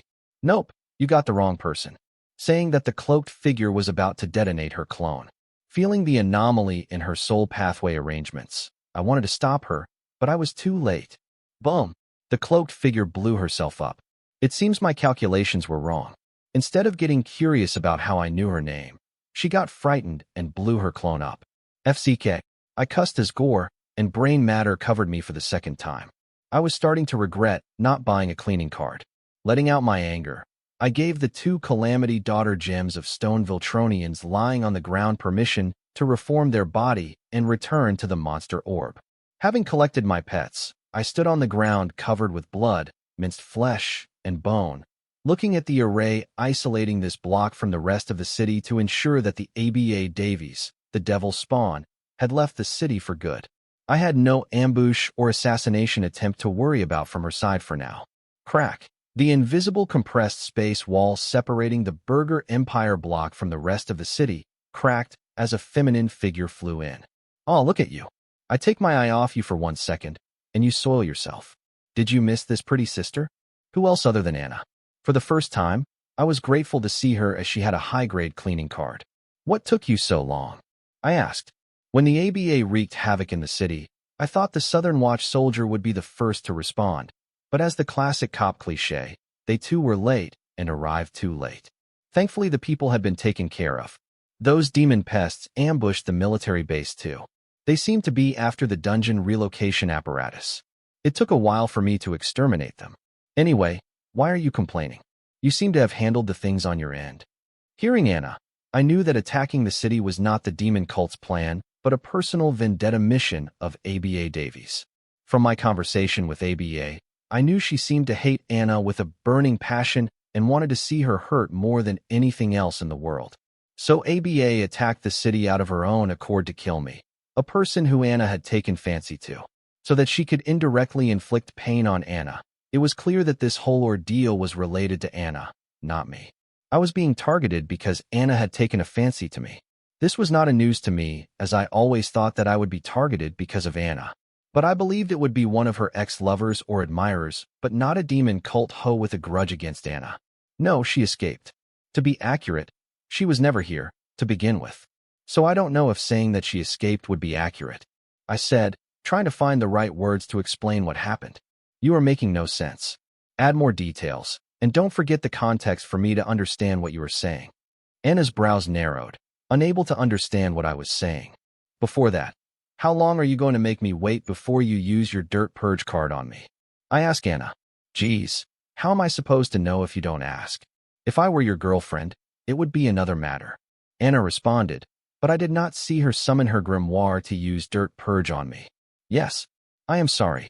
So please, will you use your dirt purge on me now? I cannot stand being covered in slimy human remains.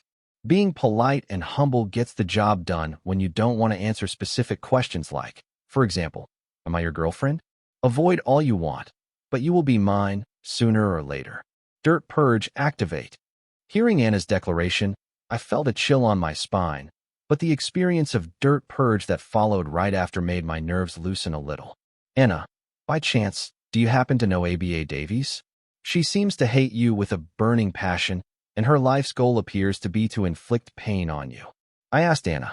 After all, ABA was her mortal enemy. If anybody needs to be cautious about her, then Anna came next, right after all the heterosexual men in the world. Yep, Abe Davies was the mortal enemy of mankind first than Anna. ABA Davies. So a rat has managed to escape the massacre decades ago and come back to bite me. Which direction did she flee? Maybe I can catch up to her. Anna asked with a serious expression. I had never seen her so serious about anything so far. Silver milk powder excluded, of course. I don't know. She wasn't personally here. Her clones were here wreaking havoc while she controlled them remotely. And I think that the last one of the clones just blew up on my face. I hid the fact that I knew the location of ABA from Anna because I wanted to put an end to the enemy of mankind with my own hands and obviously get the devil skull in her possession. After all, that's a demigod realm ingredient. I would be a fool not to covet it. So you're telling me that a mere clone army was responsible for this? So many innocent lives were lost, and the culprit didn't even have to leave the comfort of her house. This is absurd, said Anna, frustrated and irritated at the fact that the culprit behind the mayhem at Burger Empire Block couldn't be tracked. Yep, that's what happened. Ada has a peculiar origin card. It allows her to create multiple perfect clones by sacrificing living humans to the Devil Skull mask. She used the perfect clones as a sacrifice for the demon summoning ritual. Basically, she sacrificed a clone army to summon a demon army. I also learned that the Devil Skull used to create her origin card belongs to Swarm Devil Broodnon. Though I hid the fact that I knew ABA Davies' location, I still chose to disclose other information I had on her. So Anna and the Southern Watch are prepared to face an enemy like ABA. Also, I was not worried about Anna doubting how I got all this detailed information on ABA Davies and her origin card. I did this purposefully to show that I am as good on the battlefield as in a card lab. When you want an umbrella to shelter you from a storm, you should have the strength to hold the umbrella tight so that it doesn't fly away when a strong wind blows. Anna was my umbrella. I have to keep proving my worth from time to time for her to stick around and not get bored of me. So that's where the Devil's Skull went. I thought that that bastard took it before abandoning his second family. FCK? This makes her more troublesome to handle than I thought. Anna mumbled in anger and then yelled in frustration. Come to think of it, why does that girl hate you? Don't tell me you slept with her love interest, like how you bedded Chris Chase's girl. I was curious why ABA hated Anna with burning passion enough to make inflicting pain on Anna her life's goal. ABA Davies is my niece. I thought I had killed her in her mother's womb along with her mother and the rest of her family, but it seems she somehow survived that and also managed to remember what happened that night. Let's say that night Davies' family manor was painted red with Davies' family members' blood. Anna explained nonchalantly like it was any other news to her. But hearing her narrating it, every single one of my body hairs stood up in a chill. Anna, context. Before labeling Anna as a monster, I decided to give her a second chance so that I could understand the situation based on the context. You remember how I killed my half-sister from my bastard father's second family? It seems while I killed her, she was 8 months pregnant. If I remember correctly, ABA Davies should be the name my half-sister chose for her unborn daughter. Anna narrated that ABA Davies was the daughter of her half-sister, whom she killed to exact revenge on her low-life father, who abandoned her and her mother and shamelessly started a second family. Please tell me that you didn't know she was pregnant when you killed her. Who am I kidding with this question? ABA's mother was 8 months pregnant back then. Even a moron would know she was pregnant with one glance at her large belly. So, Anna should have noticed that her half-sister was pregnant. Yet she killed her. What else was I expecting from her? After all, she did massacre an entire family just for her revenge. So what if I knew? Does it matter? I got my revenge. That's all that matters. Don't tell me your stomach can't handle this. This is the second time Anna spoke in this tone. The first time was when she tortured me to get silver milk powder complete production, supply, and distribution rights. That day is still fresh in my mind. Therefore, I never let myself have delusions about Anna taking fancy towards me. I am clear about the relationship between Anna and me. It is just business. I never let myself forget that. Therefore, I never indulge myself in Anna's sexual advances. This conversation with Anna was proof of that. But still, today, I seem to have found my bottom line, an unborn child, or any child for that matter, pure beings that sin has yet to contaminate them. Look at your face, sigh. Let me tell you the truth that I have never told anybody, my mother included. As the Southern Watch massacred the Davies family, I headed in search of my half-sister, prepared to kill her. But when I found her with a bulging bell with the presence of life in it, I froze. Then I saw something that shook me forever. My half-sister slit her throat. Right then, I realized why my mother did not kill my low-life father's second wife. There you have it. I did not kill my half-sister. Back then, after she slit her throat, her corpse suddenly incinerated and turned to ash. It always puzzled me, but today, I understood why she did that.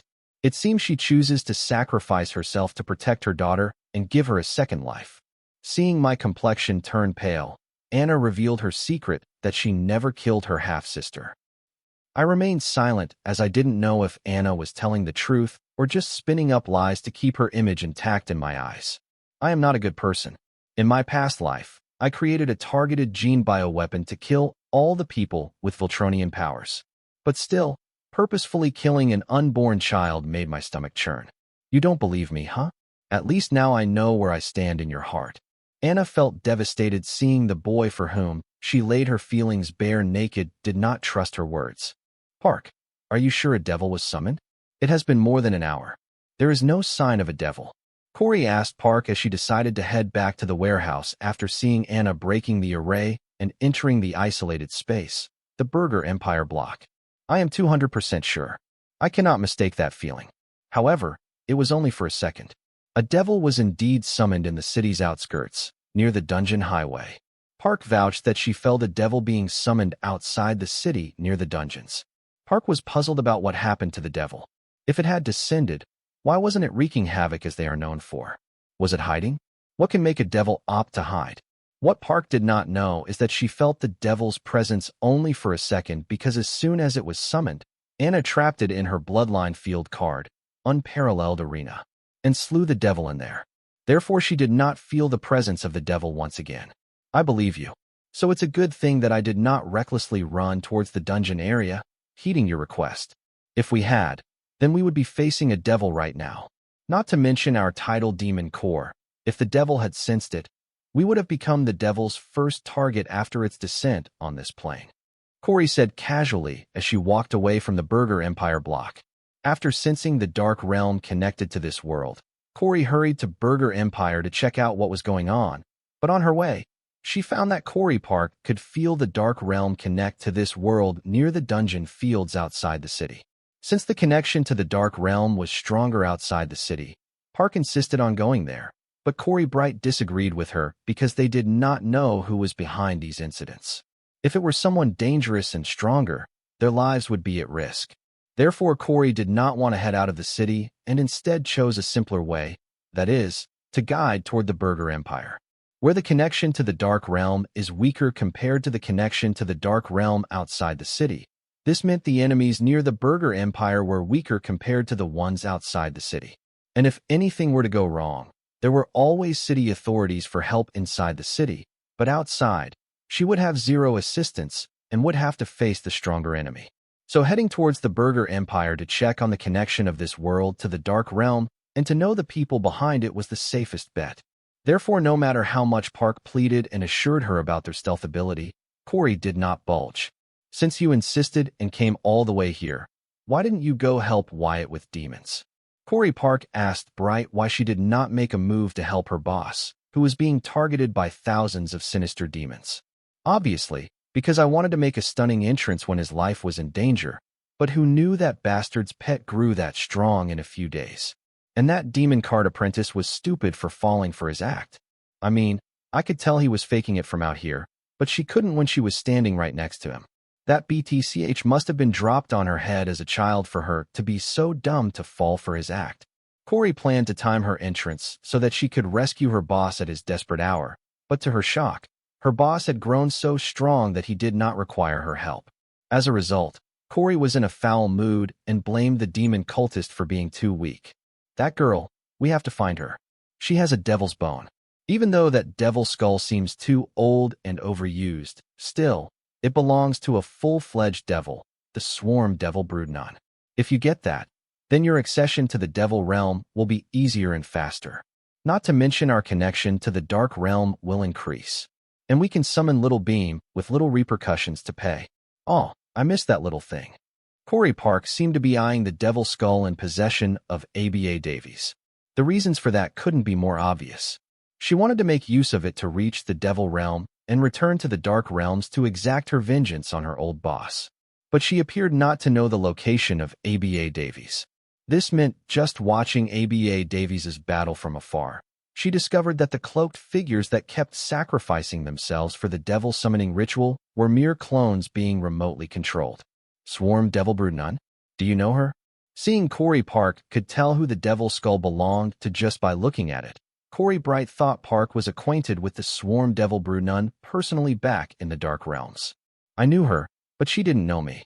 After all, she was one of the pinnacle beings of the Dark Realm, and back then, I was just a foot soldier, a nobody. When I was starting to gain popularity, she had entered the darkness for eternal slumber. Seeing how her skull is in this realm, it seems Broodnon lost her life in this world and had to enter darkness for recovery. Corey Park explained how Broodnon had been defeated and had to enter the darkness to recover by the time she managed to obtain her Tittle Demon Core. Whoa, this means there are people stronger than the devil in this world, huh? Then we will have to get that devil skull from that girl no matter the cost and fast. Since there is nothing here in need of my assistance, I will leave now, said Anna as she flew to leave. Ahem, Anna, little help with this isolation array. I hurriedly asked Anna to help me get out of the isolation array. Wait here. I am sure the authorities will shut down the isolation array once they know that threat has been neutralized. Anna replied to my plea for help with advice as she hovered in the air. Come on, Anna, don't be like that. Take me with you. If it's up to the authorities, it will take hours before they decide to put me in quarantine or let go of me. I flew next to hovering Anna and pleaded for her help once again. Even though I have handled the demon cultist problem, the City Hall will not remove the isolation imposed on Burger Empire Block because this site has been used for extraterrestrial summoning. Opening the door to an unknown realm for summoning is very dangerous, especially when that unknown realm is the demon realm and requires sacrifice. There have been cases where powerful unknown entities smuggled through the summoning door when someone tried sacrificial summoning. Powerful entities aren't the only ones. Various diseases from other realms have plagued the world by using the summoned beings as their carriers. A malicious entity can be subdued with some casualties, but a plague will lead to genocide before its cure is found. Therefore, sacrificial summoning is strictly banned by the orthodox side of the world, that is, the government, for royal families and the noble families of the central region. Since the Burger Empire block was used for sacrificial demonic summoning, the authorities will first put this block in an extended quarantine, then sweep and sanitize the entire block to make sure it is not compromised with unknown entities and diseases which could harm humanity of this world before they remove the isolation imposed on it by the city's array formation. As a person who breathed the air of this isolated space, I, too, would be put in quarantine until it is proved that I did not have the potential to become patient zero. Therefore, I needed someone of Anna's authority to get me out of here. Wyatt, the rules are made for a purpose. Don't break them because of a bit of inconvenience, said Anna, but her eyes spoke a different story. Now you need me. No, not me, but my authority. You heartless lowlife. Like everyone else, you only plan on using my background. To think I would fall for you out of all those capable men. Sigh. I still cannot bring myself to punish you. You better coax for another week, then we will be okay. Oh, SHD. I am so sorry, Anna. I forgot about our breakfast appointment. I am sorry. Let me make it up to you. While I was thinking of how to please Anna, I remembered I seemed to have promised to take her out for breakfast, just the two of us. No wonder she looks pissed. But why didn't she remind me? She was right there with me in the warehouse. I know better than to ask her that. Therefore, I stuck to classic kissassery. Oh, now you remember, Anna snorted with a snarky remark, as if saying I only remember her when I am in trouble. Though I have my trust issues, I have no qualms regarding using Anna for my needs. Yep, I am a low-life jerk who uses his past life as an excuse to use the girl who claims to like him. I did it again, claims. How does a person know if the girl really likes you? I am having a hard time discerning romantic relations, or any relationship for that matter. This explains why I did not think twice before adding the parent and daughter ability of the Dungeon Calamity core to my Calamity Soul core. I am broken, FCK it. No more excuses. Time to take action. I won't let the fear of getting hurt stop me in this life. Anna. Grabbing Anna by her waist, I pull her into my embrace and lock my lips on hers. Surprised, Anna shoved me away. What the heck are you doing? I crashed on the ground below. Caught by surprise, she did not have time to adjust her strength. Thankfully, she managed to hold back subconsciously. Yet, it resulted in half of my ribs cracking. What the heck? I should be the one asking that. I got up and spit out a mouthful of blood, then yelled while restructuring my cracked ribs to normal. What? You are the one who kissed me without permission.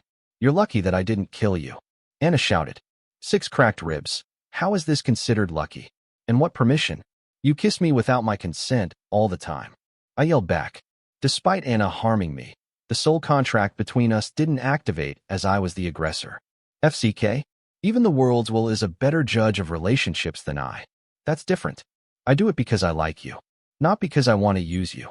Anna finally spoke her mind, revealing that she knew I was using her. I was without words, realizing that Anna wasn't pissed because I forgot the breakfast I promised her, but there was more. She had finally walked out of the initial blind infatuation stage and noticed that her feelings were only one way. And despite all her work, they weren't being responded to and reciprocated. And what were you thinking by kissing me out of nowhere? Did you think I would cave to your demands for a kiss? You lowlife asshole. You are no different than other jerks I hooked up with before. Anna screamed at me, feeling betrayed. I wanted to ask you out on a dinner date after the kiss. You know, as you would. This is what I get for being a little active, 6 cracked ribs, and being labeled as a lowlife asshole. I'm done trying. Take me home. I slowly flew back towards Anna, explaining that I wanted to make it up to her by taking her out on a dinner date for having forgotten about our promised breakfast. You were trying? You call that trying? You creepy bastard, that is not trying. That is sexual harassment. Anna yelled, not believing my excuse about asking her out on a dinner date to make up for forgetting the promised breakfast. Sexual harassment. You, of all people, have no right to claim sexual harassment. My mother warned me about dating an entitled princess like you. Hearing Anna speaks about sexual harassment, my blood boiled with rage. After all, I was one of her victims of sexual harassment. Funny, the culprit shoves the blame onto the victim. How many times do I have to tell you that what I did is different from what you did? I did it out of feelings for you, but you conniving lowlife did it to take advantage of my feelings for you. And for your information, your mother would be happy to have a capable and independent daughter-in-law like me. Anna shouted, defending her actions while criticizing mine. I just explained that I was trying to apologize for forgetting the promised breakfast. At this point, I didn't even know why I was screaming, but I knew I was furious, and for some reason, I was aroused. What the hell is this woman doing to me? Who the heck apologizes by kissing? Anna yelled. Clearly, she was dead set on making it my fault. Well, someone knows what they want for a change. I don't know. I guess people who are dating or like each other. I answered, shouting aloud. By now, it felt relaxing to shout. So I went with it. So by kissing, are you trying to say that you like me and we are dating? Does that mean I am your girlfriend? Anna's eyes shone brightly as she asked me this. I don't know how we got here and whether she planned for this, but I knew I was trapped. No SHD. I was starting to regret restructuring my cracked ribs. Maybe it's not too late. I can pretend one of the ribs punctured my lungs and fall unconscious. Perhaps she will leave thinking that I am dead. Don't you dare go deaf, dumb, and blind on me, Wyatt. I won't forgive you. Anna glared at me with her piercing gaze. Meeting that gaze, I was petrified. I know that I decided to stop using my past life as an excuse and stop letting the fear of getting hurt control me from forming a healthy, mature relationship. But all this is too soon. I feel like I am being shoved into something I am not prepared for yet. Anna, I am not ready. I will get there. For now, all I can say is to be patient with me. Rather than making excuses, I decided to tell the truth and hope that Anna would understand. Anna looked disappointed, but then, thinking of something, she said, but promise me when you are ready, I will be your first choice. Hey, if you still like me and are available, I would like the honor of being your partner. I answered with a smile, and then, thinking of something, I added, Anna, now that things between us are clearer than before, will you start? Will I start hooking up with others? Seeing me struggling to ask, Anna finished my sentence for me, and then said, aren't you a player for someone who claims to be new to this? Not only do you want me to wait for you, but you want me to stop having a good time. No, I don't know why I was thinking that. Since I can't give Anna what she wants, it's only fair that she finds it somewhere else. I don't know if it's the masculine possessiveness in me or my true feelings, but I didn't want Anna to be close with other males. Boy, aren't you demanding and high maintenance? But don't worry, I don't plan on regressing to my old lifestyle, as now I have someone I like and want to impress. Seeing me stutter, Anna took over the conversation and spoke.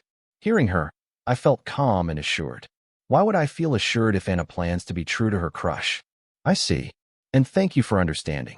But if you are okay with it, are we still on for dinner tonight? Just the two of us. I thanked Anna for understanding and forgiving me for what I had done to her before, stringing her feelings along, even though I had no plans to reciprocate or respond to them. Woo. A romantic dinner date for just the two of us. Wyatt, don't tell me since I stopped you from kissing me. You plan on getting me drunk and taking me back to your room to have your way with me. You conniving fox, you. Anna joked about our sexual harassment argument earlier, but when she saw my sullen face, she coquettishly asked, too soon? Yes, too soon. Women will never understand the pain of being wrongfully labeled as sexual abusers, spouse beaters, or perverts. After all, even the ice in Antarctica will melt with their tears. Sorry, and I am looking forward to our dinner date tonight. You better bring your A game for this. Otherwise, I will be pissed. Only Anna knew how much pain she was in. Wait? Like hell. I gave this bastard my grandma's ring, passed down in my family for generations. But he is so clueless and dares to say that he is not ready. FCKU. Cursing the love of her life in her head, she calmed herself and maintained a standard smile on her face so that she wouldn't scare him away. Don't worry. I will meet all the stops to make it a wonderful dinner. Trust me on this. I mean my calamity daughter Gems. I didn't know SHD about dating. In my past life, my money and status took care of that for me. Maybe that is why none of my relationships worked out back then. Okay, now let's get out of here. This place reeks of blood and gore. Saying that, Anna grabbed my shoulder with a hand and carried me out of the isolation area. Anna had changed her ways. If it were old Anna, she would embrace me in a hug and then bring me out of the isolation array. As always, a confrontation is the best medicine for all misunderstandings. I felt good about not making up excuses and confronting Anna about how I felt. Using the Hive AI, I mentally informed the Bright brothers that I had left the isolation array and that they should get back to the warehouse to deal with the mob of delinquents gathered here. As for Chief Denise, Nick will notify her that I have already left the isolation array and headed back home. Considering that she will be busy dealing with the aftermath of the demon cult's terrorist attack, she will not bother me for a while. By then, I would have moved to the royal palace. Will you look at that? Your very own organization? Aren't they a rowdy bunch? I heard breastfeeding them regularly should keep them quiet for a while. Anna mocked the Bright Lions, calling its members babies. She wasn't done there. Will you use them to fight the booger monster or the monster underneath your bed or the one hiding in your closet? Ha ha ha. Are you done? All you are doing right now is proving that you are not funny, I said, looking down at the crowd of delinquents surrounding the warehouse. And just when I wanted to confront them, saying that the Bright brothers would inform them about the party venue and they should head back, I saw Corey scream at the crowd. You mofos haven't left yet? Did I not warn you earlier? Yet you people are still here? Are you people looking down on me? Hearing Corey, the rowdy mob of delinquents went silent. Each of them turned to look at the source of arrogant words, Corey. And one of the delinquents came forward, gazing at Corey from head to toe. He said, Look here, little girl, considering that you are the boss's woman, we will. Slap. Before the delinquent could finish his sentence, a slap landed on his face, and he was sent back flying, crash landing into a bunch of bystander delinquents. Who the FCK is your boss's woman? It seems my cousins aren't guiding you guys properly. Let me help them guide you. Come on, who's next? Corey yelled, glaring at the delinquents. Her piercing gaze sent a chill into the spine of the mob of delinquents. Some even unconsciously took a step back. Hey, doesn't this chick resemble the chick who fought with the boss in the semifinals of the school tournament? A delinquent spoke, breaking the graveyard silence that had taken over the mass. Resemble? FCK? I think she is the real deal. A female delinquent affirmed. SHD, doesn't that mean she is the sister of the three leaders? Saying that, the delinquent hurriedly bowed perpendicularly and yelled, Senior sister. Senior sister. Following the delinquent's lead, others followed behind and yelled while bowing, Senior sister. Who the heck is your senior sister? Clear this place before I get angry.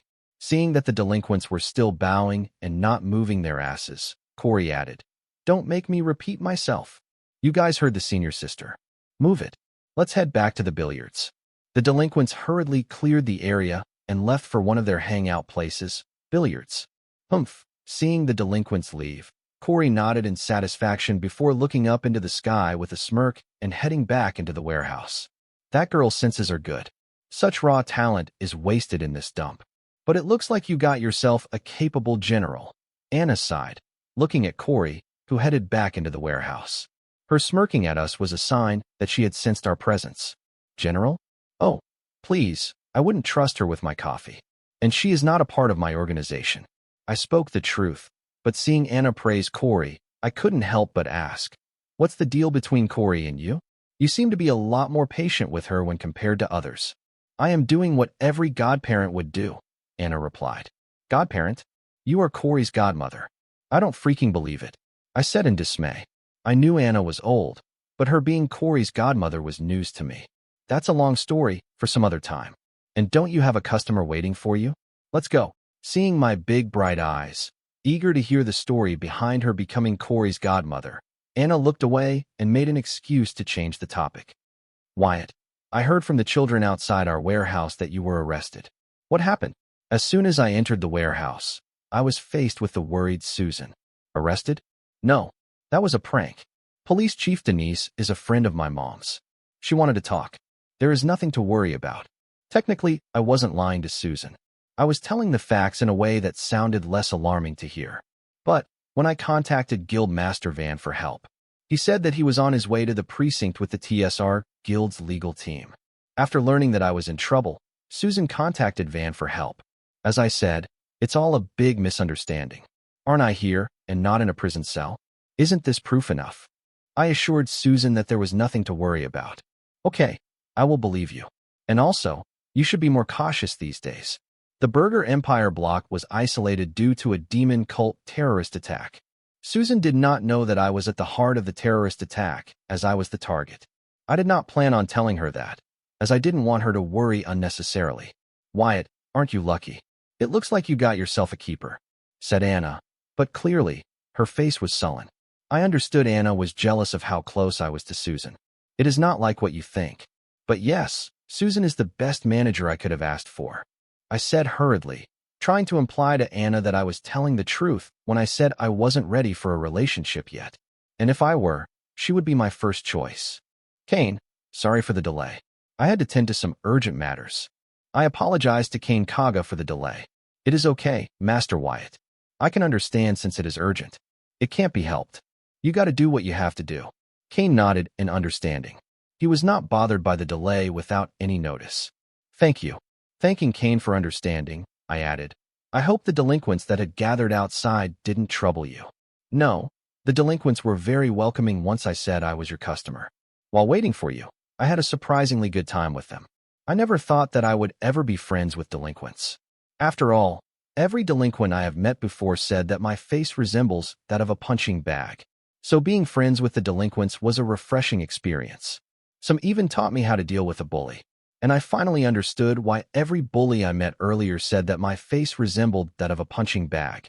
I got to stand up for myself. It's that simple. Kane seemed to have had a very educating session with the delinquent from Bright Lions. Well, as long as he was entertained and enjoyed himself. All's good, I guess. Oh my God, his face does look like a punching bag, said Corey, upon sudden realization. Corey, you. Susan wanted to give Corey an earful for her unthoughtful remark, but was interrupted by Kane.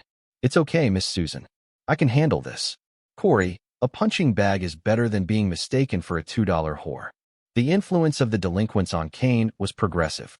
He seems to be more aggressively confident during the confrontation and fights his battles.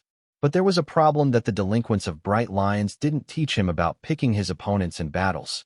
Somebody of Corey's caliber who could slap him to death was not in the same league as the street delinquents. Whoa! The woman folk in the warehouse felt Kane took it too far with the $2 whore remark. Corey rushed to Kane and lifted him by his collar, and asked, "What did you say to me?" Corey put him down. "Don't forget who started it," I ordered Corey. Hearing that, she glared at me with a fierce gaze, as if asking, "Who the heck are you to order me?" "Now," I said sternly, establishing my authority over Corey. Following my words, Corey put Kane down but yelled, "I am not apologizing to this son of itch." I did not plan on having Corey apologize to Kane. Having her yield to my words was a big win. Kane, buddy, you need more sessions before taking on some of Corey's caliber. How about you join us at the Bright Lions party tonight? Really, I can come to the party. I thought it was only for the members of Bright Lions. Kane had heard about the party from the delinquents. He wanted to attend it, but since it was exclusively for the members of the Bright Lion gang, he couldn't and was disappointed. Yes, after all, half-assed knowledge will only help you get in trouble. So come to the party. I invited Kane to the party as I really believed that he would get himself killed if we didn't learn to pick his battles. Thank you. I will attend the party and use it as an opportunity to show off my badass origin card soon to be made, Kane said enthusiastically. The damage done by Corey was taken care of with an invite to the party. Okay, now let's continue from where we left off. Saying that, I turned to Susan.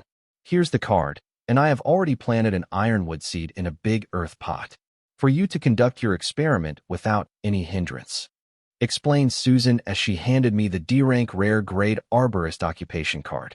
Card name, arborist. Card type, occupation card. Card rank, D-rank, rare grade. Card rate, 11 stars. Card durability, 82/100. Card effect. When equipped, the user gains the knowledge of someone trained in the physical maintenance and manipulation of trees. Additional effect, nurture, growth light. Note, not to be used on humans. Card effect limited to rare grade and below trees. Nurture, the user can use their soul energy to help the tree's growth. Note, not to be used on humans. Growth light, the user can use this light to help trees heal deep cuts and fight parasites. Note, not to be used on humans. The experiment Susan spoke of was for me to observe the soul pathway and arrangement changes in an ironwood seed as it grows into a matured tree. I not only had to monitor the soul pathway and arrangement changes during the ironwood tree's growth, but also how it produces flowers for pollination. In the end, I had to record every soul pathway change in the ironwood tree to use an ironwood seed as a base to grow a variant of the elder druid seen in Vivian's origin card, the Forbidden Garden. Of course, all of this data collected would be recorded and stored by Hive AI for me to compare the soul pathway and arrangement chances in both the ironwood tree and Vivian's elder druid. Growing the ironwood tree into a variant of elder druid was not a challenge, just tiresome. The real challenge was making use of Vivian's blood rule, meaning to give the ironwood variant elder druid the ability to morph into various forms based on the blood it devoured. If the blood rule meaning need here were mine, it wouldn't be a challenge. The complication was that it belonged to a third party. How do I overcome this? One way would be for me to comprehend the required blood clone meaning of the blood rule, but that would be hectic and time-consuming. Another way, and the preferable way, would be to get Vivian to join and help me during the origin card creation. It took a while, but I finally had mapped out what Kane's origin card would be and how I would go about creating it. Meanwhile, Susan had just returned after procuring the ingredients mentioned in the list of ingredients I gave her, specifying the ingredients I require to get started with origin card creation. Apart from the list, I needed 2 other ingredients. They were right here: Vivian's blood rule and the DNA material of the elder druids in her Forbidden Garden to create a Viltronian ironwood variant of the elder druid. Wyatt, here are the ingredients you asked for, said Susan, handing me a storage trunk card. It did not take long for Susan to procure the ingredients on the list, as there were only 5 items on the list. 1. A-rank Entwives Core, 2 Soul Jades. 2. A-rank Treant Core, 3 Soul Jades. 3. B-rank Wild Fist Arts, 5 Soul Jades. 4. A-rank Mandrake Roots, 2 Soul Jade. 5. Origin Core Free. Total cost, 12 Soul Jades. Entwives are female humanoid tree monsters. They have abilities that allow them to grow and manipulate trees. Boss Ent can even raise and control an entire forest. According to Kane, he didn't want just a wooden shape-shifting blow-up doll. He wanted a combat-ready wooden shape-shifting blow-up doll that not only takes care of his carnal appetite, but also helps him exact vengeance on his bullies. So the abilities of the Entwives, which allows them to control and grow trees and forest, will come in handy in Kane's origin card as strong crowd control abilities. Treant, sentient but violent tall tree monsters. Their close combat prowess is second to none in A-rank monsters. Their huge build and hefty weight give them a massive advantage in close combat. Their Herculean strength and elemental resistance abilities will give Kane's origin card the capabilities required to have an excellent defense as a close combatant. Wild Fist Arts, since Kane's origin card, is going to be a humanoid combat summons. It requires 1 or 2 martial techniques up its sleeves so that it can actually fight in close combat and not just take hits. I wanted to add more similar martial arts, but no high-ranking combat arts suitable for Kane's origin card were available in the city. Mandrake's roots look bizarrely like a human body, and high-ranking mandrakes can even come in humanoid male and female forms. They are mostly known for their medicinal properties. They have high vitality and regeneration abilities. Its capabilities will make up for the support abilities in Kane's origin card. If everything goes as per the map I have for Kane's origin card, then Kane will not only be able to use his origin card for his urges in combat, but also to eat its roots and heal himself. Or maybe even sell a few roots of his origin card as ingredients because of their high medical properties. I decided to add the D-rank Arborist Occupation card to Kane's origin card since I no longer had any use for it, and also because it will enhance the effect of the tree/forest growth and manipulation abilities extracted from the A-rank Entwives core. Now that everything was mapped out, all that remained was the card creation part. This time the card creation will be different from the usual. Unlike the previous times, this time, I will be entering a party of 3 along with Kane and Vivian, so that Vivian can add her blood clone meaning of the blood rule to the creation process of Kane's origin card. This wasn't something new. Many card creationists do this, but this was the first for me. Kane, do you have any combat arts cards on you? B-rank Wild Fist Arts will not be enough for Kane's origin card to become an excellent fighter. It requires more cards. Therefore, I asked if he had any high-ranking combat arts. I do. When my mother saw me return from school with bruises, she bought me the best martial technique cards to fight my bullies. But they are all C-rank cards. Kane was a silver-grade grimoire holder. The highest card rank he could equip was limited to C-rank. That won't do, I said in disappointment. If I wanted C-rank combat arts, then there were tons of them available in the Guild Association Mall. Do you need high-ranking martial arts cards? I have some with me. Here, pick the ones you like. Offered Corey, passing a stake of cards to me. I hesitated before taking the cards as she was being oddly generous. Whoa, so many A-rank martial arts cards. It's good being second-generation rich. Going through the stack of cards, I was dumbfounded to see so many high-ranking martial arts cards in Corey's possession. For your information, I created those cards, and I am not giving them to you for free. Select the ones you like and pay for them in full. Hearing Corey claim that she had created the high-rank martial arts cards, I rolled my eyes as I knew she was lying. By you mean your ego fire, right? I commented. Corey had a good foundation for card creation, but she did not have the required knowledge of martial arts to turn them into cards successfully. If not Corey, then it had to be Corey Park, Corey's ego fire. So Corey was just a fraud trying to steal glory off of Corey Park's work. Shut up. She is part of me. So what she does is automatically done by me. I didn't know that Corey was such a credit hog. Or is she willing to do anything to prove that she is a better card creationist than me? Whatever. By the way, why do most of these cards have the word demon in their names? What is your fascination with demons? Going through Corey's martial arts cards, I noticed that most of them have the word demon in their name. Do you want the cards or not? Give them back. Corey snatched the stack of cards from me after she replied to me with a question instead of answering why most of her cards had the word demon in their names. For example, Frost Demon Palm Arts, Strum Demon Fingers Arts, Tyrant Demon Saber Arts, etc. Okay, I want them. Give me some martial arts related to wood elements and elemental resistance. Since Corey had snatched back the stack of martial arts cards before I could go through all of them, I had no choice but to specify to her what I wanted. Let me see. I have 4 cards satisfying your requirements.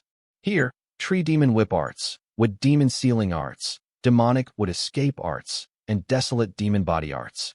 Corey passed me 4 A-rank martial arts cards, and then added, if you give me some more time, I can create a few more martial arts cards according to your requirements. Taking the 4 cards from Anna.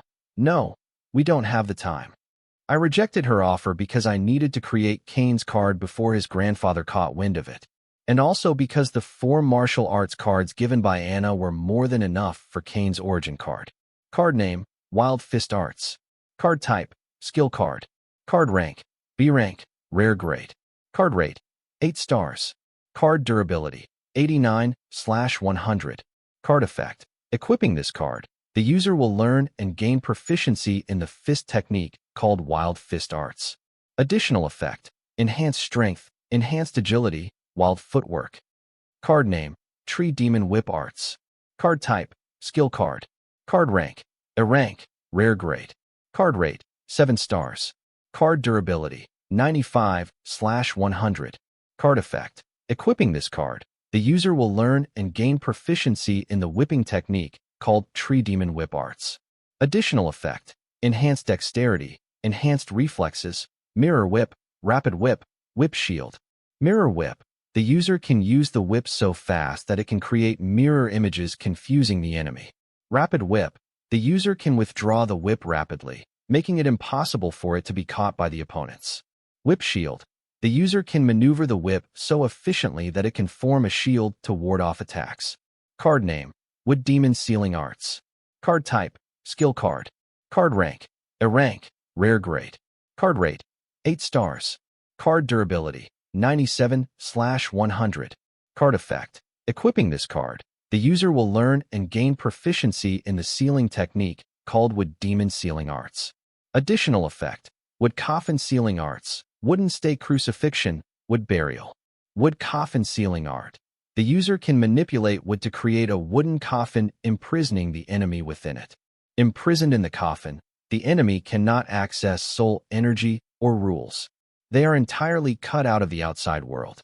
Wooden stake crucifixion. Wooden stakes are summoned and used to impale the enemy. Once the wooden stakes enter the enemy's body, their body will be petrified and rendered immobile until the stakes are removed. The number of stakes required to petrify an opponent increases with their realm. Wood burial. The user can summon roots from the ground to trap the opponent and bury them in the earth. Card name, demonic wood escape art. Card type, skill card. Card rank, a rank, rare grade. Card rate, 7 stars. Card durability, 98/100. Card effect, equipping this card, the user can burrow into the earth like tree roots and travel on round to escape the enemy's pursuit. Additional effect, enhanced agility, enhanced hearing, carry drag. Carry, the user can use wood escape art while carrying their allies. Darg, the user can drag and bury their enemies into the ground using the wood escape technique. Card name, desolate demon body arts. Card type, skill card. Card rank, a rank, rare grade. Card rate, 7 stars. Card durability, 94/100. Card effect, equipping this card, the user will learn and gain proficiency in the body arts called desolate demon body arts.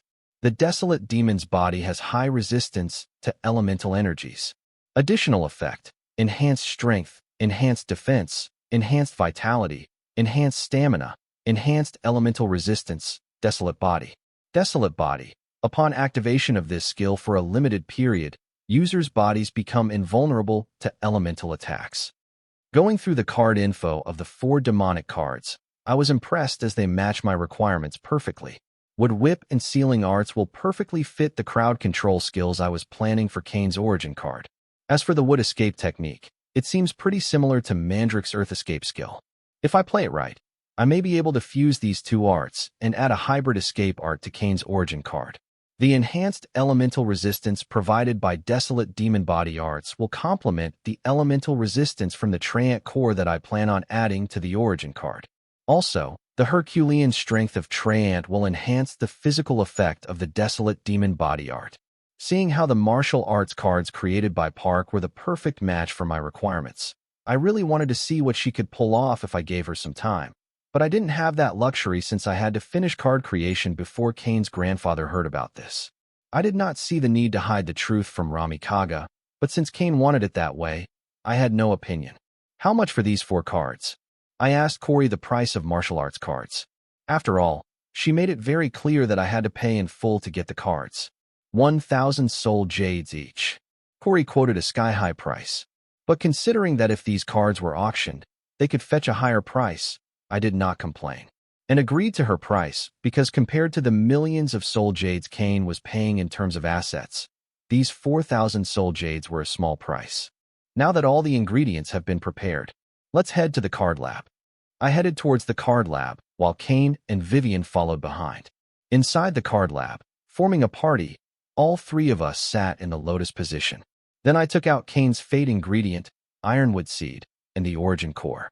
Now I had to carefully and meticulously transfer the soul pathways and arrangements of ironwood seed into the origin core. I had to be extra careful when moving it into the origin core to ensure that the health of embryonic tissue was not lost or damaged, ensuring that the seed was healthy and would germinate even after the transfer. After transferring the ironwood seed into the origin core successfully, now I had to alter its soul pathways and arrangements in such a way that when sowed in the ground, it would not germinate into an average ironwood tree, but a humanoid variant of Elder Druid. In this step, I was basically rewriting the genes of the ironwood seed to make it grow into a high-ranking tree monster rather than a G-rank ironwood tree dubbed the wastewood tree.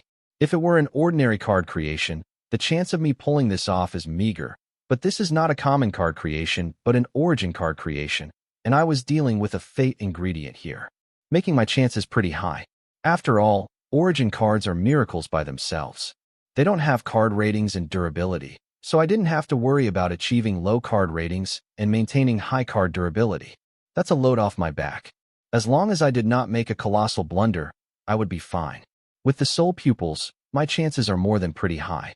For the addition of ironwood seeds, soul pathways, and arrangements, I had formed a perfect detailed map by fusing the change of soul pathway arrangements recorded during the germination of the ironwood seed into a mature ironwood tree and the blossoming of the flowers of the elder druid into a homunculus. I formed this soul pathways and arrangements map after running thousands of simulations through Hive AI.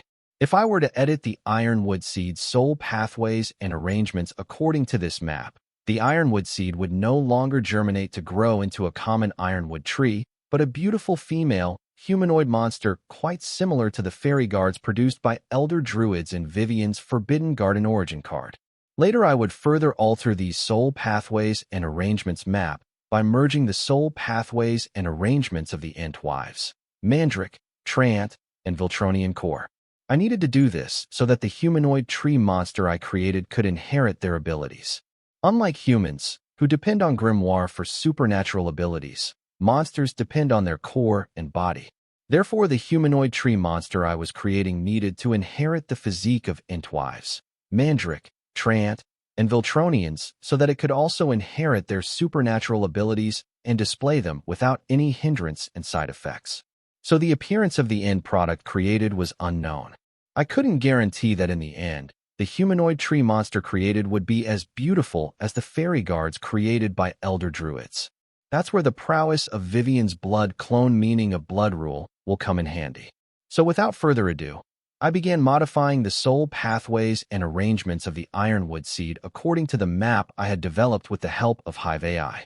Since the soul pathways and arrangements I was altering were related to the embryonic tissue of the seed, I had to be extra careful as I modified them. Once I had modified the seed's embryonic tissue's soul pathways and arrangements to match that of a fairy guard, next, I had to introduce the soul pathways and arrangements of Entwives, Mandrake, Treant, and Viltronians one by one. Then try to merge them with the modified soul pathways and arrangements without diverting too much from the original map to maintain a beautiful female, humanoid appearance of the end tree monster to be developed. I didn't have to worry about merging soul pathways and arrangements of ironwood seed with Entwives, Mandrake, and Viltronians counterparts because they, themselves, had beautiful female humanoid appearances. The problem came while converging the soul pathways and arrangements of Treants. Though these tree monsters were humanoid, they were far from looking like humans. Especially their bark, which is meant to protect them from elements, is responsible for their high elemental resistance. If the female humanoid tree monster I was creating for Cain had an epidermis similar to tree bark, then it would be anything but beautiful. Therefore, I need to keep the elemental resistance of the Treant, but remove its hideous appearance, which is very complicated since the elemental resistance stemmed from its bark. Still, I needed to find an alternative to this. Because without elemental resistance, the origin card I create for Cain will have a severe vulnerability to the fire element. For the fortune Cain was paying to have his origin card created, I could not slack off and provide him a summons with a severe flaw. After running numerous simulations with Hive AI, I managed to develop an alternative. The way to keep the Treant's high elemental resistance despite giving up on its barks was to make use of the Viltronian skin. They, too, showed high resistance towards elements to the point where they became invulnerable against elemental powers of a lower realm than theirs. I could add the Treant's high elemental resistance to its skin. Since Viltronian's DNA shows high adaptability to mutations, I believe this was possible. Now that I have managed to map out how the merging of the ironwood seed's soul pathways and arrangements with Entwives, Mandrake, Viltronians, and Treant counterparts would proceed, I began the meticulously merging process, keeping the health of the seed's embryonic tissues in mind. It took a while, but I managed to merge the altered soul pathways and arrangements of the ironwood seed with the Entwives core, Mandrake roots, Viltronian core, and Treant core's soul pathways and arrangements in order to modify the physique of the ironwood variant tree monster I was creating. Now that the modified physique was in place, I had to add the various abilities of the Entwives, Mandrake, Viltronian, and Treant species to it. That would be taken care of by introducing the related soul pathways into the origin core. This one wasn't tedious, as all the groundwork was laid down when I modified its physique. Now all I need to do is converge the soul pathway arrangement of the abilities to their respective places like putting together a puzzle. Once the various abilities of the Entwives, Mandrake, Voltronian, and Treant species were added to the Ironwood variant Elder Druid. 3/4 of my work was done. All that remained was that I added the various skill cards I had selected to increase the combat power of the origin card. I had a total of 5 martial skill cards and 1 occupation card to merge with the origin core, namely Wild Fist Arts, Tree Demon Whip Arts, Wood Demon Sealing Arts, Demonic Wood Escape Arts, Desolate Demon Body Arts, and the Arborist card. I could throw the soul pathways and arrangements of these skills in the origin core, be done with it. But that would mean that the origin card will have to figure out how to use these skills in synergy with the multiple abilities gained from various species.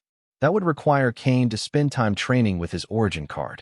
By the looks of how much this kid wanted revenge, I don't think he will be patient enough to wait and train his origin card before exacting his vengeance on his bullies.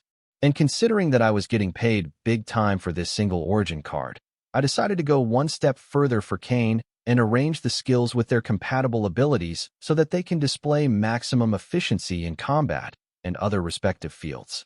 First, the martial skills Tree Demon Whip Arts and Wood Demon Sealing Arts had high compatibility with the Entwive's ability to grow and manipulate trees/forests. These skills, together with this ability, will make perfect crowd control moves. Second, the martial skills Wild Fist Arts and Desolate Demon Body Arts had high compatibility with the Treant and Voltronian species' monstrous strength and high elemental resistance. When used in synergy, these skills and abilities will make the origin card a perfect close combat fighter. Third, the martial skill Demonic Wood Escape Art has very high compatibility with Mandrik's Earth Escape ability. When used in synergy, both the skill and ability will make the perfect ingredients for the ideal escape recipe. After merging the skills with their compatible abilities, all that remained was adding Vivian's Blood Clone Meaning of Blood Rule to the origin core to complete the most crucial part of Kane's request for his origin card, the wooden shape-shifting blow-up doll. How was I going to go about this? All Vivian had to do was add her Blood Clone Meaning Blood Rune to the origin core. After that, I would merge the rune with the most compatible part of the modified soul pathways and arrangements of Ironwood Seed in the origin core to give the origin card ability to shapeshift with the help of Victim's Blood. Vivian's blood clone meaning is not limited to making blood clones of herself, meaning she could create blood clones of others as long as she had their blood, opening many possibilities to use her blood rule meaning. There were 2 abilities in the origin core that were compatible with Vivian's blood clone rune. One of the abilities belonged to the Elder Druid, and the other belonged to the Treant part of the modified soul pathways and arrangements. The ability of the Elder Druid that was compatible with Vivian's blood clone rune was, of course, the Fairy Guard production ability, and the ability of Treant compatible with Vivian's blood clone rune was Seed Rebirth. Apparently, the Treant tree monster can live even after having its monster core destroyed in the form of seeds, hence the name Seed Rebirth. There was a significant drawback to this Seed Rebirth ability, and that is that the monster has to restart from infancy or, in this case, from the sapling stage. But I had found a way to overcome this drawback by using the Elder Druid's ability to grow fairy guards within seconds. So by adding Vivian's blood clone rune, the origin card will be able to create fairy guards of any species with the help of the victim's blood. The origin card could also use Vivian's blood clone rune in synergy with the ability Seed Rebirth to destroy its previous body and form a new body of a different appearance with the help of the target's blood. Since the origin cards have no card durability stats, the origin card can switch between any number of bodies it wants to, satisfying Kane's request. Following my instructions, Vivian transfers their blood clone rune into the origin core. Then I used the blood clone rune to modify and enhance the 2 particular abilities in the origin core. With this, the creation was almost complete, leaving the final step, which is to morph the origin core into an origin card, which would determine the success of the origin card creation. Success. I was able to morph the origin card into an origin card without a hitch. And then, I hold the card to look at its card info. Card name, variant Ironwood Seed. Card type, origin card. Card rank, unique grade. Card rate, --. Card durability, --. Card effect, a common Ironwood Seed soul pathways and arrangements are modified, resulting in the creation of the variant Ironwood Seed. Additional ability, germination. Note, the origin card's growth is not complete. It needs to germinate. Kane. Here. Passing his origin card to Kane, I got up. Finished already. That's earlier than I expected. Kane said in surprise, taking his origin card. I got a lot more efficient in transferring and editing soul pathways. Thanks to that, I have outdone myself this time too. I replied as Kane eagerly checked his origin card info before equipping it. Master Wyatt, I think there is something wrong with the card. It reads that card growth is incomplete. Kane's complexion had turned pale, going through the description of his origin card. He had already steeled himself for an origin card creation failure, but not something like a faulty origin card. Card growth is incomplete. What heck does that even mean? What are you worried about? Equip it already, I said, patting Kane's back. But here it says the origin card growth is not complete. I think the origin card is only partially finished. Kane implored frantically. Clearly, he was not satisfied with his new origin card. Partially finished? I agree, but there is nothing for you to worry about. Trust me and equip it. I agreed with Kane because, in a way, the origin card I created for him was indeed partially finished in its current state. But this, Kane's words trailed as he hesitated too much about speaking his mind. I guess it cannot be helped since he didn't want to offend his idol. Don't tell me you want to discard such an excellent card? There is no rule that a person must equip his origin card right away. Kane could destroy it, discard it, or keep it in his card holder.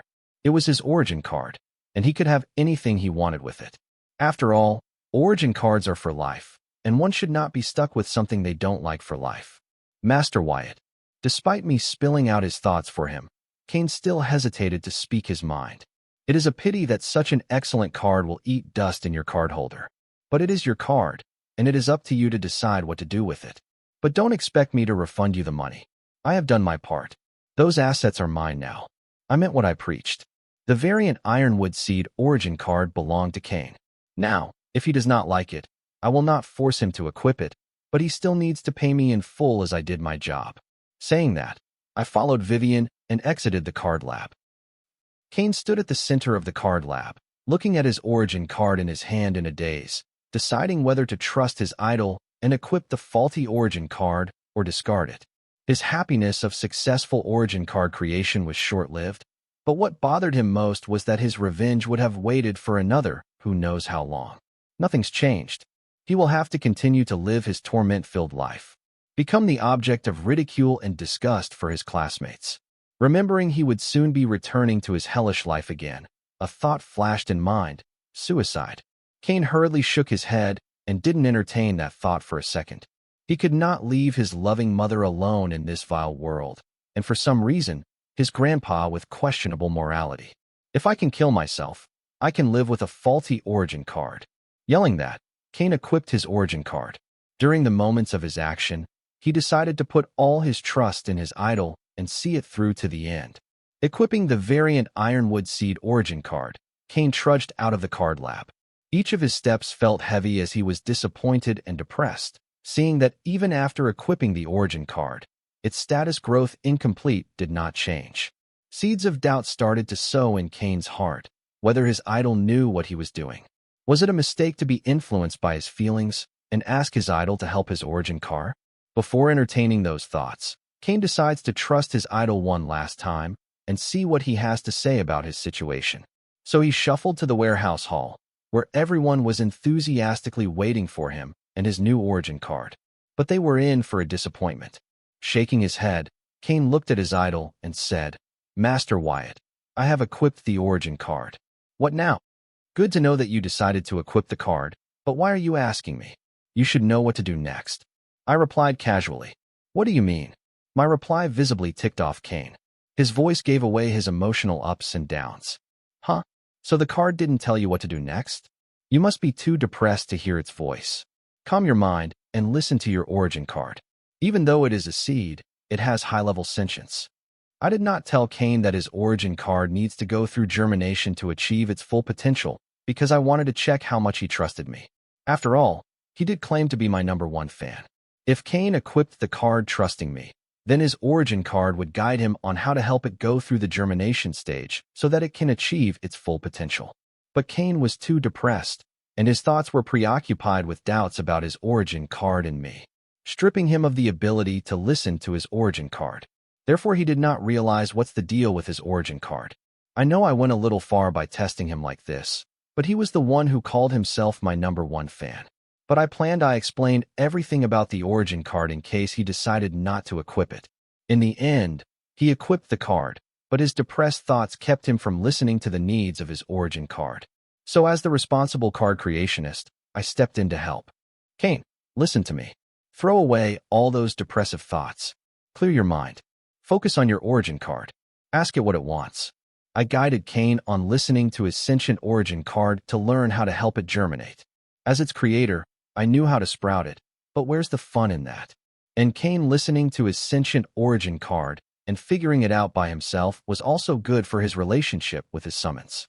Summon-type origin cards are usually more sentient than average summon cards, and their sentience continues to grow with the number of baptisms they undergo. With the increased sentience in the summons develop their opinions influenced by their emotions. And sentient origin cards cannot be used as a tool. They need to be handled with the exquisiteness of managing a person. Origin cards are bonded to card apprentices for life, and having a summon-type origin card is like being in a marriage. Origin cards can't disobey a user's demands, but an unhappy summon is like an unhappy wife. Any married man would warn you that you don't want that. Especially Kane, since he planned to maintain a sexual relationship with his summons. Therefore, it is crucial for Kane to start developing healthy communication with this origin card from the very beginning. Hence, instead of telling him, I guided him. Kane, can you hear it? What does it want? Yes, I hear it. Kane replied excitedly, and then, opening his eyes, he looked at me and said, I know what it needs to germinate. There are 3 methods. I don't know which one to choose. The 3 methods to germinate the variant ironwood seed that Kane spoke of were: 1. Sow the seed within himself and provide it with soul energy to germinate. 2. Sow the seed within a monster so that it can feed on the monster's soul energy to germinate. 3. Sow it in a land with an abundant presence of soul energy for it to germinate. The first 2 options of germinating the seeds seemed the same, but there was a vast difference between the 2. If Kane were to sow the seed in himself and let it grow by feeding on his soul energy, the summon would form an undying bond with him, giving him a huge head start to earn his summon's affection, making it more submissive to his command. This meant that Kane could usually direct it without using the authority of the origin card. Whereas if Kane were to sow the seed in a monster, then the seed would treat the beast as a nutrient and supplement of soul energy to help it germinate and complete its transformation. In this option, Kane would lose the chance to gain affection points with his summons. The third option was very basic, but it would be slower than the second option depending on the soul energy present in the land where it is sowed. There is a way to overcome this drawback artificially by adding a large amount of powdered soul jade to the soil where the variant seed is planted, making the soil rich in soul energy and suitable for the seed to germinate and mature in record time. All 3 methods were indirect methods for the seed to consume soul energy to facilitate its germination. Still, in the end, considering the undying emotional bond between the summons and card apprentice of the first option made it more desirable compared to the other options. So, which germination method will you pick, Kane? I asked, looking at Kane, who was lost in his thoughts. I want to go with the first option, but I am afraid my soul energy is not enough to help germinate the variant seed. Kane was worried that his origin card might suck him dry if he were to choose to sow the variant seed within him. Those worries are unfounded with me here. I, too, recommend the first option, as I have a feeling there are more benefits to choosing the first option over others. As a creator, I knew the origin card I had created better, and the bond between the card apprentice and the summon formed by choosing the first option for the seed's germination had more to it. Since this was my first time experiencing this, I did not know what it actually was. Okay, I will do as you say, Master Wyatt. Right now, Kane has mixed feelings regarding his idol. He felt guilty for doubting him and proud of him for creating such a mysterious card. With this mixed feeling, Kane's trust in this idol once again reached the level of a blind believer. Wyatt, are you sure? Won't he die if his soul energy is insufficient for the seed to germinate and mature? Susan asked in concern. As manager of the card boutique, She needed to be the voice of reason to stop her boss from becoming a mad researcher. Don't worry. I have these. Saying that, I take out a bottle of mid-tier silver milk pills. Handing them to Kane, I said, swallow them when you feel your soul energy is not enough for the germination of the seed. Whoa, are those pills? I feel a lot of soul energy in them. I can have some, Corey exclaimed and asked a few for herself. They're called silver milk pills. Here, catch. I threw a bottle of high-tier silver milk pills at Corey. Considering her cards were helpful in the creation of Kane's origin card, I didn't mind giving her a few incentives. Crunch. Corey popped the silver milk pills one by one like candies and said, they taste like milk candies. Seeing Corey devour a whole bottle of high-tier silver milk pills like candies, Anna couldn't help but look at her twice. Him, I can understand, as he was monstrous even before I knew him. But girl, you two are getting mysterious day by day. How do I sow the variant ironwood seed in me? Kane asked, holding the variant ironwood seed in his hand. Swallow it, I answered. I won't become pregnant, will I? The seed had already instructed Kane regarding how to sow it in his body, but Kane didn't listen to its instructions, fearing he would grow pregnant with his summons. Whoa, impregnation will be a good name for this germination method of your origin card. I teased Kane. No, I no longer want to use the first method to germinate my seed. Let's go with the third method. I don't care how many soul jades are devoured by the third method. I am willing to pay the price, as long as I don't get to be impregnated by my origin card. My words gave Kane a good scares, and he frantically opposed using the first method to germinate his origin card. Kane, calm down. I was kidding. Learning that I was teasing Kane, all the eyes in the room looked at me. If their gazes spoke, they would be asking, what's wrong with you? That wasn't funny. Master Wyatt, will I or won't I be pregnant if I use the first method of seed germination? Asked Kane with his eyes red while his upper teeth bit on his lower lips. No, you won't get pregnant. So don't be a baby and get started already. I answered, denying Kane's fears. Are you lying to console me? Asked Kane. Clearly, the boy would instead give up on his revenge than become pregnant. What reason do I have to do that? Kane, you came here hungry for power. Right now, I am serving it to you. So why are you hesitating? Swallow it or shove it down your throat. Do what needs to be done, and your hunger for power will be met.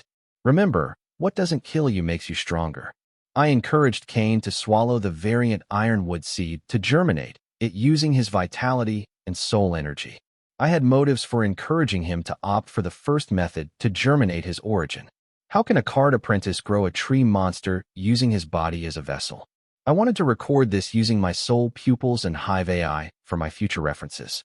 Okay, for power and vengeance. Here goes nothing. Gulp dashed. Resolving himself, Kane finally swallowed the seed, hoping that his worries were for nothing and his idol's words were valid.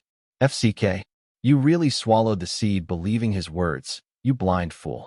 Seeing Kane gulp the seed despite knowing the chances of it making him pregnant with a tree monster, Corey couldn't help but blurt in dismay. She was shocked by Kane's blind trust in her boss. Shut. Kane wanted to retort Corey's words, but he began grunting in pain, holding his belly. Now, face the consequences of trusting a charlatan. Seeing Kane groan in pain, holding his stomach, Corey didn't miss the opportunity to mock him for blindly trusting her boss. Corey, shut up. Mr. Kane, are you okay? Reprimanding Corey for her comments, Susan rushed to Kane in concern. Then turning to the card boutique boss, she asked, Wyatt, what's going on? Do something. He seems to be in a lot of pain. This much pain is normal, but he doesn't need to be conscious during this process. The seed's sentience will take care of everything as long as he keeps providing enough soul energy for it to mature. Saying that I offered Kane an option whether he wanted to be unconscious during this ordeal. No, I can endure. I want to be there when she enters this world. Kane spoke resolutely. I could see a firm resolve in his eyes. If I didn't know the dirty things you planned on using her for, I would have commended your perseverance. Corey commented, looking at Kane, who could barely keep himself from falling unconscious due to the exuberant pain.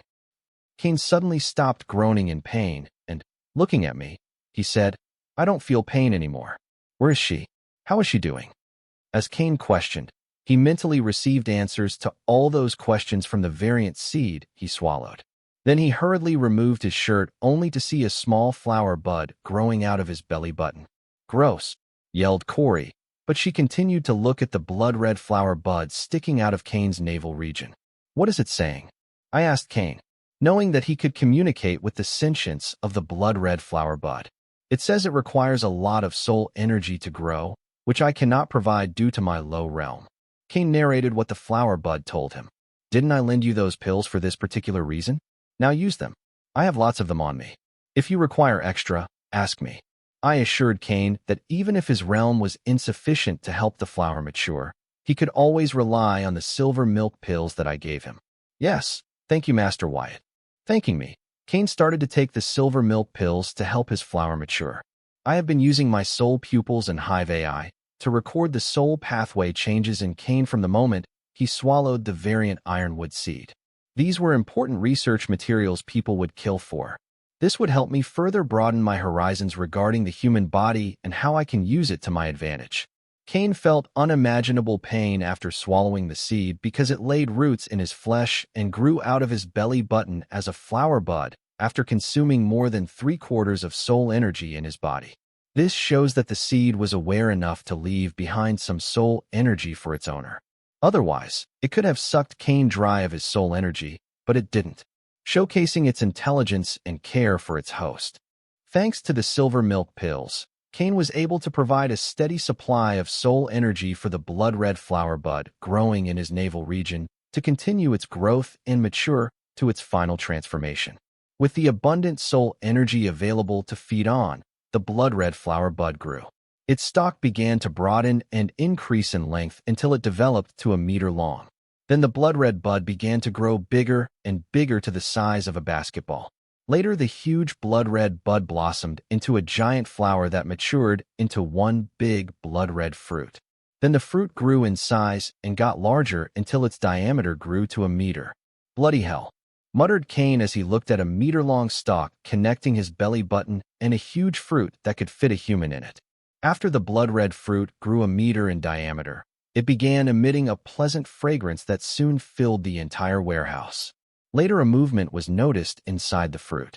Earlier, the fruit appeared to be like a meter-long blood-red grape. Now, as it began emitting a fragrance, it looked like a meter-long red water bed. It kept wiggling. Soon we started to notice a human face and hands pressing against the fruit walls from inside. It appeared as if something inside the fruit wanted to break free. Kane asks if it requires our help to break free.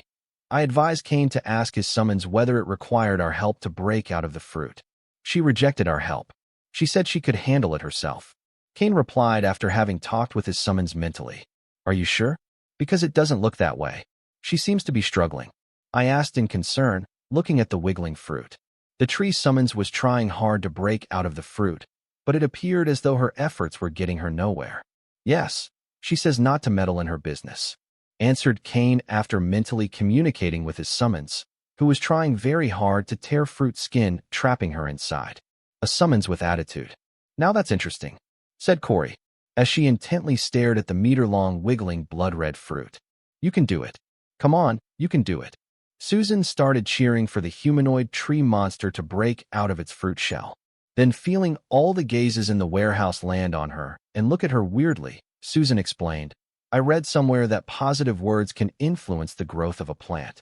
Since she is a tree monster, I thought cheering would help. You can do it. You can do it." Feeling Susan's explanation reasonable, Kane began cheering for his summons enthusiastically. Soon Corey tagged along. "Girl, you can do it. Yes, you can do it." In a certain warehouse, 3 people cheered for large wiggling blood-red fruit, while the remaining 3 looked at the other 3 as if looking at fools. "I think it's working. It is struggling hard. Come on, Wyatt, join us." Susan asked me to cheer for the humanoid tree so that it could break free from the shell prison it. Cheering indeed helps, but I think 3 people cheering for it should be enough. I agreed with Susan that cheering does indeed help motivate the tree monster to break free of the fruit, but it is an activity I wouldn't willingly participate in. What surprised me was that Corey joined in to cheer for the tree monster. I guess she is not a lost cause. "Come on, big sister, stop wasting time on that heartless man. The fruit is about to hatch any second now. There she is, the Corey I know." trying to gain points with Susan by throwing me under the bridge. She would never give up on an opportunity to earn points from Susan. As Kane, Corey, and Susan continued to cheer for the fruit monster, Anna, Vivian, and I waited patiently for the fruit monster to break free out of its shell. Splash! Soon, the skin of the wiggling fruit ruptured, and the gore water spilled out and filled the warehouse floor. The people in the warehouse were not concerned about the gore liquid covering their footwear, as they were mesmerized by a tall green humanoid female figure with blood-red hair and eyes. The green figure's voluptuous body was covered in a tiny bikini made entirely of rose-red petals, which left very little to a person's imagination. She had long, slender legs and sawn neck. Despite her green complexion, she was an alluring beauty appearance-wise. Her red hair and green skin may be unlike any human female, yet they were breathtaking and tempting. A slight smile on her rose-red lips could capture any man's heart. She had pointy ears. They were of average size, unlike Elf's long pointed ears. It took a while, but I finally noticed that in many ways, she was the green and red carbon copy of Kane's bully's mother. I don't remember adding this appearance to the origin card. Then it hit me. Maybe she took the shape her summoner wanted her to see in. Kane, did you ask her to take this appearance? I asked Kane as he could communicate with his summons as she shaped her body. He might have instructed her to take the appearance of his bully's mother. No, Master Wyatt. I would not do anything to put you in jeopardy. Kane hurriedly explained. Kh Kur Kek Keka. The green humanoid spoke, but all she did was let out weird sounds, which nobody understood except Kane. Kane, what is she saying? I asked. As it appeared, she seemed to be answering my question about why she chose that particular appearance. Boss, she says she took this appearance because I like it. Kane dragged his words as he felt shy and embarrassed to explain why his summons took his bully's mother's appearance. Wear this for now. Susan handed her oversized baby pink-colored pullover to Kane's semi-nude summons. Krek Kiki, taking the pullover from Susan, Kane's summons made a weird noise, which Kane translated as, she is thanking you for the pullover. Don't mention it, Susan replied to Kane's summons with a warm smile, leaving the summons in a daze for a moment before she wore the baggy pullover, which covered all of her curves but left her slender thighs exposed. A green-skinned redhead in a baggy baby pink-colored pullover, cute, except for the long red flower stalk connecting the belly buttons of Kane and his summons, leaving the reasons for her underdeveloped vocal cord and the vine-like placenta connecting you two aside. What do you mean by she took that shape because she knew you would like her that way? Does she have access to your memories or entire mind? I asked, curious how much in sync the Kane and his summons were. Usually, summoners and summons can feel each other's emotions in real time, and some can even exchange thoughts mentally. But this was my first time seeing a summons who knew about its summoner down to his preference for a woman when they hadn't known each other for more than a minute. She asked permission to share our memories. Since it is just the memories and seeing how she will be my life partner, I didn't mind permitting her. OSHD. That's how she knew to take this appearance. I am sorry, Master Wyatt. I didn't know this was why she asked permission to share my memories. I should have been more careful. Turns out that when Kane was impregnated with variant Ironwood seed, she asked him permission to share their memories. Kane unwittingly permitted her to share their memories. And that is how she knew to take the appearance of the mother of Kane's bully. It is okay. No big deal. Memory sharing is an excellent ability for a summoner and his summons. This way, she can learn about society and adapt to it through your experiences. It has its drawbacks, but it's the quickest way to get her civilized and adapt to the society. Kane's summons taking the appearance of her choice was no big deal. I was worried that she had access to Kane's mind, which would be disastrous. But it turns out that it was a summoner's skill, memory share, an excellent skill for a summoner to train his summons. Master Wyatt, what do you mean by drawbacks of memory sharing? Asked Kane in concern. Kane, a person's memories are very powerful. They not only hold the truth to who you are, but also the secret to why you are who you are. Various emotions are attached to these memories of yours. For example, memories that make you happy, memories that you hate, memories that you want to cherish, memories that you want to erase, memories that make you laugh, memories that make you cry, etc. Memory sharing doesn't just mean sharing your past, but sharing the happiness, fears, trauma, and other emotions that are attached to it. Over the years, you have grown to control your fears, traumas, and handle your depression, but your summons, she is barely half an hour old. What do you think is going on in her head right now? How is her mental health right now? After all, she did experience decades worth of memories in a matter of minutes. Most of the summons would have broken due to this, but fortunately for you, your summons has displayed high sentience since its creation. But still, I cannot guarantee that she is mentally stable. What I can tell you for sure is, what you like, she likes it more. What you hate, she hates it more. What you are scared of, she is afraid of it more. What is traumatic for you is more traumatic for her. But there is a catch to this. Your reaction to your hatred, traumas, and fear will not be her reaction. I mean that she will react differently when faced with a traumatic situation. Because though you two share the same memories, you two are not the same person. You two have different innate individualities and personalities. As your origin card, she is your guardian and is prone to protect you. So what will cause you to flinch will cause her to stand firm. Therefore, next time when you are in the company of people you hate and fear, be calm and collected. Otherwise, she may go on a killing spree just to make you feel comfortable. I recommend it would be best for her growth if you let her make her own personal memories. I explained how memory sharing could affect Kane's summons. Considering this summons high sentience, it is a good thing for Kane, but for the summons itself, not so much. Whoa. If I had known this earlier, I would not have agreed to memory sharing. I don't want her to go through the same pain and trauma I went through. Kane's words were genuine. He really meant what he said. It seems he is already very attached to his summons. Thankfully, it is his origin card, and he doesn't have to worry about it getting destroyed unless he is killed. That's okay, as he would rather die than live a life without his new summons. That's how much he is attached to his new summons. I guess the impregnation germination process of the variant seed had a hand in this ungodly bond. Dude, how long do you plan to keep showing your unsightly and skinny body? Wear a shirt, said Corey. And she wasn't wrong. Kane was really skinny. We could make out the outline of his rib cage, shoulder blades, and spine on his skin. It was as if he had no muscle or body fat. Kane chose to ignore Corey and her snarky remarks. But the same is not true for his summons. She glared at Corey with visibly burning rage in her eyes. What are you looking at? You are an origin card, meaning you can revive even if you die. Which means I do not have to hold back. So unless you want to make your birthday your first death day, keep at it. Corey. Susan gave Corey the stink eye. What? It's not my fault that I am too straightforward. Corey replied nonchalantly. You are not straightforward.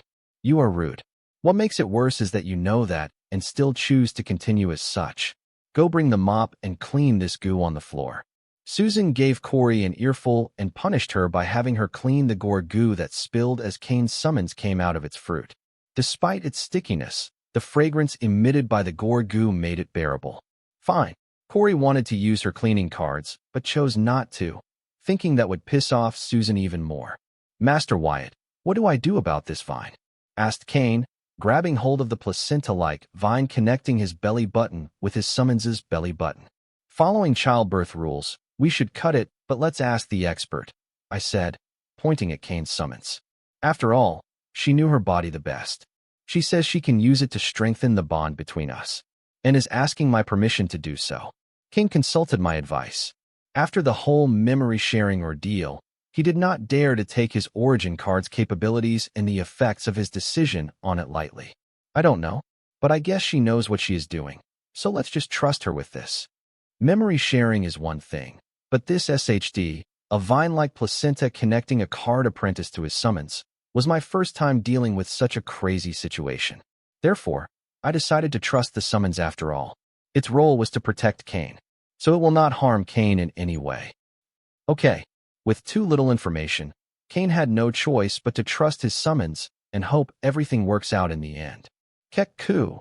Though the summons made a weird noise, we could tell that she was trying to assure Kane. Then she removed the baby pink pullover and handed it back to Susan, giving the warehouse a complete view of her ample curves tied in a tiny rose-red petal bikini. Then in a flash, she vanished. Not just her. There was no sign of the vine-like placenta either. There was no sign of the summon or the placenta left. Thankfully, my soul pupils were active, and I recorded that she did not vanish but instead retracted back into Kane's navel region. I didn't think that was possible. Gulp.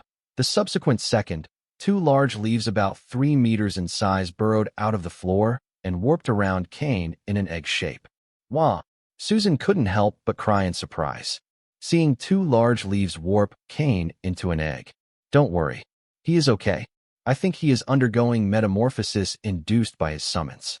It must be regarding using the vine-like placenta to strengthen the bond between them. I explained even before Susan asked me. Guys, move aside. I need to mop this, said Corey, holding a bucket of water and a mop to clean the goo covering the warehouse floor. What are you doing? A mop and bucket of water are not enough to clean this. Use your cleaning card. I didn't mean to undermine Susan's punishment, but I didn't want to bear watching the fragrant goo covering my warehouse floor any longer. You are the best, boss, yelled Corey and hurriedly used her cleaning card to clean the goo, fearing that Susan would change her boss's mind. Soon the leaves that were warping Kane unwrapped and retreated into the ground back where they came from, leaving behind a tall, hunky Kane. The skinny body, which outlined all of its bones, had turned into a well-chiseled muscular chick magnet. Kane's current fit body could be considered beyond handsome. His well-defined jawlines made me wonder if he was the same timid kid who came to me searching for the power to handle his bully problem. Kane had gone through a total makeover, similar to a certain legendary skinny cadet who transformed into a buff captain. Corey, close your mouth and wipe the drool, Kane advised, looking at the astonished Corey, whose jaw hung open in shock and unconsciously drooled over the hard piece of meat in front of her. What? No, Corey hurriedly closed her mouth and wiped the drool. What is that spiral imprint on your abdomen originating from your navel region and coiling around your belly button? I asked Kane, pointing at the red spiral tattoo that looked like a thorny vine coiling around his navel. It wasn't present before Kane's metamorphosis. That's a bond imprint between me and my summons. Or at least that's what she said. Kane pointed at his summons, who reappeared out of thin air. This time she wasn't wearing a rose-red petal bikini, but a velvet tight-fitting mini dress with a deep V-neck, which emphasized her ample bosom while giving a full view of her deep cleavage. I think you should give her a name. It feels wrong to keep addressing her with pronouns. Anna pointed out. She seemed to have experience taking care of a pet or a summons. Master Wyatt, you created her. That makes you almost her father. So I think you should give her a name. Kane tried to make a good gesture, but he chose his words very poorly. If creating the card makes Wyatt her father. With that logic, since you gave birth to her, that makes you her mother.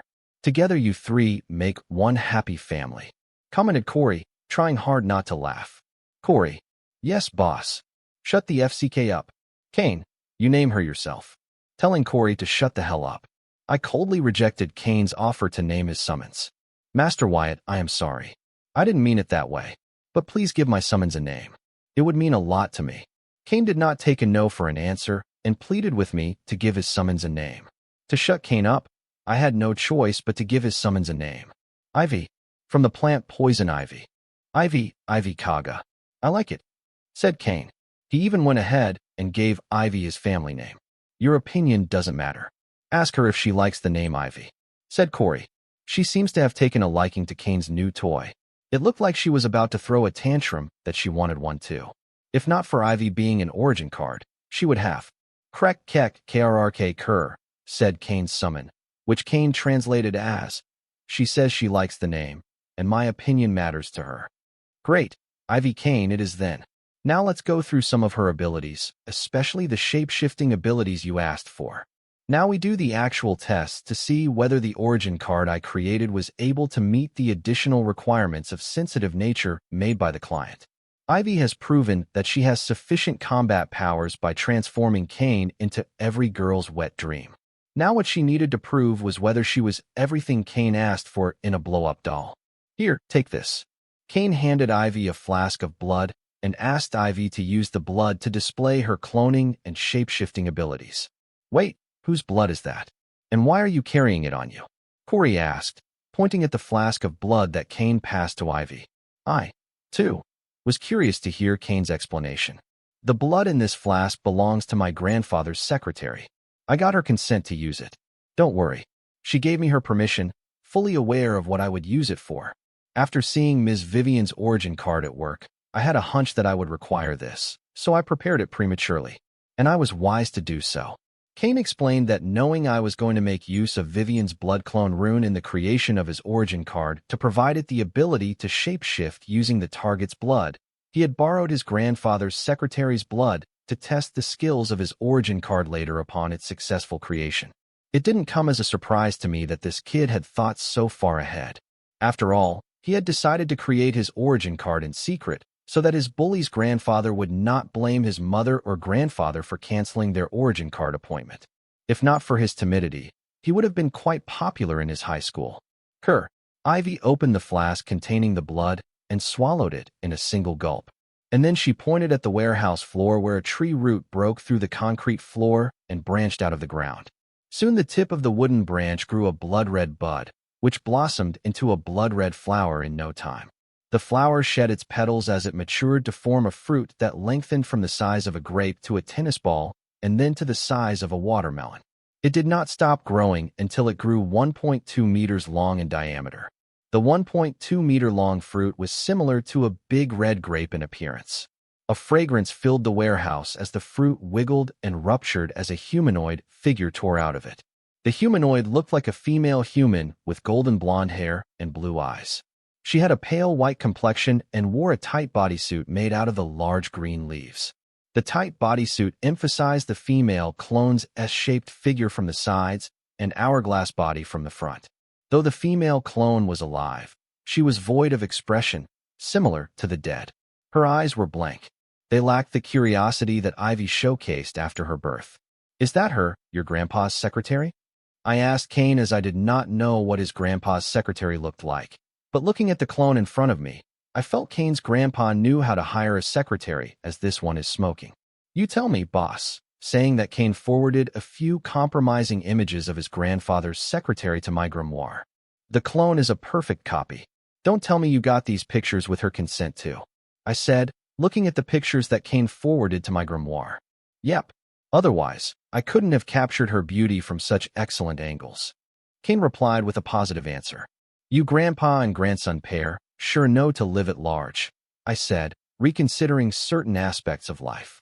And then, thinking back to the original topic, I asked, how much blood of the target does she require to create one of these clones? Not much. According to Ivy, the blood in the flask should be enough for her to create 10 such clones. The only drawback I noticed is that the realm of the clones depends on my original realm.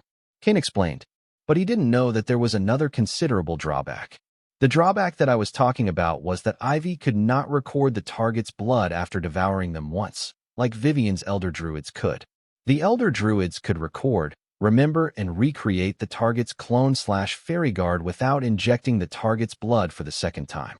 I think this difference when Elder Druid and Ivy make use of Vivian's blood clone rune exists because Kane wasn't the true owner of the blood clone rune.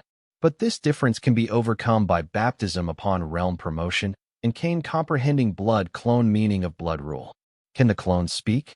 Or do they also have a malformed vocal cord similar to Ivy? Anna asked, because if the clones can't speak, they cannot be called perfect clones. No, they too can't speak, answered Kane dejectedly. Don't worry. I think Ivy undergoing baptism a few times should help her develop her vocal cord. Though Ivy was able to retain the human form, her body was a little different from a genuine human body. For example, her green complexion, her sharp pointy ears, and the underdeveloped vocal cord. They are the differences I know of, and one of these differences had shown up in clones she created, the underdeveloped vocal cord. Viltronian soul pathways and arrangements are strong and have high adaptability. They are one of the main reasons why Ivy was able to maintain the humanoid appearance despite the diverse soul pathway pool of ironwood trees, elder druids, trance, entwives, and mandrakes used in its creation. It would have dominated all these spices and given Ivy a perfect human body, but that would mean giving up on most of the abilities possessed by these monsters. This was not an option, so in order to keep these powers, the Viltronian soul pathway had to take a step back and leave room for some of the soul pathways from other species leading to certain deformities like underdeveloped vocal cord, green skin, and pointy ears. And one of these was passed on to the clones she created. What about shapeshifting? I asked, because Ivy's use of Vivian's blood clone run was not only limited to creating fairy guard clones, but also morphing into the appearance of a target herself. Ivy, do your magic. Cain commanded Ivy to use the remaining blood she swallowed from the flask to shapeshift into his grandfather's secretary. Kirk Keck. Ivy nodded in agreement, and then the root that branched out of the ground from earlier grew another blood-red bud, but this one was larger than the one used to make the clone. This bud grew to 2.3 meters tall and blossomed into a ginormous blood-red flower. Ivy then walked it to the blood-red flower, climbed into its pistil, and sat comfortably, hugging her knees. Then the blood-red flower enclosed and shed its petals as it morphed into a gigantic fruit. The fruit appeared similar to a ginormous blood-red grape. Later the fruit ruptured, and a pale white human female with golden blonde hair and blue eyes climbed out of it. She wore a velvet mini-dress that Ivy was wearing earlier. She, too, gave a full view of her plumpy cleavage. Still, it wasn't the same as Cain's bully's mother's body, as her body was more curvy and voluptuous than Cain's grandfather's secretary's body. Especially when it came to their bosom. Cain's grandfather's secretary couldn't fill up the deep V-collar of the mini-dress like Cain's bully's mother did. Whoa, if she doesn't speak, I will mistake her for an actual person, said Corey, looking at Ivy, who had morphed into the appearance of Cain's grandfather's secretary. This time she did not have green skin, but pale white skin, making the shape-shifting a success. Ahem, Ivy is an actual person, but she isn't a human, that's all. Susan corrected Corey, but she appeared a little alerted about Ivy's ability. Which woman wouldn't be? Ivy could morph into any of them with a few milliliters of their blood. Ivy could shape-shift into the opposite sex, too, but considering Cain's intentions for Ivy, he would never permit her to do that. Pervert. Corey cussed. After the amazement of Ivy's abilities passed, she, too, had the same worries as Susan. Cain ignored Corey and scratched the back of his head while laughing like a fool because he was more than satisfied by Ivy's abilities. And he couldn't help but imagine the look on his bully's face when he would exact his revenge. Cain couldn't help but look forward to it. You know, Cain, with your current looks, you can get yourself a real girlfriend to satisfy your urges. If you try hard enough, you can make your bully's mama your sugar mama, or even have her fall for you. It may sound far-fetched, but you can achieve it with your current appearance and depending on her marital happiness. I wasn't exaggerating when I said these words. Using the vine-like placenta, Ivy had transformed Cain into every woman's wet dream. I bet Cain can land a few of his high school goddesses relying on his current looks. Alas, the boy was far too broken from the inside for him to start living an ordinary life now. I hear you, Master Wyatt, but that's impossible for the current me. I don't think I can trust anybody as much as I trust Ivy. And when I have the world's hottest woman at my beck and call, why would I look for other trash? My Ivy is the best and most beautiful. Ivy, change back to your original appearance. Cain's experience with his bullies had left him broken. He could not trust anybody except his mother, me, and himself. Yes, his grandpa wasn't on the list of his trusted people, but a total stranger like me was. So one can guess how much mistrust Cain had towards his own kind, humanity. Ivy summoned another enormous flower, and using it, she reverted to her original appearance as her master wanted her to. Then she was pulled into the embrace of her master as they both bowed to her creator, and her master yelled, "Thank you, Master Wyatt, for everything. If I am not imposing, I would like to ask you one more thing. Cain, skip the formalities and speak your mind." I know Cain was genuinely grateful to like the rest of my clients, except Jaya. I would like you to take me in as one of your subordinates. I would be truly grateful if you gave me the opportunity to serve you. I promise to do my best and not disappoint you. With my permission, Cain spoke his mind, but I didn't expect him to ask to become one of my cronies. This was tough because all my true subordinates had a Calamity Daughter gem, and the rest were the subordinates of my Calamity Daughter gem, with Dana, an expectation, of course. That reminds me that I seem to have spared a lot of leash to the Fine Gold sisters, which concerns me since I was thinking of grooming her to take over my operations in Sky Blossom City. I think Cindy should be enough to tighten the leash for these sisters. Let's have a chat with her later. Cain, I hate to say this, but I don't have an open spot for you. But if there is something unique you could offer to my cause, I can reconsider your request. Cain's origin card is overpowered, but it's nothing compared to my Calamity Daughter core. And I couldn't think of anything where I could make use of someone like Cain. Kane thought hard but couldn't think of a way he could be of help to someone who ran multiple organizations and had his arrogant grandpa, Ramikaga, fears him despite being 17-year-old. Kane, I know you are grateful. You don't have to go out of your way to prove it. I appreciated Kane's resolve, but like how his trauma stopped him from believing in people similarly, my past made me want to control every aspect of my life.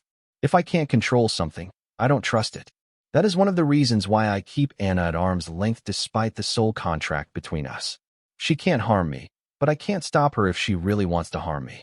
And to avoid attracting attention, I rarely use the Calamity Daughter gems. Thank you, Master Wyatt. You are right. The current me cannot be of any help to you, so it is ambitious of me to be your subordinate. Therefore, I have decided to start from the bottom. Master Wyatt, please allow me to join one of your organizations and start from the bottom. I will climb ranks and prove myself worthy of being your subordinate. King did not give up. He understood with his current capabilities, he was of no help to his idol, but he believed he could learn and become someone worthy. I was taken back seeing Kane's resolve to express his gratitude. Honestly, I do not feel like I did something worthy of Kane's appreciation. He already paid me more than enough for the services I provided to him as a card creationist. But I understood where he was coming from. I didn't just help create an origin card for him, but a life partner with whom he can share his burdens and rely on. This may not be appreciated by many, but for someone like him, whom his peers and society had rejected, this was a huge deal. He was no longer alone in this two-faced, cruel world. Please, Master Wyatt, don't say no. I am already an adult. So let me start living my life my way by showing my appreciation for you. And I trust that if I follow you, I can unleash my full potential and achieve much more than anywhere else. Kane pleaded. He made it clear that he planned to give up on his family, high school, and college to follow his idol and build a career around him. What? Hearing Kane, I was dumbfounded. I felt like I heard the craziest joke of the year. What he said was insane to listen to. He wanted to drop out of high school to work for me instead of attending college. How crazy is that? For someone who has zero trust in people, he was putting a lot of faith in me. I guess he's one of those guys who has a hard time trusting people, but once someone manages to gain his trust, he is willing to do anything for them. Kane stared at me with bright, resolute eyes. Looking at them, I almost said yes. But his origin card had too much potential to waste time by starting from the bottom. Therefore, I decided to give him a test, and by the end of it, if he still wants to follow me, then so be it. Kane, you have great potential. It would be a waste for you to start from the bottom. Instead, I have another proposal for you. If you are up for it, we can reach an agreement. Anything you say, Master Wyatt. Kane replied humbly, but I felt a fanatic vibe from him, and his target of obsession was me. For now, I will add you to my reserve group. It consists of talented people who with proper guidance can become the pillar of the New World Order. I had to create a new group to satisfy Kane's request. And why was I going this far for him? Because I want to.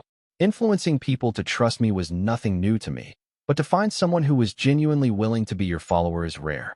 I wanted to test him, and if he passed, I would give him an opportunity for him to become useful to me.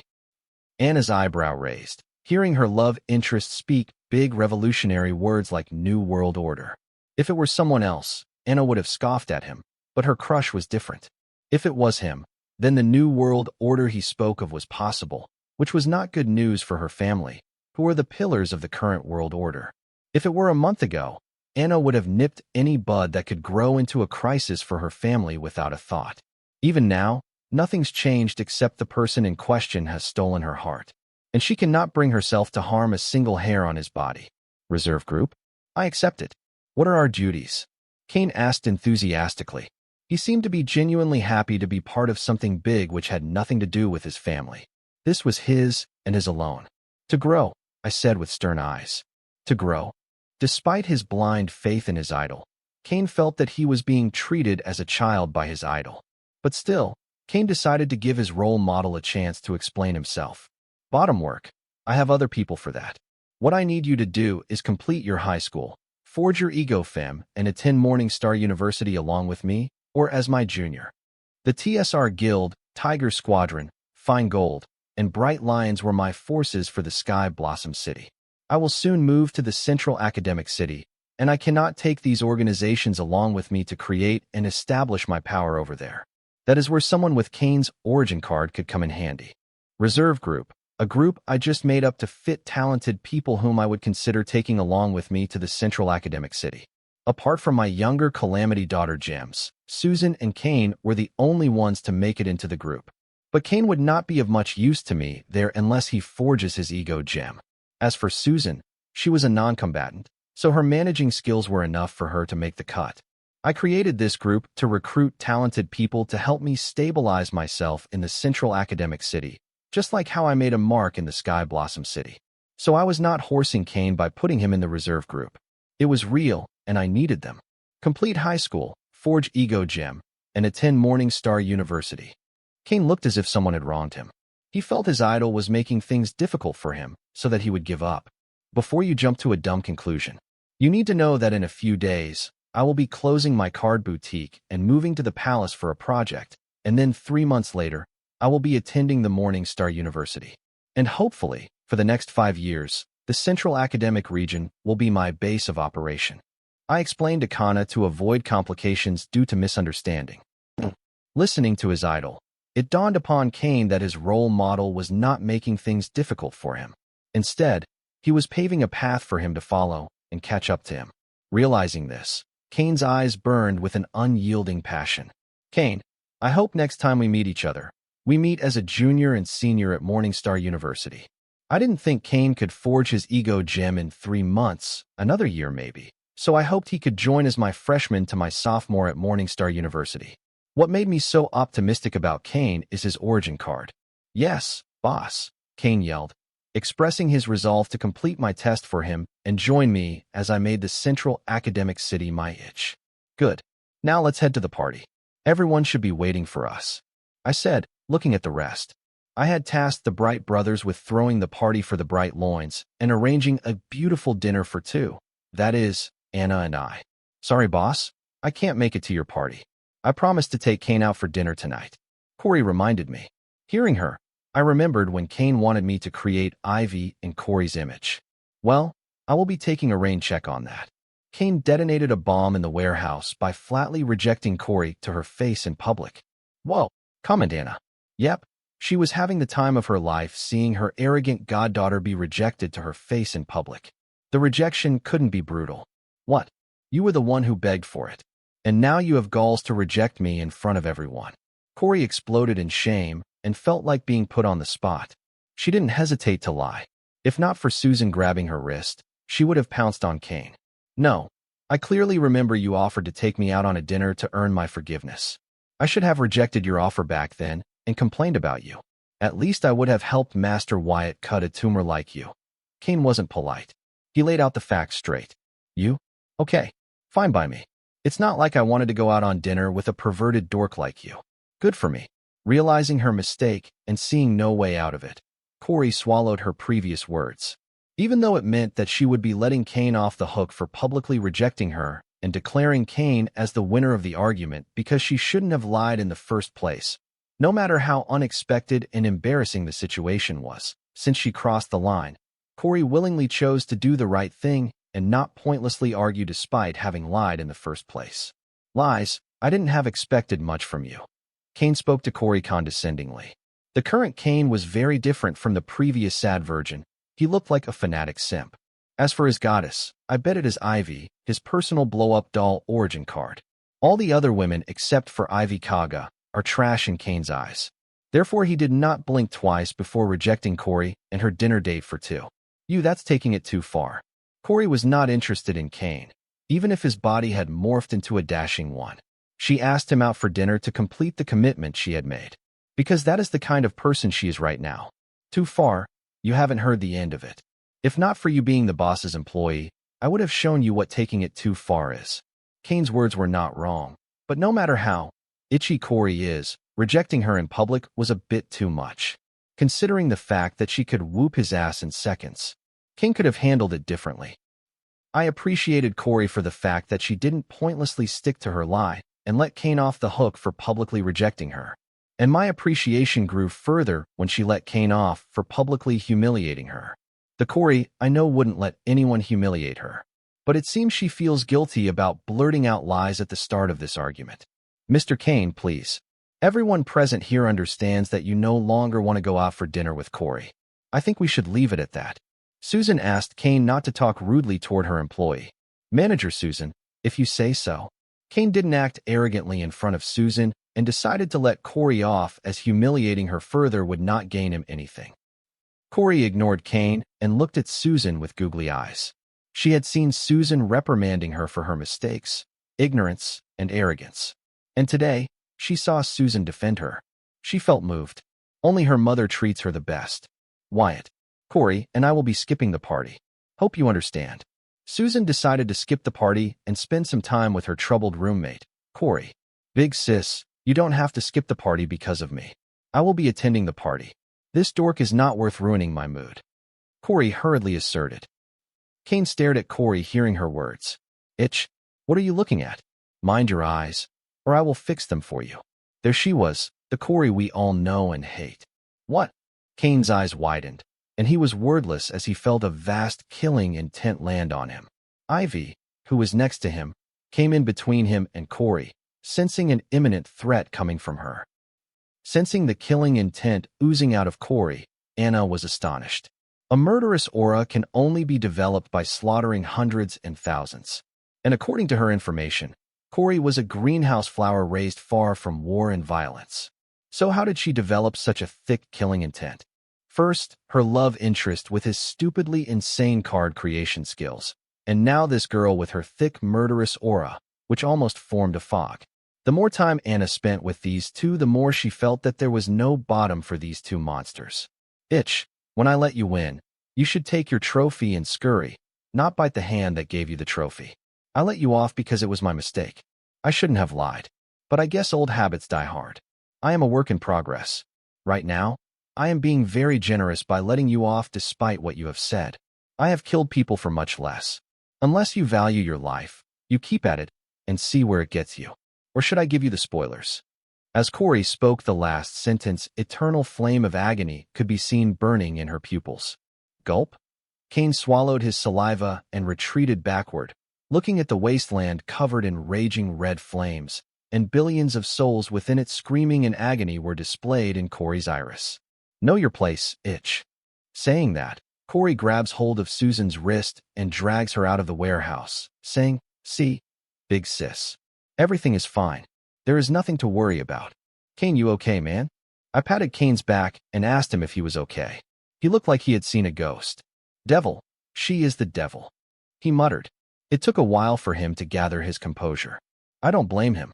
After all, what he saw in Corey's eyes was not meant for a young soul like his. Yep, she is the devil. If I were you, I would steer clear of her until you have the appropriate strength to face her. I advised Kane to stay away from Corey.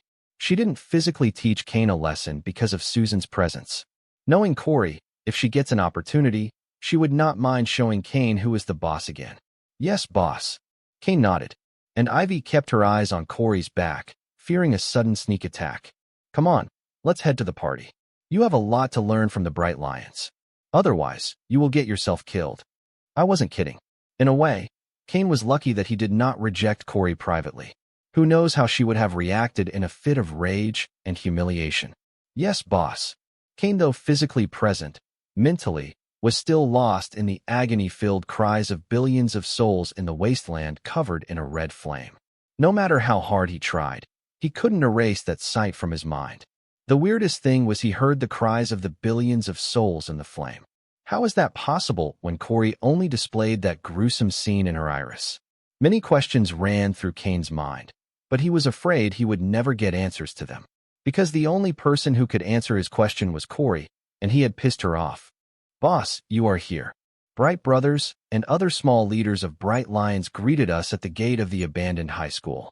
If you didn't have enough budget for the party, you could have called me. I was not satisfied with the venue Nick chose for the party. Though the Bright Lions have taken over most of the gray operations of the Circle in the city, it hasn't been long since then, and the projects weren't lucrative yet. It seems I should allocate separate funds for them. Boss, you seem to have misunderstood. I didn't choose this school as the venue because we lack funds. We chose it because of its history. Though this school is in ruins now, Before the Monster War, this institution was where the best and brightest of the city's future got their education. Later during the Monster War, many brave students got together to protect their city and used this building as their base of operations. And then, after the Monster War, the old city, along with its infrastructures, was in ruins. Hence abandoned, as it was more lucrative for the city hall to build a new city. Though the elder generation had abandoned the old city, the younger generation never did. This school is a symbol for all the students. It represents what a bunch of students can achieve when they set their minds to it. This symbol later became a show of power for many high school gangs. Later, conquering it became a tradition. Every year, different high school gangs will gather here with one common goal, which is to conquer this abandoned high school by planting their flag on the school terrace. So this time of year, this place would be a battlefield for a bunch of high school delinquent gangs trying to subdue other high school gangs and showcase their dominance by taking over the abandoned high school. This year, though, because of your presence, all the other high school gangs have disbanded and joined Bright Lions. Some needed more convincing than others, but we managed to make the Bright Lions the only high school gang in the entire city. So by default, we, boss, you, are the sole ruler of this place. Nick explained the history behind the venue and the significance of choosing it as he walked us to the administrative block, which was at the center of all the buildings in the high school. Good. After knowing what the abandoned high school symbolized, I was no longer dissatisfied with the venue. But still, Nick could have tried to bring the action to this abandoned, dust-reddened, ghostly place. Stopping 100 meters from the administrative block, Nick stepped forward and yelled, "Bright Lions boss is here. Let the party commence." Sweet. Boom, boom. With Nick's command, fireworks shot to the skies, and various light beams under the moonlight lifted the school from the darkness. Though the school's outline was visible now, an incognito darkness still loomed over it like in the nightclubs. After the fireworks and lighting, soon the loud music and sick beats followed. Finally, it felt like we were in an actual party, not a haunted high school. Nick turned to me with a white flag with golden lion head embroidery. He passed the flag to me and said, "Please do us the honor." "The honor is mine." Taking the flag, I flew and landed on the terrace of the administrative building, and with precision, I erected it on the concrete roof of the school. With that, my actions were followed by another round of fireworks. Then loud applause and chanting followed as I saw a swarm of high school students gather around the building chanting, "Bright Lions for life! Bright Lions for life!" When I arrived, I had already spotted them lurking in the shadows. Seeing them finally walk out of the darkness, I guess they planned for this grand welcome. I raised my hand in the air, signaling the mob to stop the chanting and applause, and said, "Tonight, we begin our conquest from here and will only stop after we have conquered the world. Bright Lions for life." My words were once again followed by loud applause and continuous chants. Bright Lions for life. We have come a long way from a bunch of misfits delinquents. Together we became Bright Lions. I bet it was tiring, so tonight we party. Tomorrow we claim the world, I said, after the crowd had time to settle down. Once again, my words were greeted with loud applause. Without waiting for the crowd to mellow out, I flew down from the terrace and let Nick take the lead. "Bright Lions, you know where the dance floor, drinks, and food are at. Now let loose." Yelling that, Nick once again prioritized attending to me. "Conquering the world? Don't you think you were too young for that?" said Anna. She didn't mock her crush as she felt that if it was him, then those words may come true. Yes, I am," I said, and looking Anna straight in her eyes, I added, "I got to start at some point." "This side of yours turns me on," replied Anna, caught me and the others next to us off guard. Susan and Kane's faces were tomato red, and Corey had an irritated look, while the Calamity daughter Gems remained expressionless. The look of the other small leaders of the Bright Lions was full of admiration for the capability of their boss. Though they didn't know who Anna was, her beauty was self-introductory, and for a bunch of virgin high schools, this incident was right out of a porno. I thought we agreed on waiting. I remind Anna about our agreement. "So, what? Now, I cannot be honest about my feelings. You are too controlling for someone who is not my boyfriend. But all is forgiven since I like it." Anna spoke in a sultry voice, biting on her lower lips. She gazed at me with seductive eyes. Looking into those eyes, I almost lost my footing. "So what do you think?" I asked Anna, looking at the rooftop candlelight dinner arranged by Nick for my dinner out with Anna. It is far from the party noise. I guess it is okay, said Anna reluctantly. Come on. It is excellent. The starry night sky, moonlight, candles, expensive wine, rooftop dinner. What else do you want? In my books, Nick had pulled all the stops for dinner for two. Though it was a tad bit romantic as long as it kept Anna satisfied, I am good with it. But she wasn't. Sigh, what was I expecting? Let's get over with this. Anna had a lot of lovers. Each pampered her to their best. Compared to them, her current crush's efforts seemed a bit lacking and insincere. Funny how out of all of them, she lost her heart to this one. The only consultation was that others were doing it to get into her pants, and this one wasn't. What is that supposed to mean? I asked as Anna's sigh got my mood down. This arrangement may be excellent for a mortal woman, but compared to dinner on the clouds, this is nothing. Anna complained. Dinner on clouds? Did you just compare my rooftop dinner with a dinner on the cloud? Good. I can't fall behind now, can I? Especially after hearing that. Though I wasn't interested in a dinner date with Anna, I hated doing things half-heartedly. So I couldn't let Anna have a rooftop dinner when she compared it to dinner on the clouds. Oh, then what are you going to do about it? Anna asked with a naughty smile. She enjoyed that I finally began to care about the dinner I promised her. Stone Voltronian. I choose you. I summoned a stone Voltronian. This one was special as it has managed to comprehend the float meaning at the bifurcation point of the gravity rule. The next part was obvious. I had the stone Voltronian float the entire building we are standing on to the skies above the clouds. I had the entire building float above the clouds so that catering services would be available as Anna and I had our dinner floating above the clouds. Nick hurried downstairs to control the catering staff and assure them that everything was under control. Now, have you ever had dinner on the rooftop of a floating building? I asked Anna. Actually, floating restaurants are pretty typical in the capital city, said Anna, but looking at my sullen face, she consoled. But I never got to have the entire building to myself. This is better. Even though I know you are saying things to console me, I will take the win. Comparing what I could provide with the luxuries Anna had experienced would be foolishness. So I took the win that Anna gave me. Good. I like a smart man over a foolish one who always feels insecure and compares with others. Saying that, Anna walked to the edge of the terrace and, looking at the full moon in the night sky, she muttered, "It's beautiful. Good to hear that you like it." And with my signal, the band started playing soothing music. Anna and I stood side by side, gazing at the moon in the starry night sky. The music had us fully immersed in the beauty of the universe. Since we have music, would you like a dance? Anna asked. It would be my pleasure. I took her hand, walked to the rooftop center, and signaled the band to play slow music. Something we can dance to. Music. With my arms warped around Anna's waist and her arms warped around my neck, we slowly swayed to the music.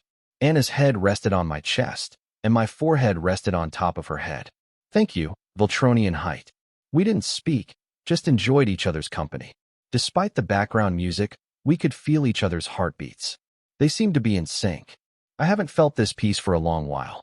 I missed it, Anna murmured softly. I did not know how to reply to her, so I decided to listen. Can you hold me for longer? Asked Anna. Anything you want. Tonight is your night. Honestly, I, too, was enjoying Anna's company. A little companionship would not hurt, so I agreed with Anna. Music. We continued to sway to the music silently. We seemed to have forgotten the passage of time in each other's embrace. I don't know about Anna, but my mind was blank and relaxed. But this tranquility did not last for long. It was disturbed by a call to my grimoire. I ignored the call, hoping to salvage the moment and believing that whoever was calling would take a hint. But nope, they called me again. Pick it up. It must be urgent. The moment was gone. Anna let go of me and walked away from my embrace. Pissed, I checked the caller's name ID. It was Van. Couldn't he just use Hive AI to contact me? Yes, what is it? Boss, it is about your cousin Ronnie, Van spoke solemnly. Yes, what about him? So Ronnie is the real culprit to be blamed here. He committed suicide, but failed. Van replied. What happened? He ran away from Southern Academic City to escape the Bob Butcher's men, but failed to escape. Then he resorted to using suicide to threaten his pursuers, but they didn't budge, and the accident happened. Van explained. Where is he now? Hearing the context behind Ronnie's suicide, I could not help but frown. Bob Butcher's men sent him to the medic. Though Ronnie's life is out of danger, he is still in a coma. But our source down there says that they are planning to transfer him. We could not get the transfer location, but it is safe to assume that they are transferring him somewhere they can give him proper health care and keep an eye on him. Van narrated the information he got from his sources in detail. Who else knows about this? I asked, hearing that Ronnie will be soon imprisoned in Butcher Bob's custody. Ronnie tried to ask help from college authorities, but Butcher Bob has managed to keep the college authorities quiet about it. All the professors in college have a guest officer position in the Butcher Bob industry, so it is safe to assume they run the college. Ronnie seems to have reached out to college for help, but they became the eyes that monitored his every action. That is how Butcher Bob's men knew when and where Ronnie planned to flee. What about Ronnie's family? It is safe to assume that Ronnie's family doesn't know about this yet. Otherwise, they would have come knocking at my door for help. Ronnie did not want his family to worry, and Butcher Bob didn't want his family to make a ruckus regarding this incident, so they made sure that Ronnie's family didn't hear about it, Van replied. What do you need to get my property back? Ronnie was no longer my cousin. He was my property. Seeing how he chose to flee and went far as suicide rather than cave to Butcher Bob's temptation and threats, he had earned himself that designation. Turns out even a douchebag like Ronnie has a line that he is not willing to cross. For him, that is his baby mama Jackie. For her, he did not give in to the temptation of wealth, lust, or power. He didn't even cave to their threats. He is willing to die rather than marry into Butcher Bob's family and betray Jackie. His resolve is praiseworthy, but not of my use. Boss, since you have called off the ambush on the circle plan today, I have enough personnel for this operation, but I think it would be best if just Fred and I went. Van suggested that rather than sending guild members for the task, it would be better if I sent just 2 of them. This way, we could get the job done without attracting much attention. Okay, come to my location and bring old Ben along with you. It's about time I upgraded you guys. Butcher Bob is a huge company. Underestimating them would be a mistake. Therefore, I plan to send 3 of my strongest Calamity Daughter gems to get the job done. Yes, boss. And one more thing. I have found a bunch of suitable candidates for the Sin Squad. Great. How many within the Sky Blossom City? I asked with tremendous enthusiasm. Sin Squad is going to be my shadow army. The TSR Guild, Tiger Squadron, Bright Lions, and Fine Gold are the forces that have a presence in the society, and using them to do some questionable tasks would not be wise. So I needed an identity-less shadow army who could move in darkness and solve my troubles without any fingers pointing back to me. And Sin Squad was just that. 4 card lords and 21 card grandmasters. If not for the presence of Southern Watch in the city, the number would be much higher. Van specified the number of candidates that have been able to locate for the Sin Squad. The absence of Circle in the city has brought in many new predators to the city, even with the presence of the temporary base of Southern Watch. Once the Southern Watch leaves, all hell will break loose in the city. The first ones to suffer will be the citizens, of course, and next will be the organizations that have fed on the Circle's remains. That means Bright Lions would soon face territory war against the immigrant predators. It's okay. I don't need all of them. I only need those that can get a job done without anybody taking notice of it. There are many options to recruit from, but I only need the capable ones. That leaves us with 4 card lords and 7 card grandmasters. These guys are more ruthless and cunning than demons. They are involved in all kinds of crimes one can and cannot imagine, but nobody has ever been able to tie them with their crimes. These maniacs are very meticulous and never leave behind tracks. But when they are done, you know they are to be blamed, but can't do anything as there is no evidence to prove it. Interestingly, they never engage against someone stronger than them, no matter how many advantages they have. Van stated the number of capable candidates for the Sin Squad. Sounds like the people I am looking for, and I have forwarded my location to your grimoire. Hurry over. Tonight is going to be a busy night. Ruthless and more cunning than a demon, meticulous people with patience to cover their tracks. These are people I wanted in the Sin Squad. Yes, boss. Right away. Saying that, Van hung up the call. I thought tonight was my night. As I hung up the call, I heard Anna complain. It still is. Just excuse when I ask for a bathroom break. There is no need to ruin a perfect night over nothing. Speaking of which, by chance, did Luna send over the platinum grimoire she promised? I know I was hypocrite by asking about work even though I stated otherwise. With the demon cult attack on the base, she didn't have time to attend to your request. But here are some platinum grimoires I collected from the demon worshippers. Anna answered with a frown, and her gaze seemed to be saying, I will forgive you this once. If it repeats, I am out of here. A few?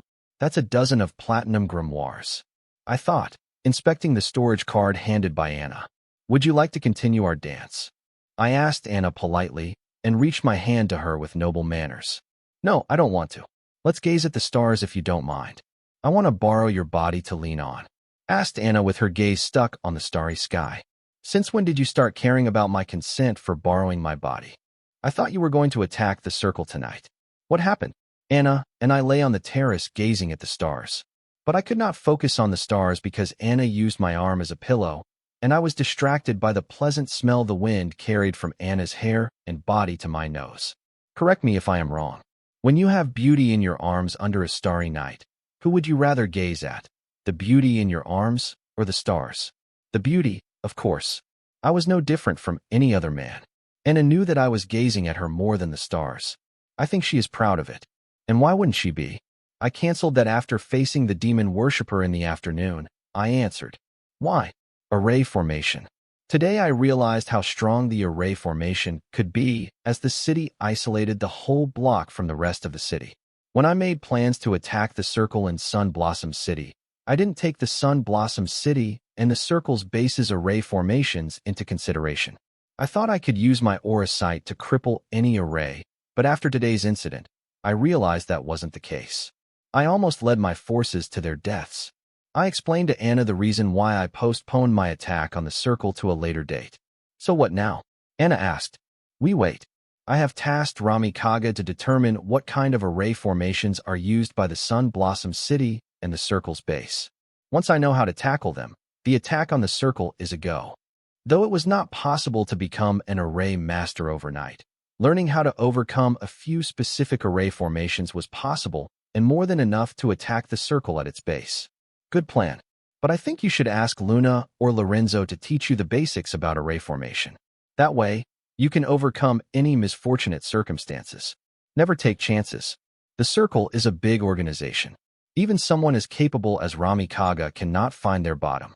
Anna warned me not to depend too much on the information brought by Ramikaga. Not that Ramikaga is not trustworthy, but according to her, the information he gets will not be enough as the waters of the circle are deep, and what they have prepared for their defense nobody knows. But I thought your family couldn't participate in these wars, I reminded. No, silly, participating and teaching are two different things. Since Luna is busy with the dungeon relocation project, before reaching out to her, you should ask Lorenzo. He may teach you one or two things. Anna advised that though I could not drag the royal family into my fight, I could still utilize the other resources that they could provide. As if Lorenzo would teach me. I did not believe that old fox Lorenzo would teach me about array formation.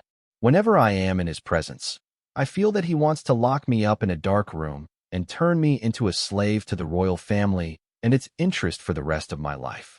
Why not? Didn't he already ask you to become his disciple? Lorenzo is not petty when it comes to knowledge. If you ask him nicely, he will teach you for sure. He believes you will make a great formation array master with proper guidance. And I think so too. Lorenzo did ask me to become his disciple back when we met during the school tournament. I rejected him because he was too arrogant, and I had enough confidence that with proper material on array formation, I could become a good array master in no time with the help of my two cheats, soul pupils, and hive AI. What do you mean by ask him nicely? I will not become his disciple if that is what you mean. I know that there is no free lunch in the world, but I would never consider becoming Lorenzo's disciple. I am afraid that cunning old man will sell me off without me knowing. He is not easy to handle like Anna. No, silly. Flatter him. You know how that works, right? Corrected Anna. Yes, my lovely princess. But I think Lorenzo is too smart for flattery. Lorenzo was cunning and ruthless. He would sniff the reason behind my flattery miles away. Therefore, using flattery to get on his good side would be useless. Flattery will work on him because he can see it in the way he interprets it. People only flatter others when they need something or they respect you. Those are the people that are weaker than you. So Lorenzo will see you flattering him as a sign of you admitting his greatness, and will reciprocate by agreeing to your request. Anna explained why flattery would work on someone like Lorenzo. What kind of bullshit reasoning is that? I called bullshit on Anna's explanation. Flatter is flattery. If someone flatters you, it does not represent that they are weaker than you. Yes, sometimes it does mean that people need something from you, but that's it. Anna felt like the pastor who was shot trying to mediate between local tribes and immigrants. Anyway, if it is to obtain knowledge, I would never shy away from it. So don't worry, I will ask Lorenzo for his teaching in array formation, nicely.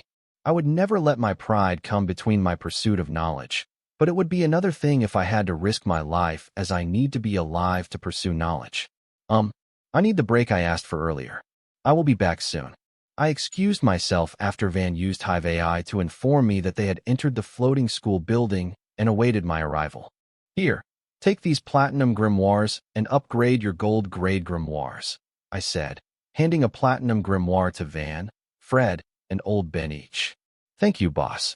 The Calamity Daughter gems thanked me for the platinum grimoires. Remember, upgrade your grimoires, but do not break through to the next realm unless I tell you to. Van, Fred, and Old Ben all had cultivated their active soul control percentage to the peak of the Card Lord realm. And thanks to the Calamity Daughter gem, these guys had already begun comprehending rules. They could break through to the next realm whenever they wanted. With the help of a platinum grimoire I gave them, breaking through to the Card Overlord realm had become much easier. But I cannot have them breaking into the Card Overlord realm, because following the government laws, their citizenship will be upgraded to a new second-rate, or, if the lucky first-rate city, where Card Overlords are not a rare sight. If that happens, I will be losing 3 of my strongest and most experienced Calamity Daughter gems, which I cannot let happen because I need these 3 to lead the 2 of my current biggest armed organizations, the TSR Guild and the Tiger Squadron.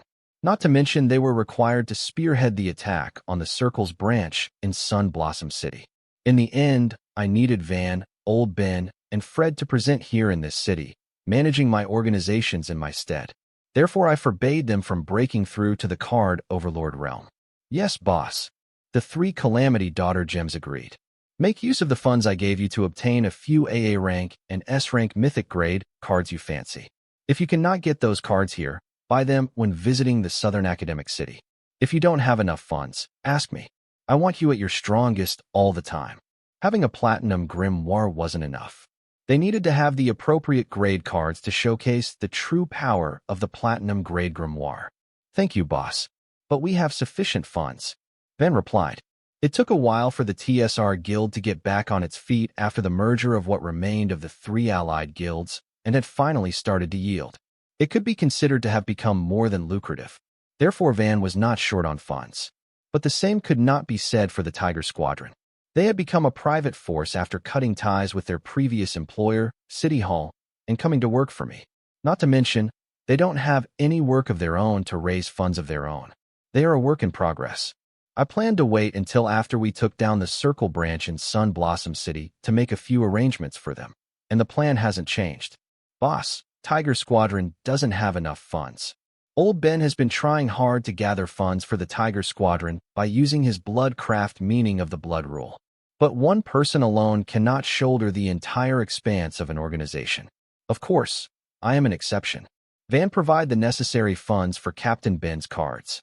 Since both organizations belong to the same parent organization, there was no reason for the TSR Guild not to help the Tiger Squadron.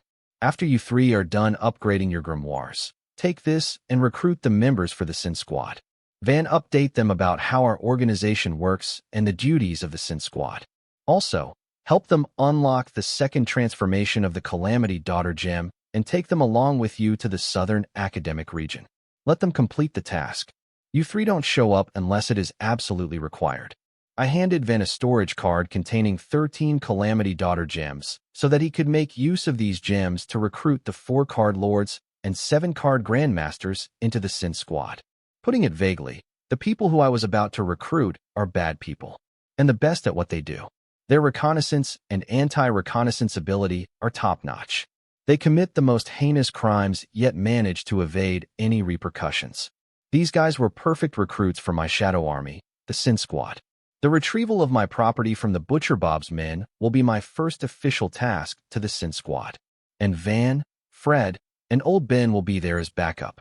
This way, I could see if I had recruited the right people for the job. Okay, boss.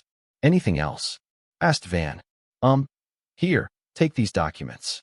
Have somebody check each asset listed in these documents and update the ownership status of these assets to the people managing them. The documents mostly contain dungeons in various cities in the Blossom District and were leased to different guilds and families to tend to. Rami had made arrangements for them.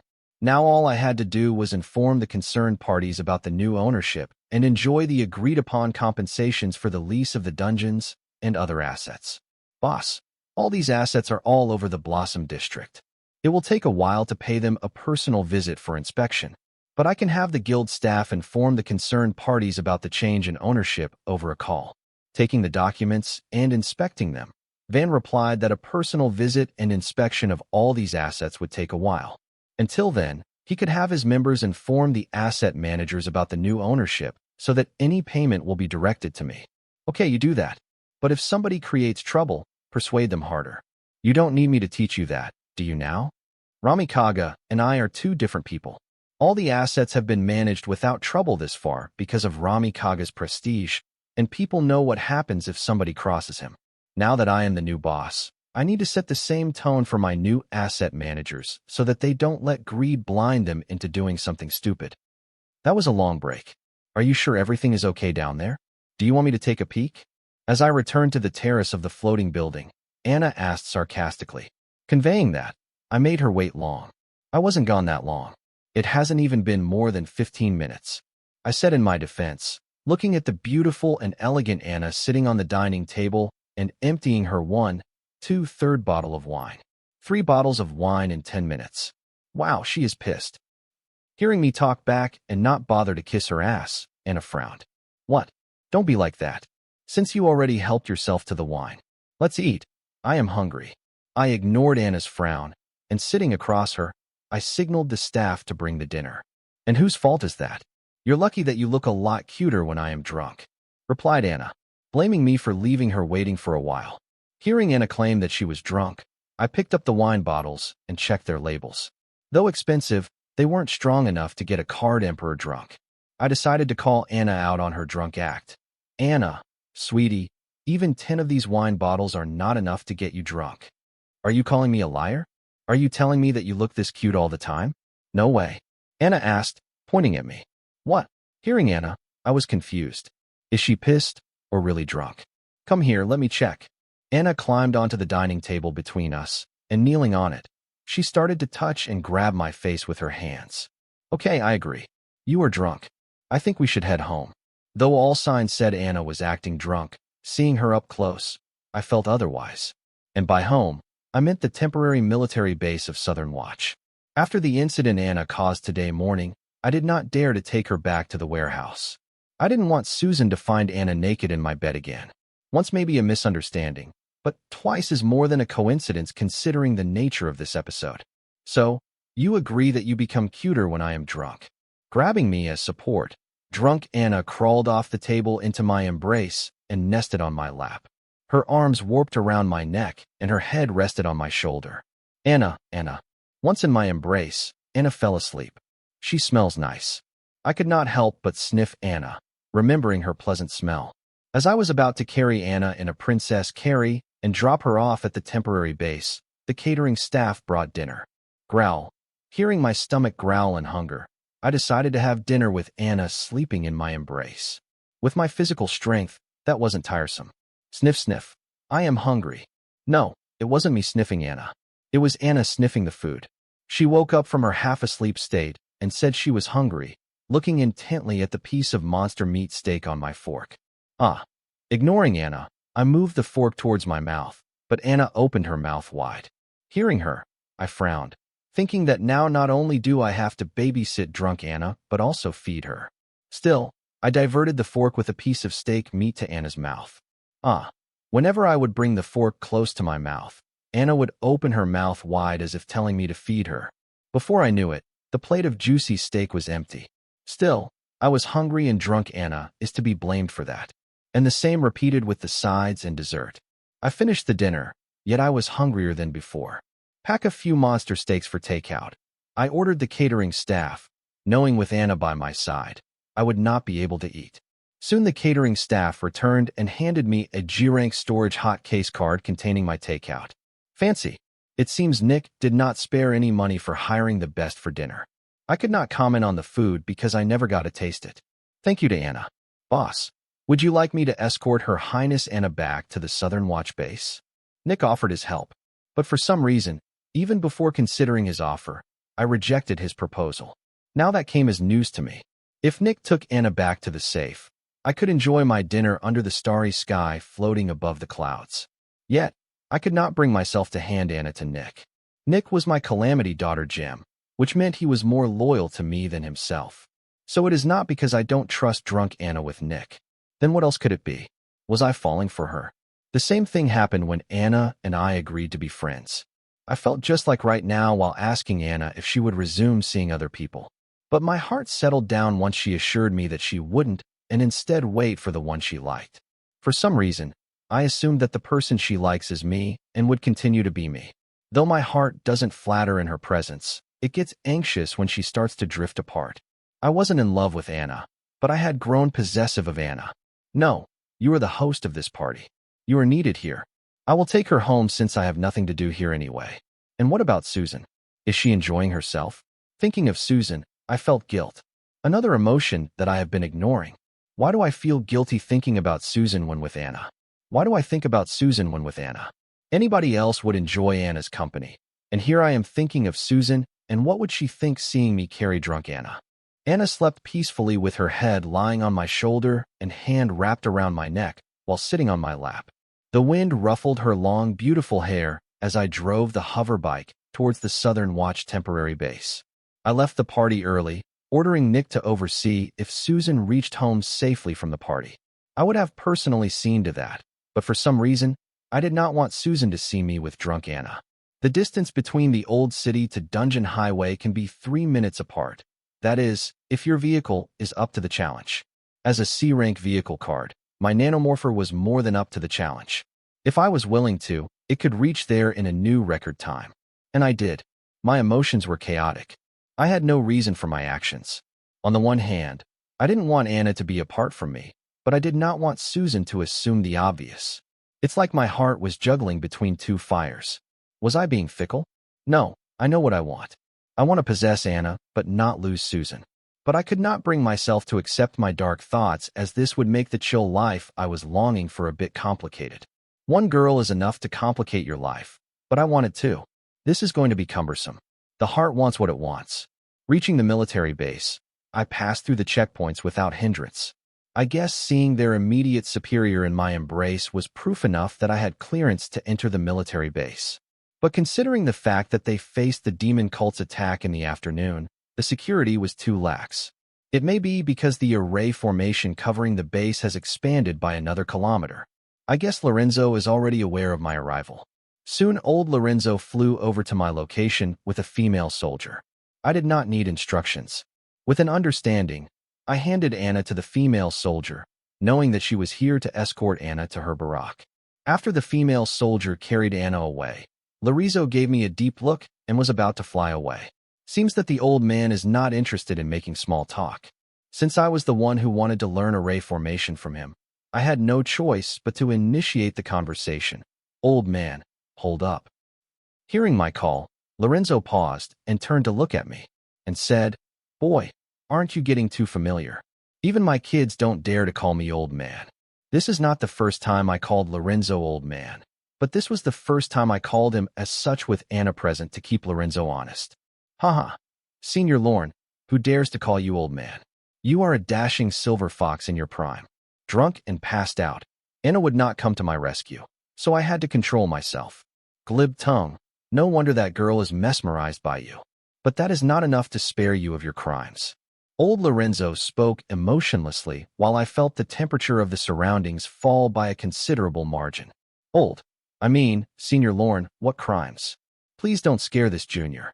Old man is one of many names I used to call Lorenzo with. In Anna's presence, he never showed any sign of displeasure. It seems he has been holding it in. Me, in my big mouth. He would have continued to hold it in if I had watched my words while addressing him. What crimes? Disrespect to your superior is punishable by death, Lorenzo asserted sternly. The wind blew his long silver hairs, highlighting his grim look. Superior? Senior Lorenzo, I am not a soldier. That doesn't apply to me. Senior, I just remembered I forgot to turn off the gas in my kitchen. I should hurry back. I was a civilian, and there were no actual laws stating that I could not disrespect higher realm card apprentice because it was already the part of unspoken but widely followed jungle law. That's it, endangering the lives of innocent citizens. Lorenzo used my excuse against me. Boy, you need to pay for your crimes. Grandpa, stop scaring him. Otherwise, he will get the wrong impression of our family. Anna's voice sounded from above. My savior had arrived. But wasn't she supposed to be drunk and passed out? Who cares as long as Lorenzo behaves? Anna. I turned to look at her, but something was different about her.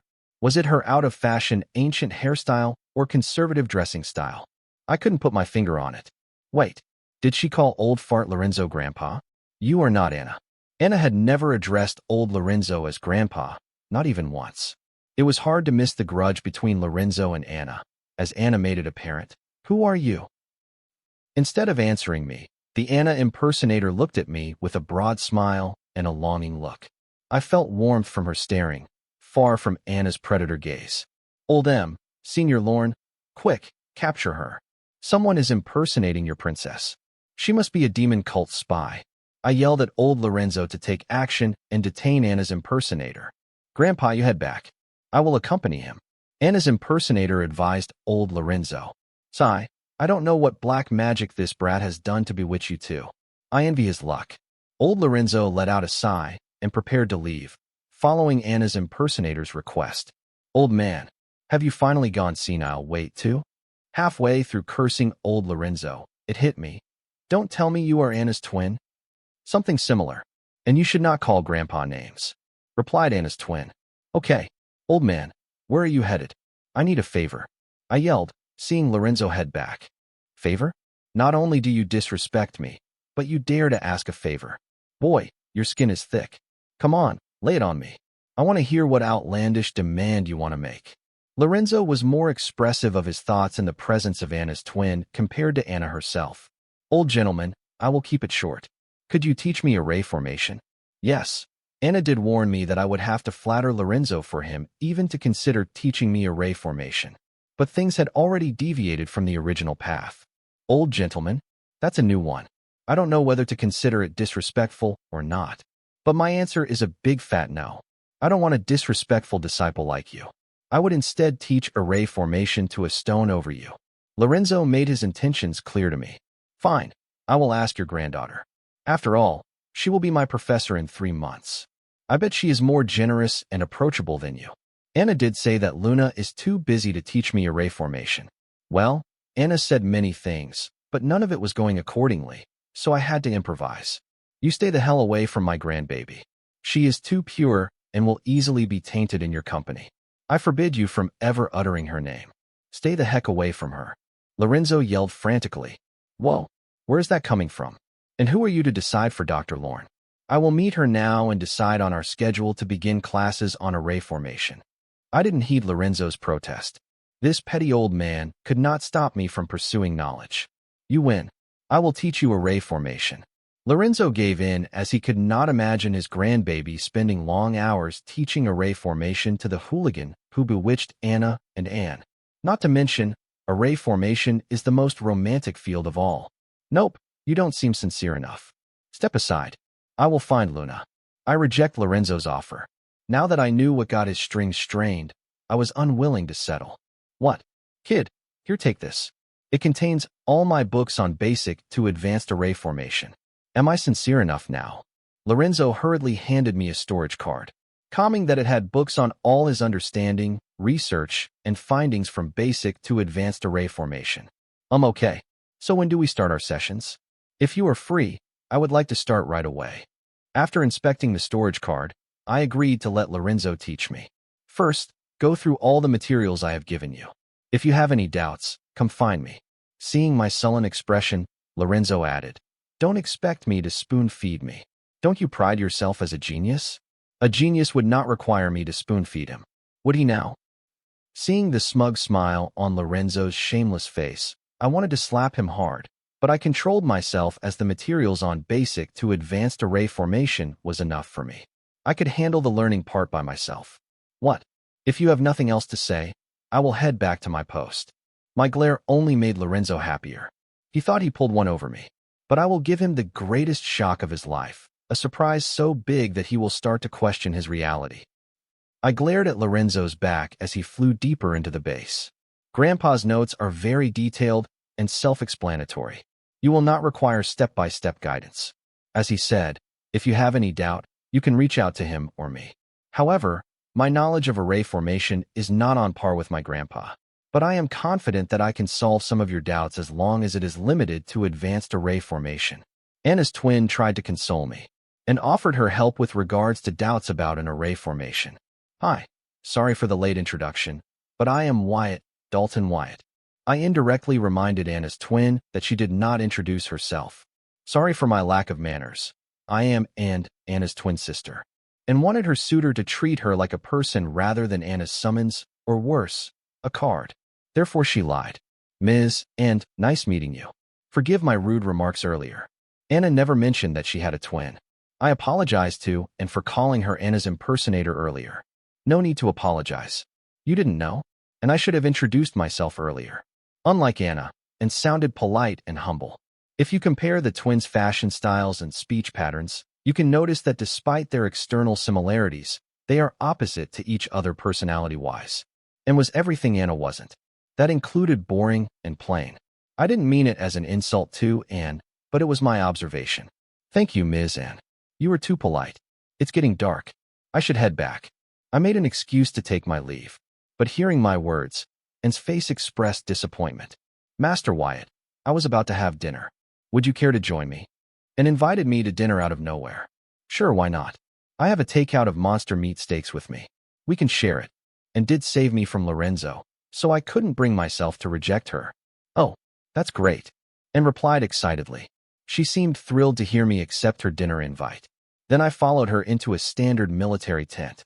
Entering it, I was surprised to see the inside of the tent was more spacious than it appeared from the outside. Tammy, bring dinner for two. And ordered her personal aide to make arrangements for dinner for two. Right away, madam. Anne's aide replied politely and hurried to make the necessary arrangements for the dinner. Master Wyatt, please make yourself home, Anna said, seeing me look around the tent with curiosity. That was nice. A satisfying dinner with beautiful company. It's late. I should head back now. After finishing dinner with Anne, I decided to head back to the warehouse. Wyatt, you flatter me. You, too, were a delightful company. It indeed is late. How about you sleep over? Anne offered with an enthusiastic tone. Sleep over? Here, I asked in surprise. I guess I shouldn't be surprised. After all, she is Anna's twin. Yes, I can have my aide arrange a cabin for you. And persuaded me. Oh, you mean a separate cabin? Sure, why not? This way, I will get to meet Luna when she is available. The warehouse was cold and empty, and so was the Southern Watch cabin. At least the Southern Watch base was protected by a reliable array formation. Okay, I will have them prepare the cabin and inform you when Luna becomes available. And was very hospitable. I was touched. Her first impression is way better than Anna's. She not only had arranged a separate cabin for me, but she also asked her aide to inform me when Luna's schedule became accessible. Thank you. Getting comfortable in the military cabin arranged for me, I equipped the storage card handed to me by Lorenzo to summon his books on basic array formation mastery. Array formation is to alter and modify the soul pathways and arrangements present in nature to our requirement using an external stimulus. Nature has its own soul pathways and arrangements that influence the weather, temperature, humidity, gravity, vitality, etc. of the region. The essential thing as an array formation master would be to feel them. One cannot become an array master if one cannot get insight into nature's soul pathways and arrangements. Thanks to soul pupils, I don't need to gain insight into nature's soul pathways and arrangements. I see them. I could see each soul pathway in nature, where they are headed. How are they arranged? How do they react with other soul pathways in nature? What external factors are affecting them? How do they influence nature? I could see everything related to the soul pathways, making array formation simpler. Other array formation masters had to spend hours in the field trying to gain insight into the soul pathways in surrounding nature and calculate all the variables that could become a liability when they arrange a formation array. They achieved this by studying and observing nature. They monitored nature to deduce the soul pathways and arrangements related to it. They did this because, unlike me, they couldn't see soul pathways, they could only see nature. So they made use of what they could see to calculate what they could not see. Since I could see the soul pathways, I had a huge advantage. I did not need to deduce soul pathways by studying nature.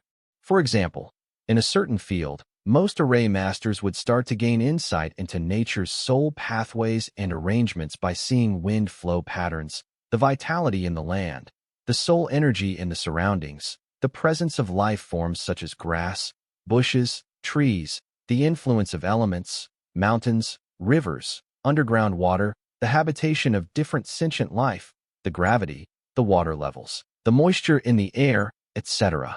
Considering all these factors, the array master thinks about what soul pathways can relate to the parameters they had calculated. After numerous calculations, the array master finally has a rough grasp of the soul pathways and arrangements in the surroundings. Then they start to use soul jades, graded cores combined with their mental strength to stimulate the soul pathways and arrangements externally and modify them according to the array formation blueprint. Graded cores are refined monster cores that can be used as replacements for origin cores to create regular cards. In array formation, they are used as the core of the array formation. Unlike in the creation of cards, where all the soul pathways are stuffed into the core, here, the soul pathways in the core are extended out to connect with the soul pathways of nature. And the bond between the soul pathways of nature and the core is strengthened using the soul energy of the soul jades. Apart from that, the soul jades also act as power sources of the array formation to empower nature's soul energy. If the grade of the array is equal to the realm of the array master, an external power source like soul jades is not required. To create a card, the soul pathways of various card ingredients are stuffed in the core and arranged strategically, forming a cocktail of soul pathways that form the card. Here in array formation, the ingredient is nature itself. Trying to stuff its soul pathway into a core would be stupid and impossible. Therefore, the core is used as the crux to modify surrounding nature according to the blueprint and control it to achieve specific actions to the array master's will. There are 3 types of formation arrays. 1. Temporary array. 2. Stationary array. 3. Permanent array. Temporary array. They are heavily dependent on nature. Since nature is volatile, the array formation built entirely depending on it will become unstable if it is not able to adapt to the changing nature. Stationary array. These arrays are created by altering nature's soul pathway using external stimulus so that the specific parts of nature required for the array formation will not change with time. This can be achieved by modifying the array core so that it has the capability to make sure the soul pathways of the nature required for the array don't change the changing nature. The core can be modified by introducing the soul pathways of certain ingredients to it, which can help it control the specific soul pathways of nature without affecting its usual flow. The city array formation and the array formation covering the southern region are good examples of stationary arrays. Permanent array, field cards, and trap cards are the best examples of this array. But the area of effect of these array formations will be limited. Various ingredients are used to modify the core of the card such that when the card is activated, the core will influence the soul pathway of the surrounding nature heavily. So much so that it will morph the soul pathways of nature of the specific region to its specifications. Thanks to my soul pupils, I got to skip most of the basics of array formation mastery, mainly explaining how to deduce nature's soul pathways by observing nature. I didn't need that stuff as I could see the soul pathways of nature itself. But still, I had the Hive AI save all the information and had my slave consciousness go through them and get well versed in them. Because knowing how regular array formation masters work, think, and understand the array formation would help me make copyrights of my findings in detail. The reason I am not able to pump copyrights for card recipes is that I do not know the techniques and methods used by regular card creationists, so I cannot put my card recipe in wording that a typical card creationist can understand. My lack of knowledge regarding card creation techniques and methods are hindering me from sharing my knowledge with the world for a fee, of course. I did not want the same thing to happen with array formations. In the case of card creation, I did not have the appropriate materials for learning its various techniques and methods. Still, in the case of the array formation, I had notes written by the world-class array master reigning alchemist containing a detailed explanation of various basic, intermediate, and advanced techniques and methods of arranging an array formation. I had to learn and get well-versed in each technique and method to arrange basic, intermediate, and advanced array formation and share my discoveries with the world at a sky-high price. My soul pupils were a boon for humanity, and I had to make use of them for the good of humankind as long as it paid handsomely. Assigning my 3 slave consciousnesses to master the technique and method to arrange basic, intermediate, and advanced array formation, I jumped from the theoretical phase of array formation to the practical phase. For the practical phase of the array formation, I decided to start with the basic array formations, such as heater array formation and cooler array formation. As their name suggests, the heater array formations acted similar to heaters by warming the surrounding atmosphere. In contrast, the cooler array formation worked similar to a cooler by cooling the surrounding atmosphere. Both these array formations were low-level temporary array formations. In my current realm, I didn't even need a core to arrange these array formations. Since I didn't need extra ingredients for experimentation, I began experimenting with both the arrays right away. I chose the heater array formation as my first subject for experimentation. The concept behind this was simple. First, I needed to determine the range of my array formation. For experiment purposes, I limited the range to the cabin. Then I needed to isolate the temperature-related soul pathways in nature, empower them with soul energy, and modify them using my mental strength to increase the temperature in the cabin, making the cabin warmer. As long as I continue to supply my soul energy to the soul pathways, the temperature in the cabin will be warmer. But if it were to rain suddenly, the array formation I set up would crumble due to the change in nature, especially the temperature soul pathway. Deep inside the temporary military base, in the array formation core region, Lorenzo continued to multitask between monitoring the array formation covering the base and his regular research. But he suddenly felt a change in nature's soul pathway within the military base. Alerted, Lorenzo immediately checked the area of disturbance. To his surprise, Lorenzo peeped at Wyatt, experimenting with the low-level basic heater array formation. The astonishing thing was for some who claimed to be a rookie, Wyatt was able to arrange a perfect heater array formation using himself as a core.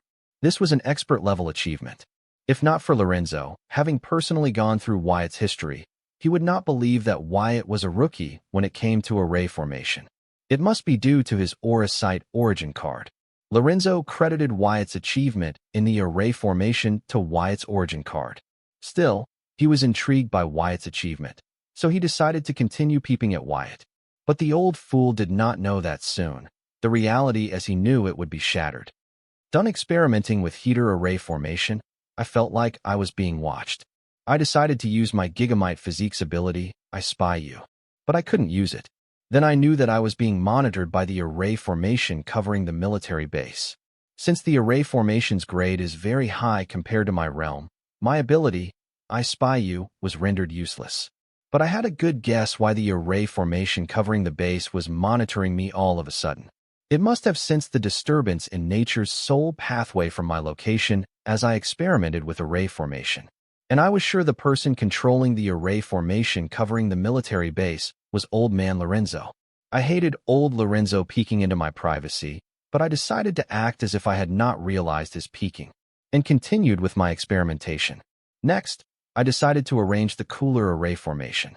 Limiting the boundary of the array formation to the cabin, I isolated the temperature-related soul pathways, empowered them with soul energy, and modified them to decrease the temperature in the cabin, making the cabin chilly.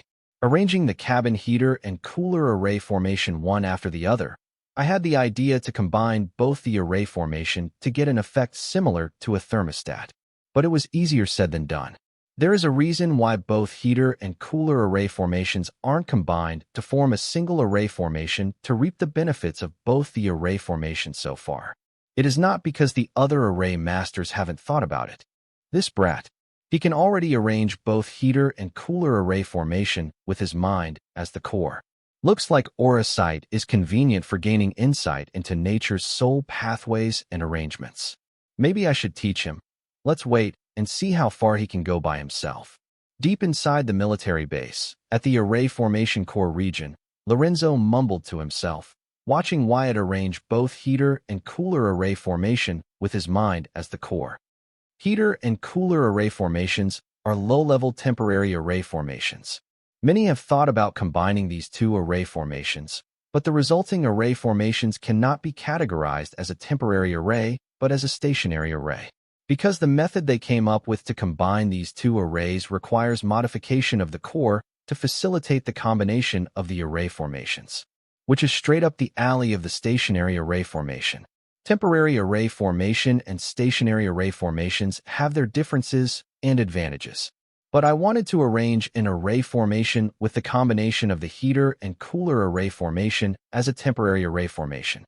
To achieve this, one has to understand the principle behind the soul pathway of temperature. The temperature soul pathway works on the principle of expansion and contraction. If the temperature soul pathway is bulky, the surrounding temperature is high. If it is narrow, then the surrounding temperature is low. To set up a heater array formation, we isolate the temperature soul pathway, empower its soul power, and modify it using mental strength to increase the temperature in the room. Here what we are doing is we use our mental strength to instruct the temperature soul pathway to expand using the soul power we empowered it with. As the temperature soul pathway expands, it gets bulkier, increasing the surrounding temperature. To set up a cooler array formation, we isolate the temperature soul pathway, empower its soul power, and modify it using mental strength to decrease the temperature in the room. Here what we are doing is we use our mental strength to instruct the temperature soul pathway to contract using the soul power we empowered it with. As the temperature soul pathway contracts, it gets narrower, decreasing the surrounding temperature. This is the actual principle behind the working of heater and cooler array formations. But the other array masters do not know this, as they cannot see the temperature soul pathway expand and contract with temperature change like I do, because they do not have soul pupils, which allows me to see all soul pathways. There is no need to combine the heater and cooler array formation to gain the merits of both the array. All they needed to do was to reverse either of the array formations to get the opposite effect. But this also is not as simple as said. The room temperature is the central temperature. Increasing the room temperature is the application of the heater array, and decreasing the room temperature is the function of the cooler array. When trying to reverse either of these functions, you have to know when and how to switch between using soul energy to increase or decrease the temperature, that is, expansion or contraction of the temperature soul pathways. Let's take the example of the heater array with a room temperature of 20 degrees Celsius. To increase the temperature, we need to expand the temperature soul pathway, for which we need a certain amount of soul energy. Let's say increasing the room temperature by 1 degree Celsius requires 1 unit of soul energy. Accordingly, to maintain a constant supply of 22 degrees Celsius temperature, you need a continuous supply of 2 units of soul energy. For 23 degrees Celsius, we need a continuous supply of 3 units of soul energy.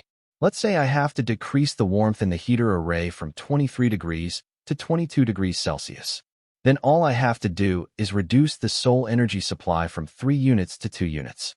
If I were to cut off the supply of soul energy, then the temperature would return to room temperature. This is how you control the heat in the heater array. Similarly, in the cooler array, to handle the cold, we regulate the supply of soul power. This regulation of soul power causes complications when an average array master tries to use a heater or cooler array in reverse. Regular array masters only know that if they add soul energy to the heater or cooler array, the temperature increases or decreases. They don't know that what they are actually doing is expanding or contracting the temperature soul pathway. Therefore, they cannot properly regulate the soul energy to reverse the heater or cooler array. But I knew the principles behind both the heater and cooler array, so I knew how, and when to regulate the soul energy to reverse the heater and cooler array formations. Now that I had sorted the principle and calculations behind reversing the heater and cooler array formation, I decided to experiment with it. First, I isolated the temperature soul pathway and then set a boundary limit of the array within the cabin. And then, I introduced the soul energy to expand the temperature soul pathway.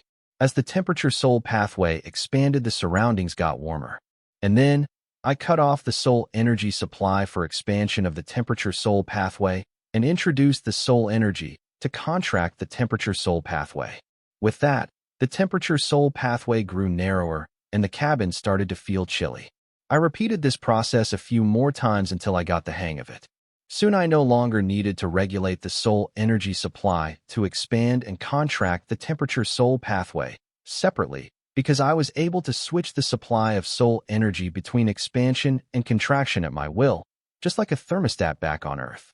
Since the experiment was a huge success, I had my slave consciousness create a paper on this using the techniques and methods to arrange array formation it learned from Lorenzo's books. What in God's name? Did that brat successfully combine the low-level heater and cooler temporary formation array to achieve a temperature control array as a temporary array formation? FCK, that's impossible. Old Lorenzo yelled out in disbelief. And his reaction was justified because temperature control array formation is a stationary array formation that requires a modified core to regulate the temperature between heat and cold. Many prominent array masters have tried to create a temperature control array formation as a temporary array formation and failed. Yet a rookie who started learning array formation a few hours ago achieved that with slight effort. Lorenzo felt like his entire worldview had been shattered by the monster named Wyatt, Dalton Wyatt. Not only did he manage to arrange a temperature control array as a temporary array, but he did it by using his mind as the core of the array formation. FCK? Is the aura sight skill this amazing? No wonder the circle was attached such importance to the boy's mother. Even if the boy had the help of aura sight, how did he achieve it? I need to know. FCK it. Giving in to his curiosity, old Lorenzo hurried to Wyatt's cabin. He was a researcher, a man who devoted his entire life to array formations. Therefore, when he witnessed a groundbreaking development in the field of array formation, he could not control himself and rushed to quench his thirst for knowledge. I conducted a few more experiments on the temperature control temporary array so that my slave consciousness could note down all the required parameters for the paper on the temperature control temporary array. I had to do this because we know how to achieve temperature control as a temporary array, but we had to explain in such a way that other array masters could understand it.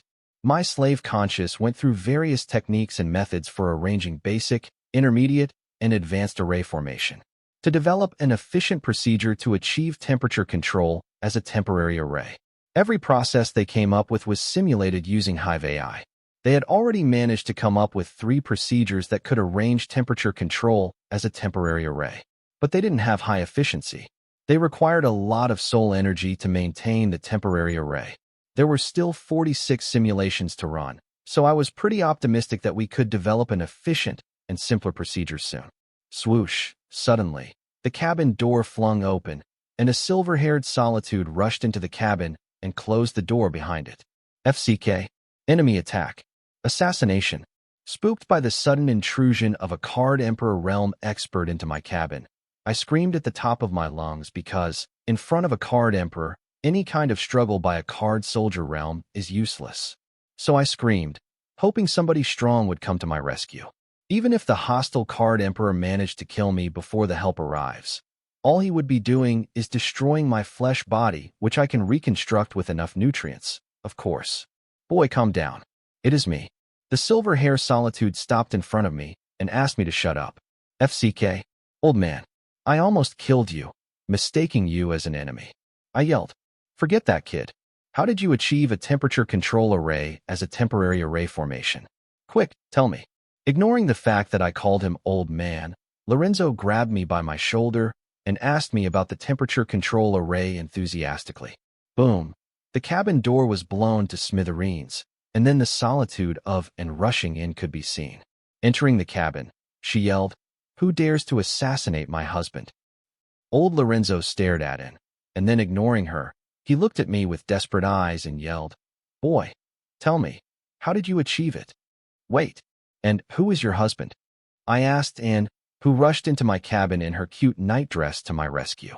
Husband? What husband? Whose husband? I am a virgin. How dare you slander me? And spoke nonsense. What? Just now, you yelled, my husband. I didn't really care about that. Yet I did not let go of the topic because I wanted to irritate Lorenzo as payback for earlier. No way, I said no such thing. Your ears must be ringing.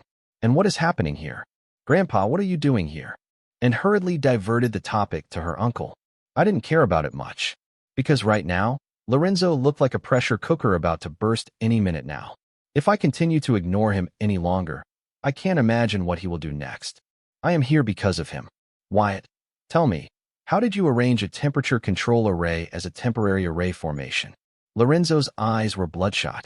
If anybody were to see him right now, they would mistake that I had impregnated Luna, and Lorenzo was here to drink my blood. Calm down, old man.